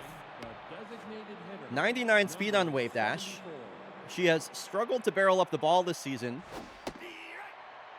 But man, if she can put the ball in play, not too difficult for her to get an infield single. This one is hit right at third baseman Ferrari. Now batting, the third baseman, number 91.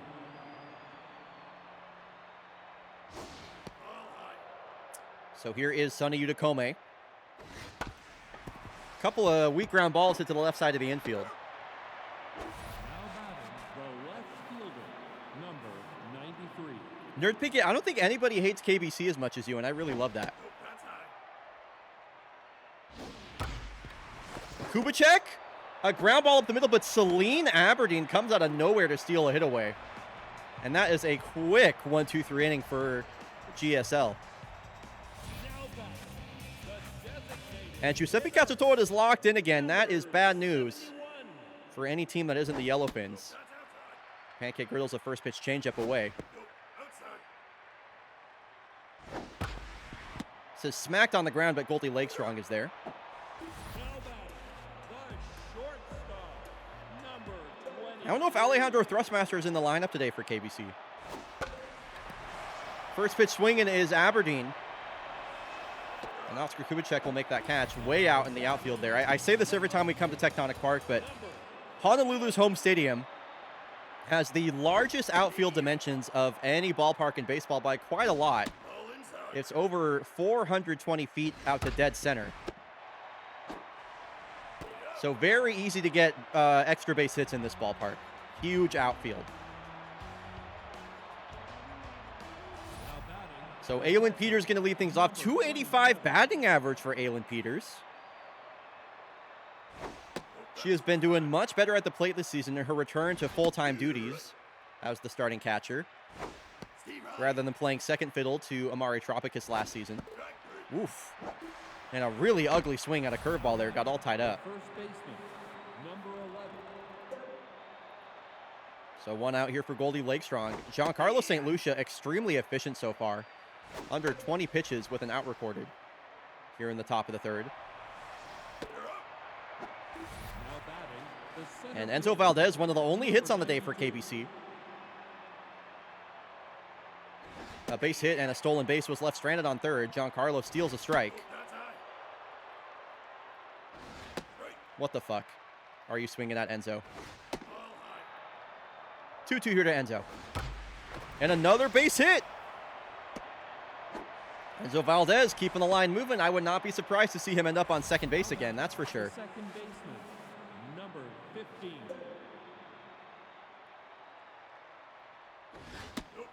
Slasher takes a high fastball for ball one. Checking the number 92 over there at first. Wow, how do you not pull a trigger on 95 down the middle, Slasher? And Enzo Valdez will steal second base. A curveball in the dirt, a pretty good pitch to run on. Slasher Hashslinging has a 3-ball count here.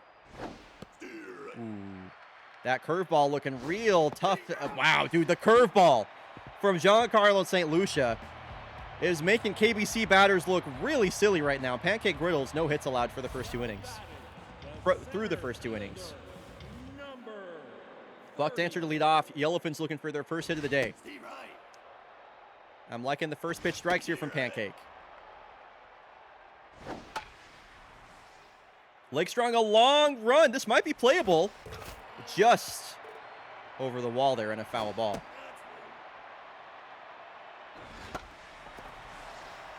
Kubicek getting called upon again, and he will make that catch. now batting, the second baseman, number 38. So getting to the bottom of the lineup here, Joram Boneshankser takes a first pitch hack at a curveball there from Pancake.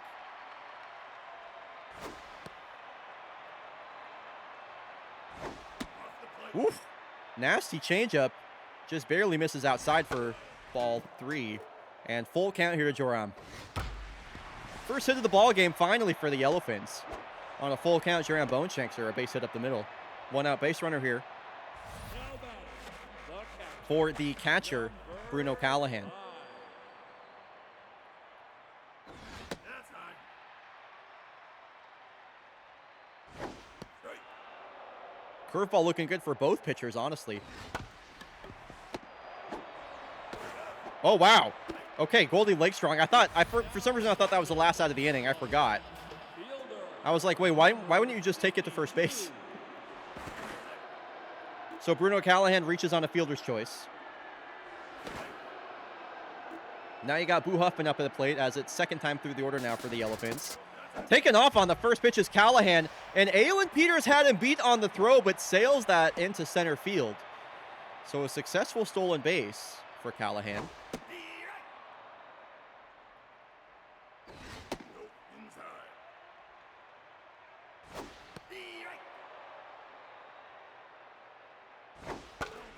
Survival swing there from Boo Huffman. Fights off a really nice slider in on her hands.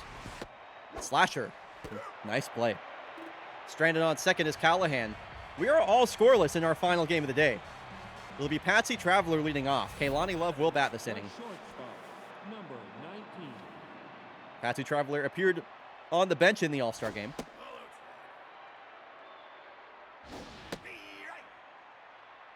Switch hitting shortstop. 34 RBI this season. Got a hitter's count here. Here's the 3-1 from St. Lucia. Close pitch. And Traveler staying alive, extending this at-bat. So the 8th pitch of the at-bat. 9th pitch of the at-bat. Number 9 is finally the one that gets by Traveler. He chases an inside fastball and will strike out to lead off the inning. Kaylani Love looks at the first pitch curveball from St. Lucia. That has been his best pitch all day. Goes right back to it, misses inside. And this one is over the glove of Lance Ferrari at third. Kaylani Love going to easily stretch this for 2. We love Love, as Koala would say. There it is. Designated hitter, number 74. So now wave dash with RBI dud activated. Kaylani Love on second. Oh, and she's going to go for third. The throw from Callahan is late. It was a little high. Ferrari couldn't get the tag down. Go ahead run 90 feet away. Wave dash just got to put the ball in play. Cannot strike out here. Got to put the ball in play, get that run across the plate by any means necessary. Oh my God, it's a travesty. She swings through 96 at the top rail. This could be the second inning in which KBC's left a runner stranded on third. Sonny Utakome needs a base hit here. This one hit up the middle, and that will get through. Kaylani Love scores after the stolen base. Sonny Utakome on a 2-0 count drives in the first run of the ball game. Crucial first run here for KBC as things were looking a bit dicey with St. Lucia out there.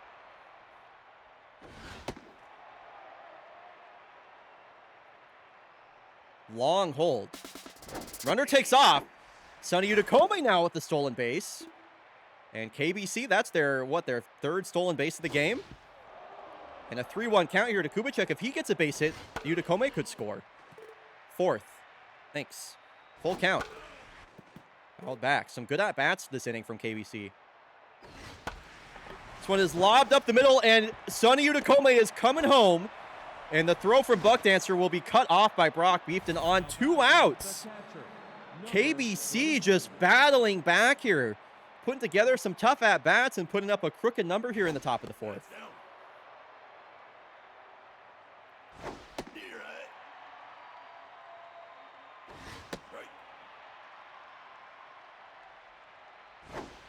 Aylin Peters way out in front of that slider. She will strike out.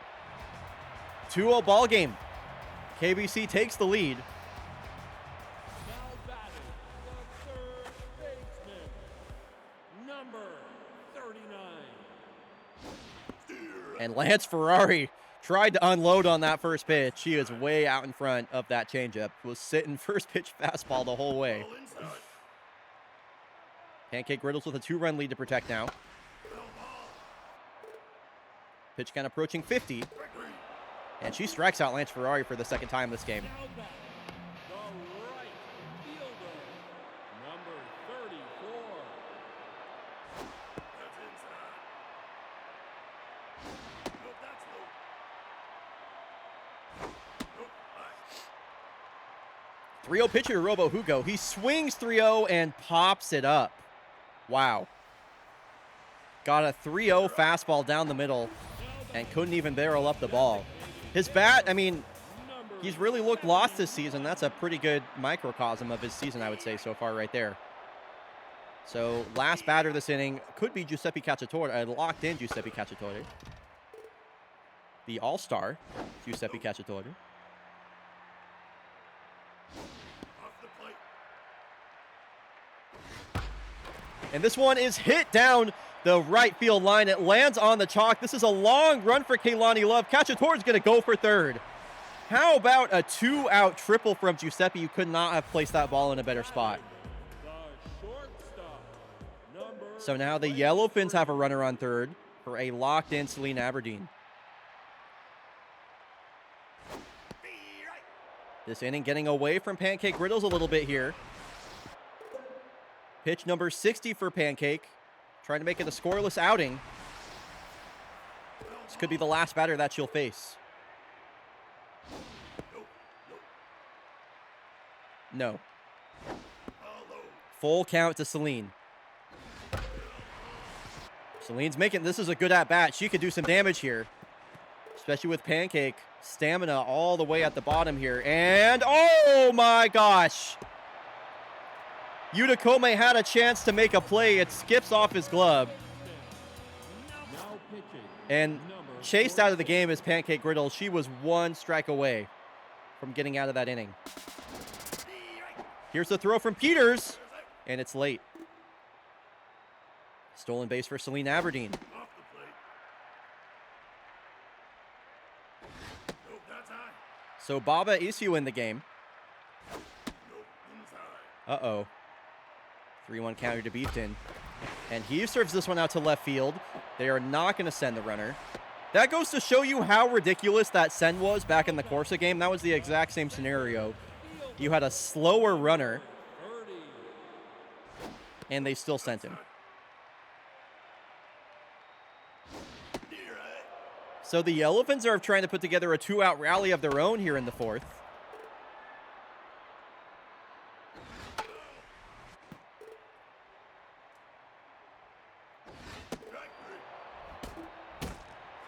Buck Dancer strikes out. Baba Isu gets out of the runners on the corners jam. And Enzo Valdez will come up to the plate for the third time today versus his former team. Number 11. Enzo Valdez spent what felt like over 10 seasons on the Elephants before they dramatically cut him mid-season last year. So this very much an Enzo Valdez revenge game and revenge series. Steve Wright. 2-2 here to Lake Strong. Nice pick there from Lance Ferrari. The center fielder, So Valdez, number 92. 2 stolen bases today, 2 base hits.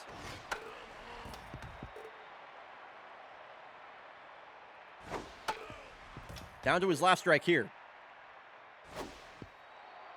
Trying to make it a 3-hit ball game.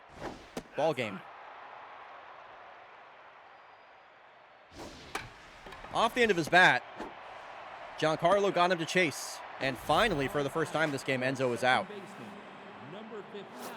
I feel like every single time we watch KBC, slasher hashlinging is tense. I'm getting kind of tired of this guy, I'm not going to lie. So Jules Verne coming out of the bullpen, hard-throwing left-hander. Talk shit, get hit! Oh my God!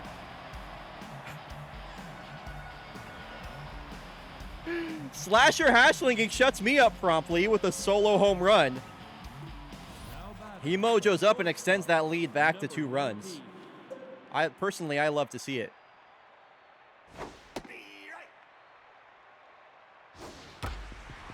This one's hard hit on the ground, but right at Celine Aberdeen. And KBC gets that run right back.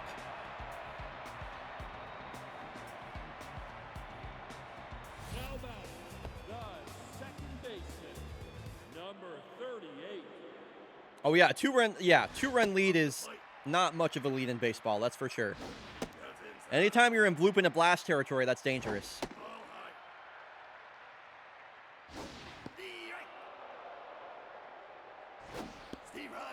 Wow, that's a close call. Full count here to Boneshankster.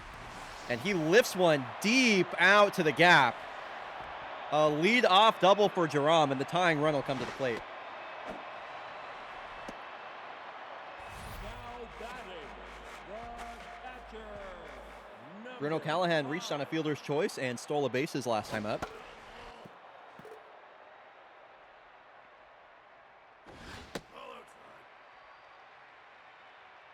Baba approaching 20 pitches.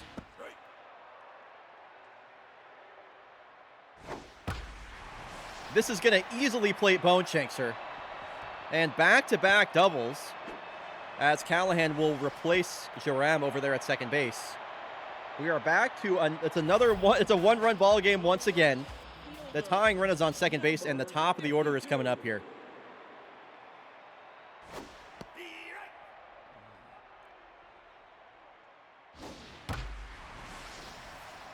I have to say they're seeing Baba pretty well right now. They need to get another. KBC needs to get another pitcher in here.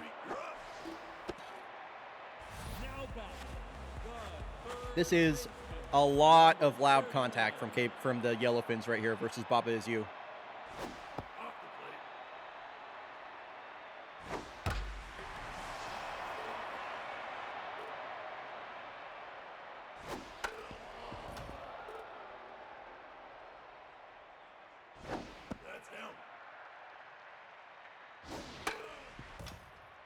Two count here to Lance Ferrari.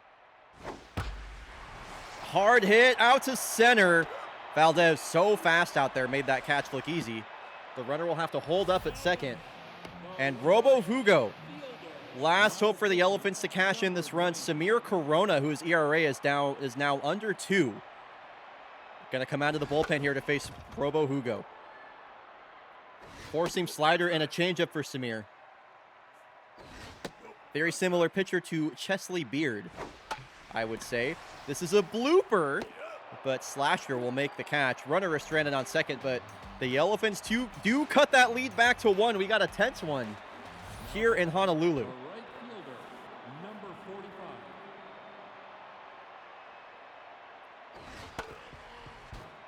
45. Kaylani Love to lead off. Facing the lefty Jules Verne. Pops this one up. Lance Ferrari barely has to move. Now batting, the designated hitter, number 74.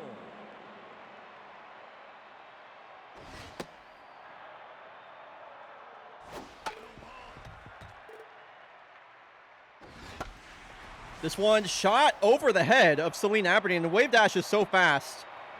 For anybody else, that's probably a base hit. For her, that is the easiest double she'll ever score right there. Now batting, the third baseman, number 91.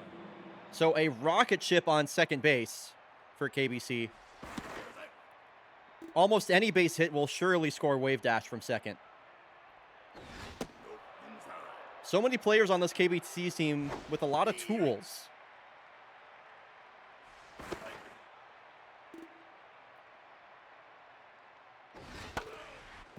Utakome down to his last strike. Got a base hit his last time up. Wave dash breaking for third there. That'll get out of play. Indukome lives for another pitch. Another 1-2. Chasing 94 outside. Now batting, the left fielder, number 93. So Oscar Kubicek gets his first look at Jules Verne. Favorable matchup here for KBC. Oscar batting from the right side. Oh my God! The deadliest season! It just continues and wave dash scores! Nobody was covering home! Nobody was covering home and wave dash scores easily! Number 44. Nerd Piggy, your old roommate's cat might be dead. Go check on them. Wow.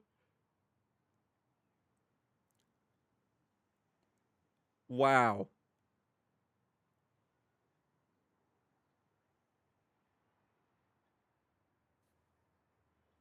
Wow.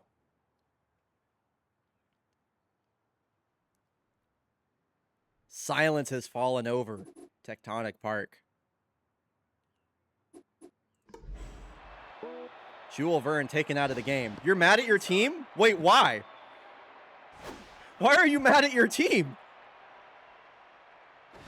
Steve right. Nope, that's inside. I don't want to win like that? Really? Interesting. I would have been jumping out of my shoes if the Kodiaks took down the pitcher of a division rival.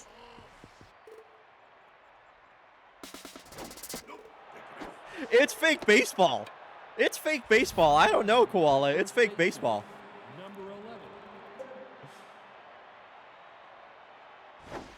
So KBC works a walk. Moot point in the game now. 2 on, 2 out for goalie Lakestrong. KBC extends their lead. KBC is an evil. I love how much you hate KBC, Nerd Piggy. It's so awesome. Knocked down by Celine Aberdeen to prevent a run from scoring. That will load the bases for Enzo Valdez, though. Number 92. Oscar Kubicek. Dude, people in chat are not happy with KBC. Oh, my God. Jules Verne took a comebacker to the face, TBCR. Enzo Valdez gets jammed, and KBC will leave him loaded.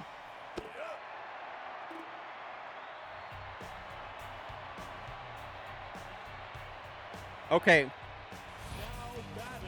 I'm gonna play the heel really quick. I'll be right back. Number 71. You're right.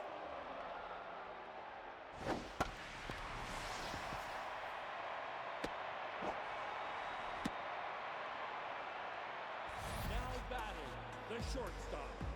Number 23. Let's go KBC! Kill all their pitchers, KBC! Kill all the Yellowfins, KBC. That's right. That's right. My hoodie came in. The hoodie came in. That's right. Let's go, KBC. Now batting the first baseman. Number I'm just 48. going to break that right here. Nope, that's low. This is officially a KBC household. All low. Actually, how can I get this in frame? Four. Now batting the center fielder. Number 30. All outside. Okay, the Yellowfins have the tying run at the plate. Dude, I have to say, those hoodies are like the best fitting hoodies ever. I was really surprised. Like, the thing that I hate most... Actually, I'm going to wait till this at-bat is over, actually. Because this is actually pretty tense. I mean, this is the tying run at the plate with 2 outs here in the form of Buck Dancer. Here's the pitch from Samir Corona. Wow, taken for a strike, and Buck Dancer can't believe it. A perfect pitch. But yeah, dude, these hoodies, one of the things I hate most about hoodies is that, like, they always drop so low. They always fall so low on the neckline, which really bothers me. Like, that hoodie naturally fits me, like, up here, which I really, really like. It's a nice, like, neck hole, basically. The shortstop. Number 9. How's the fabric? Dude, really, like, I swear I'm not just pumping gas at my own merch. This shit is, like, really high quality. Like, I'm really impressed. It's super soft. It's really comfortable. It fits me really well. Like, I'm not just trying to gas my own shit up. Like, it's legit nice. Anarchy did a really good job picking these out. Number 45. It's a little tight around the neck. See, and that's how I prefer it. Anyway, I'm just leaving that right there till this game's over. Nope. Right. So 1 on, 1 out here for Kaylani Love. She's had a pretty good game so far. This one's popped up. Oh my God. KBC cold-blooded killers. Oh my God, that's so good. Nito, that's heat. The designated hitter. Number 74. Yeah, like extremely soft.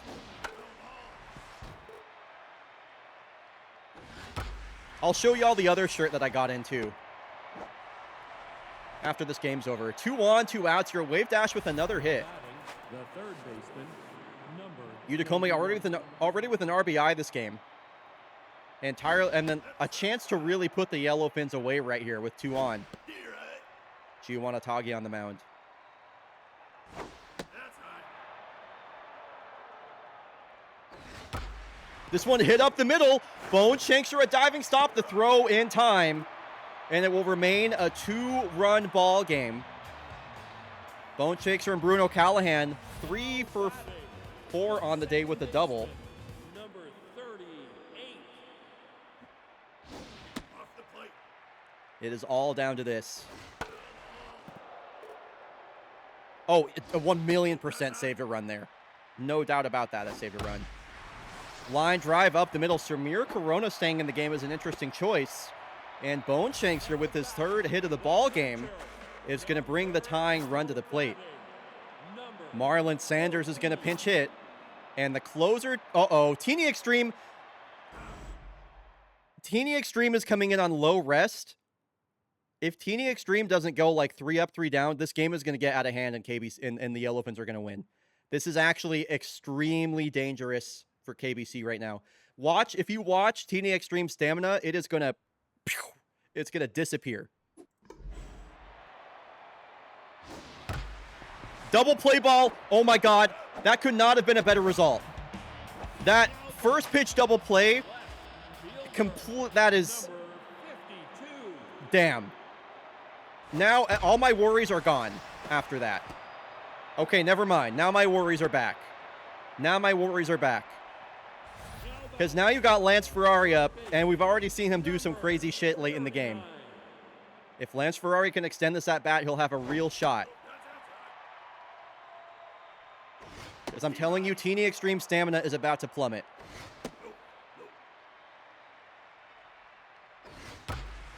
Lance Ferrari, a high drive out to left, and Oscar Kubicek makes the catch. Wow. Wow.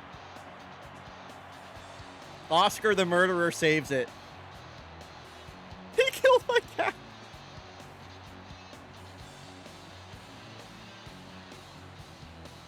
Undeserved win. Dude, I love how mad everybody is, and I love that KBC is making enemies. Let's go, I'm going to fly my KBC flag right here. Oh, I just ruined it. Whatever. You raised my hopes and dashed them most expertly, sir.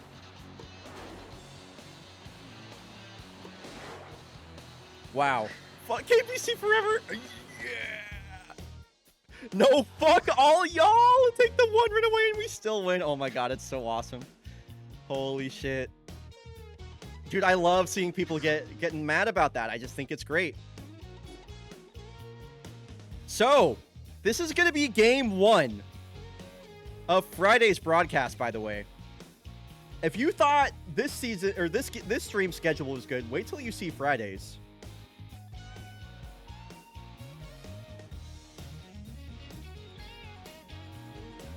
Some really exciting games coming up.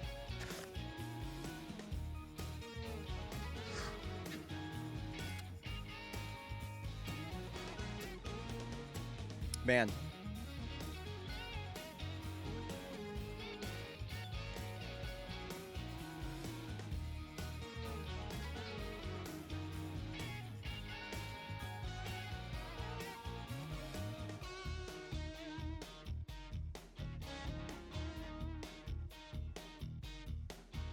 I'm about to call out of work on Friday for this. That is awesome. Oh, I need to show you one more thing. Hold on. I'm going to swap over to the full screen cam for this.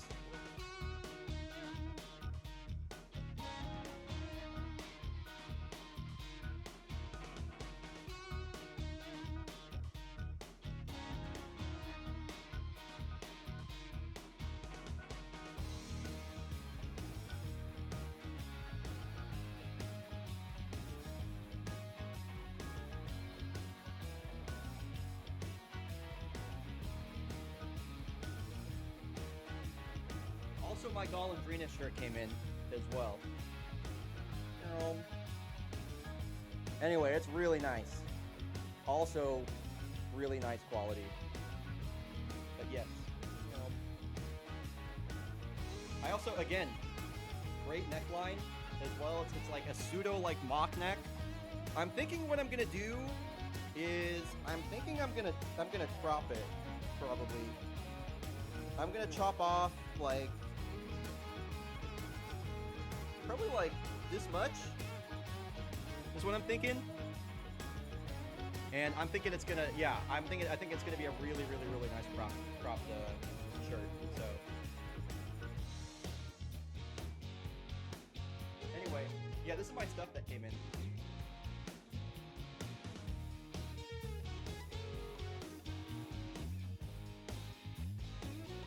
So that's pretty fun. With a belly peak? My belly will not be peaking. No, the crops are gonna look like this, basically, like how this crops.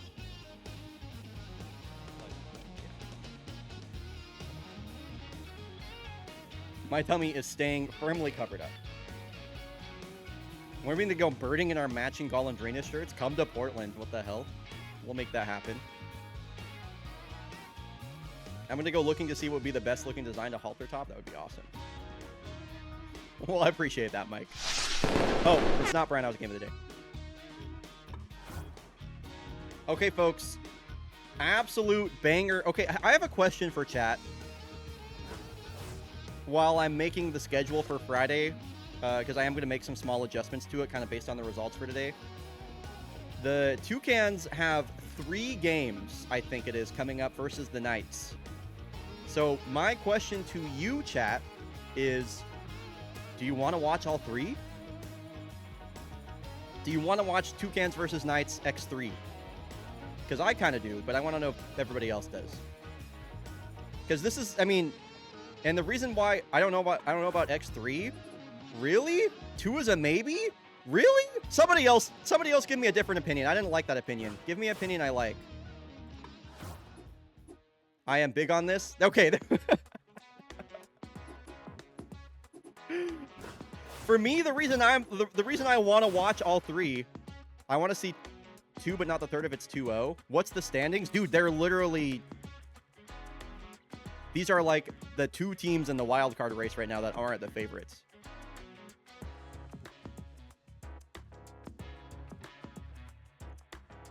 LMAO, fuck your opinion. Yeah, when I was like, wait a minute, I didn't actually want people to say they didn't want to see that. So if it's 2-0, okay, I see what you're saying. Yeah. Yeah, because for me, it's like this is going to make or break a playoff series, I feel. So, okay, I'll see if I can come up with something that isn't like a bit dynamic that allows for me switching things up. Because when we get close to the end of the season and like the game just starts putting tons of rivalry games out there, like a bunch of them. Ooh, Mariners Voyagers. Do I have Mariners Voyagers on the schedule? Oh, I do have that game on the schedule actually. I guess, but it's Abraham Landry versus Churn Casa, so that sucks.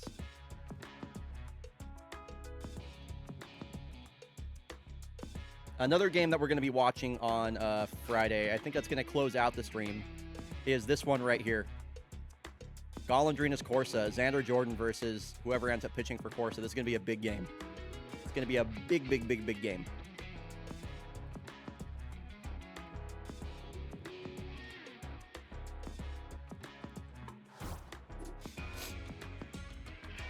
All right, everybody. That is going to do it for Fake Baseball today. Thank you, everybody that showed up. It was a blast. This is one of my favorite streams of the entire year. Like, it was so good. Thanks, everybody, for being here. Thanks for taking time out of your day to spend time with me and watch Fake Baseball. Deep Blue Cat, I love you so much. You're killing me. It's G-O-L-O, my dear. G-O-L-O. Golondrinas. Golondrinas. But Frankie, yeah, I don't, dude. I mean, yeah, that Corsa Valencia series is probably could decide the division. I mean, who knows? Who knows? I can't spell in English, much less Spanish. Understandable. Understandable. Friday starts as I clock in. That is rude. Oh, I need to pay out this prediction.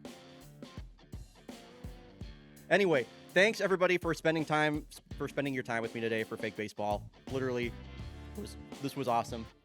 This is going to go down as one of the best streams of the season so far, for sure. So thanks, y'all. I will see you on Friday. KZ Fru joining the broadcast on Friday for some great baseball. Do not miss it. I will see you then. Bye, everybody. Bye.